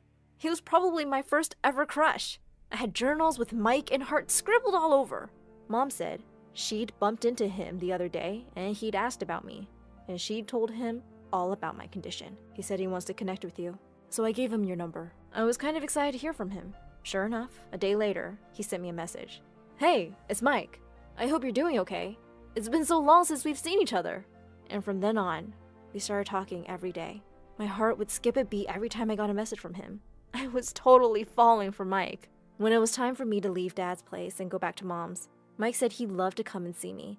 There was nothing I wanted more than to see him, but I was so afraid I'd see him as a monster, and it would ruin everything between us. The next evening before his visit, I was pacing the living room nervously when the doorbell rang. Mom smiled at me and went to open the door. My heart was pounding and I thought I was about to faint. What would I see instead of Mike's face? I closed my eyes as soon as I heard him enter the room. I felt him gently take my hand. His grasp was strong and warm, and he smelled so good. He said, "Hey Mia, open your eyes. There's nothing to be afraid of." I did, and jumped back a little when I saw his face was covered with a mask and his eyes with sunglasses. He said, "I thought if you get to know me better, it'll be easier for you to see my face as it really is. Until then, I'll keep the mask and glasses on." We started dating, and I'd never been happier. We would go to the park or for a walk by the beach, and even though I still couldn't look up at anyone directly, I felt less afraid with Mike. One day, Mom was really tired and needed groceries for dinner, so I offered to go by myself. She refused, but I insisted that I'd been feeling so much better lately, and I wanted to face my fears. I kept my baseball cap on and made sure I didn't look at anyone directly as I picked up the things I needed. When I made it to the counter and the cashier handed me my change, I made the huge mistake of looking up at his face. Oh my god, he's terrifying. I felt like the walls were closing in around me. I had to get out of here. I left my grocery bags at the counter and dashed out of the store. I couldn't stop crying and was trying to catch my breath. I leaned against the wall and with shaking hands, I started to dial Mom's number. Just then, a familiar voice called out to me. "Long time no see, Bellissima. What's wrong?" "Louie." He tried to hug me, but I pushed him away. Just then, to my relief, I heard Mike's voice. "Hey, you okay? Is this guy bothering you?" Louie turned to him and said, "I'm an old friend, jerk." "Mia, what's this freak in a mask?" I took Mike's hand and said, "He's my boyfriend, Louie." Suddenly, Louie started cackling. "Seriously? This guy? Babe, you deserve to be on the arm of someone who's as pretty as you are. Hit me up when you dump this loser." I didn't want to stand there listening to him for another minute. I took Mike's hand and walked away. He said he'd drop by to see me, and when Mom told him I'd gone out alone, he followed me to check up on me. As we walked back home, he said, "Mia, what did the doctors say when you told them about your condition?" I said, "I never went to see a doctor. I already know I have the same phobia as my grandma, and there's no cure." He looked shocked and said he couldn't believe I never asked for help, and that we should go see a specialist as soon as possible. Soon enough, he made an appointment with a doctor, and he and my parents came along with me for the appointment. Once we told the doctor everything, he said that my condition was probably triggered by stress. He said that even though it was a very rare condition, he'd read cases of patients overcoming the phobia. "The condition is not really as scary as what you're experiencing. You're letting the fear take over and your mind is exaggerating everything. You have to train yourself to believe that this is not the reality." When we left the doctor's office, I started to feel hopeful that one day, if I kept trying, I would be normal again. Mike squeezed my hand and said he would do everything he could to help. The next day, I got a message from a friend at school, inviting me to a reunion at her place. I decided I'd go. I'd already know everyone there, and there would be no new faces for me to be scared of. Mike was more than happy to go with me, and couldn't stop telling me how gorgeous I looked. I felt like my old confident self tonight. I knew everyone, and it felt so good not to be freaked out by people. They all looked at Mike weirdly, though. I was by the table getting some food when Louie walked over. He said, "Wow, is it just me, or are you just getting more beautiful by the day? I've missed you." And before I knew it, his hand was sliding down my waist, and he was pulling me in for a kiss. I pushed him away with all the force I had, and he landed on the table and knocked all the food over. I screamed, "What is the matter with you? Stay away from me!" Everybody was staring at us in stunned silence. Louie looked humiliated and furious as his friends helped him up. I grabbed Mike's hand and we left the party. I was still really worked up when we got home. Mike held my hand and tried to calm me down, and I felt a bit better. I was about to get out of the car, but he didn't let go of my hand. He said softly, "You look so beautiful tonight. I really want to kiss you." My heart was racing. I said, "Mike, I want that too, but I'm not ready to see your face yet." He said, "Well, maybe you are. You won't know till you try. The doctor said you're letting your fear exaggerate things." I pulled my hand away angrily. All my anger and frustration bubbled over. "You think I'm making this up too, don't you? just like Louie. Nobody really understands what I'm going through. Just leave me alone. I burst into tears and ran inside. The next day, I felt terrible for what I'd said to Mike. I knew I'd been unfair, and he had done nothing but support me. I called him a couple times, but he didn't pick up. While I was crying and watching a video on my favorite YouTube channel, My Story Animated, about a girl who kept mixing up faces, the bell rang. No one was home, and I ran downstairs, hoping it was Mike. It was Louie. I shouted, "Seriously? What do I have to do to get rid of you?" He said, "Listen, I just came to apologize for last night. I have a surprise for you." And before I could even react, 4 girls came in right behind him. I screamed when I saw their faces. They looked like banshees straight out of a horror movie. I cried and curled up into a ball with my eyes shut when I heard the door bang open. Mike shouted, "What do you think you're doing, you lunatic?" I couldn't help it. I looked up. "I'm getting a restraining order against you. Don't ever let me catch you near Mia again." Louie scrambled away like a scared rabbit while Mike came to me and hugged me. I held on to him, crying. Mike said, "I'm sorry, Mia. I shouldn't have tried to force you to do anything you weren't ready for. I only want to help you get better, as long as it takes." I said, "I don't know if I can overcome this. I feel like it's going to control my life forever." Mike said, "People aren't all bad like Louie. The world is full of good people, like me and you. Look at the good side of people. No one wants to hurt you, Mia." His words were so reassuring. I instantly felt better. Mike told me when I was ready, he'd take me to the amusement park. "We'll have great fun. Think about it. I know you can do this." "Yes, I'll do it. Sitting here and not doing anything scares me more than seeing monsters." The next day, Mike took me to the amusement park. As we entered the park, hand in hand, I felt a marvelous strength in me. I raised my head, believing from deep inside me that I'd overcome my fear. I looked around me. Everyone's faces still seemed distorted, but this time, it was different. I was still a little scared, but the fear wasn't controlling me. I could control it. As we sat on the Ferris wheel, I looked over at Mike and felt like the luckiest girl in the world to have someone like him by my side. I whispered, "Hey Mike, I think I'm ready to see your face." With a deep breath, he took his mask and glasses off. I gasped. I'd never seen a guy with such beautiful green eyes and that gorgeous dimpled face. I started crying. "I can see you! I don't see a monster! I see your face, Mike!" He said, "I knew you would!" He pulled me close, and we had the most magical kiss, high up in the sky. And I opened the door to find the most gorgeous boy ever standing outside. Hello, I'm Eric. We got some of your mail. I came to return it. I just stared at him, dumbstruck, feeling acutely aware of how terrible I looked. Just then, Meredith pushed me out of the way. Hey, thanks. You're such a lifesaver. Haven't seen you around before. I just moved into the house across the street. The big white one with the quadruplets? Yeah, they're my brothers. What? No, they can't be related to you. They're very unattractive. Meredith, can't you ever sugarcoat anything? I am sugarcoating. Did I call them ugly ogres? I am so sorry. It's okay. People have this reaction often. I'll see you girls around. He flashed his beautiful smile at us and then left. Wow, Eric stole his brother's luck, the schoolboy's luck, the neighborhood boy's luck, and his mother's and his father's luck, and the whole town's. I agree. He's beautiful. I hope he's smart and funny and kind too. I'm sure he is. I'd never believed in love at first sight till I met Eric. Okay, maybe love is an exaggeration, but I was crushing on him hard.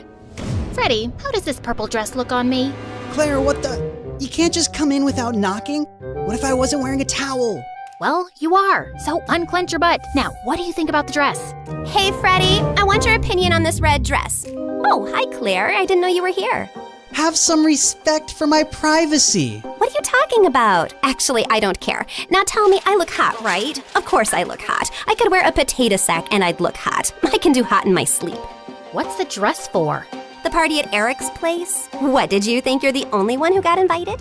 The red's a bit much for a casual housewarming party, no? Yeah, you're right. It's more of a second date dress. Thanks, I'll look for something else. And your dress looks lovely. I am not your sister, and you can't treat me like this. I am a man. Okay, thanks for the news flash. Come on, Claire, let's go before Freddie has a heart attack. The party was coming up soon, but I knew there would be many guests, and I wouldn't really get a chance to talk to Eric then. So I decided to drop by to borrow some sugar one evening. But my heart sank when I spotted Meredith and Eric in the kitchen, and they were kissing. I couldn't believe that witch. It was so obvious I was crushing on Eric, wasn't it? Can you give me some mashed potatoes, Claire? I lifted a spoonful and threw it straight at her face. Claire, what the heck? Oh, I'm sorry. You didn't want them on your face? You should have been clearer then. You got a problem with me? What a genius. Since you're so smart, I'm sure you already knew I liked Eric, but you went after him anyway. Yeah, I saw you two kissing. Oh my god, what? You like Eric? I had no idea. You should have been clearer too. Cut it out, okay? You knew. Did not. Okay, so now that you know, will you stop seeing him? No, duh. Are you really into him? Not really. I barely know him, but he's cute and rich and he likes me. You did see that he was kissing me back, right? I flung another dollop of mashed potato straight in her eye and stormed off. Fine, that jerk could have Eric. I wasn't even gonna go to the party now. But on the night of the party, when I heard music floating from across the street, I couldn't help myself. Eric had just known Meredith for 2 days. This battle wasn't over yet. I knew I looked smoking hot as I marched up to Eric and Meredith in her stupid red dress. She looked furious to see me before she turned sickly sweet. Oh, hi. I thought you were unwell and not coming, honey. How are you doing now, honey? I'm good, honey. How are you, honey? I'm great, honey. Do you like my honey, honey? What honey? Honey? The honey. I see no honey. Honey? What's happening here? Don't worry about it. Let's go get some honey. We don't have any honey, Meredith. Honey! You ruined it. You should have ended the sentence with honey. Don't mind her, Eric. You already know she's rude, and she has a vile temper. She once tried stealing money from an old lady and kicked her hard when she resisted. Oh, so that's how it's gonna be, huh? Eric, did you know that Claire is so dumb? I told her when we were kids that if she ate bluebells, her eyes would turn blue like mine. She ate a bunch and then pooped her pants in school. Didn't Meredith tell you she used to fart in the neighbor's jacuzzi just because they said they liked me more than her? It went on for a month.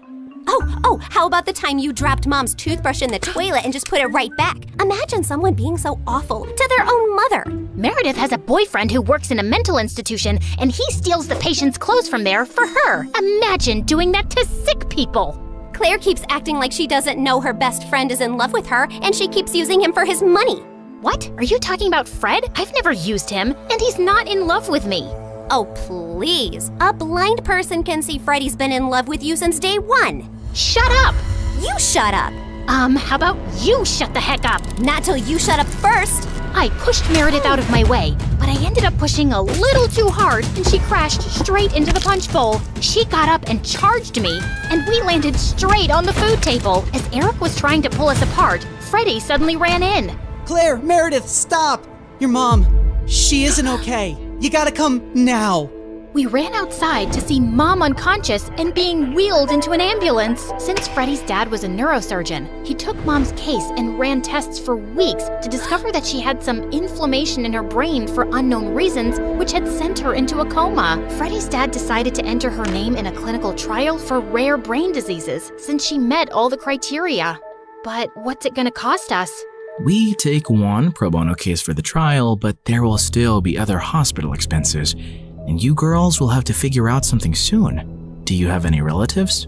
We had to contact our grandparents, but to our surprise, Mom didn't even have their numbers saved in her phone. All we had was a framed picture with their names signed at the back. Freddie offered to hire a private investigator, and within a week, he said they'd been found and were flying over to see us. But I couldn't help noticing as they got out of the cab that they didn't look rich at all. Those paupers are our grandparents? They're definitely the people from the picture. Why do Grandma's shoes look like something out of a museum? And Grandpa's coat is missing 3 buttons. The old lady hobbled towards us and hugged us tight. Oh, girls, it's so good to see you. We had no idea we had granddaughters till yesterday. You look nothing like our son, though. Your son? No, we're your daughter's kids. Oh, honey, we don't have a daughter. The private investigator who tracked us down did say our daughter was looking for us, but we just assumed that was our son who ran away from home 18 years ago. He was always saying he'd change into a woman one day. What? Our mom used to be a man? No, this is crazy. Look at this picture. Does this woman look anything like your son? Our son is ugly, and I remember this woman. Alfred, you remember this beautiful lady came to stay at our motel many years ago? She disappeared suddenly one night, and the next day some mafia men turned up looking for her. Ah, yes. Those men kept turning up for weeks. They seemed like bad news. I'm happy to hear the lady is okay. So, you're not her parents? Then why does she have this picture of you guys? She took it from the motel. I don't know why. I'm so tired, dear. Can I rest for a little while? No, if you're not our rich grandparents, you gotta go. Taxi! Meredith sent them packing immediately, and we just stood staring at each other. When was Mom in a motel? And why were there bad men after her? She told us all our lives these random people are our grandparents. What else has she been lying about? Apparently, a lot of things. When we checked out if she had any health insurance, she couldn't be found in the system. I went to the diner where she'd been working for years to see if the manager could help, only to find out that no one there had ever seen her. We had no clue where she'd been going all this time while she was pretending to work, or where she got her salary from. Meredith and I tore up Mom's room looking for more clues. We didn't find anything in the closets or under the bed, but I pulled the rug away and came across a loose floorboard. We pried it open to find a laptop and so many fake IDs and passports, all belonging to Mom. Oh my God. Mom? As a French redhead? Her hair is black here, and she's Swedish. We opened the laptop, but we couldn't get past the security code. We asked Freddie to come over and told him everything. And when he went over the laptop, he let out a low whistle. Whoa, this is heavy encryption and insane firewalls. Is your mom from the CIA or something? Have you ever seen her using this laptop? Yeah, I have once, but she told me she borrowed it from a friend to watch Keeping Up with the Kardashians. Who is this woman? We really had no idea, except that her hair dye started fading soon, and we discovered she was a natural blonde. We still desperately needed the money and contemplated selling the house, but we couldn't even find any documents for it. For the first time in my life, I felt overwhelmed and completely out of ideas. Then one night, as Mary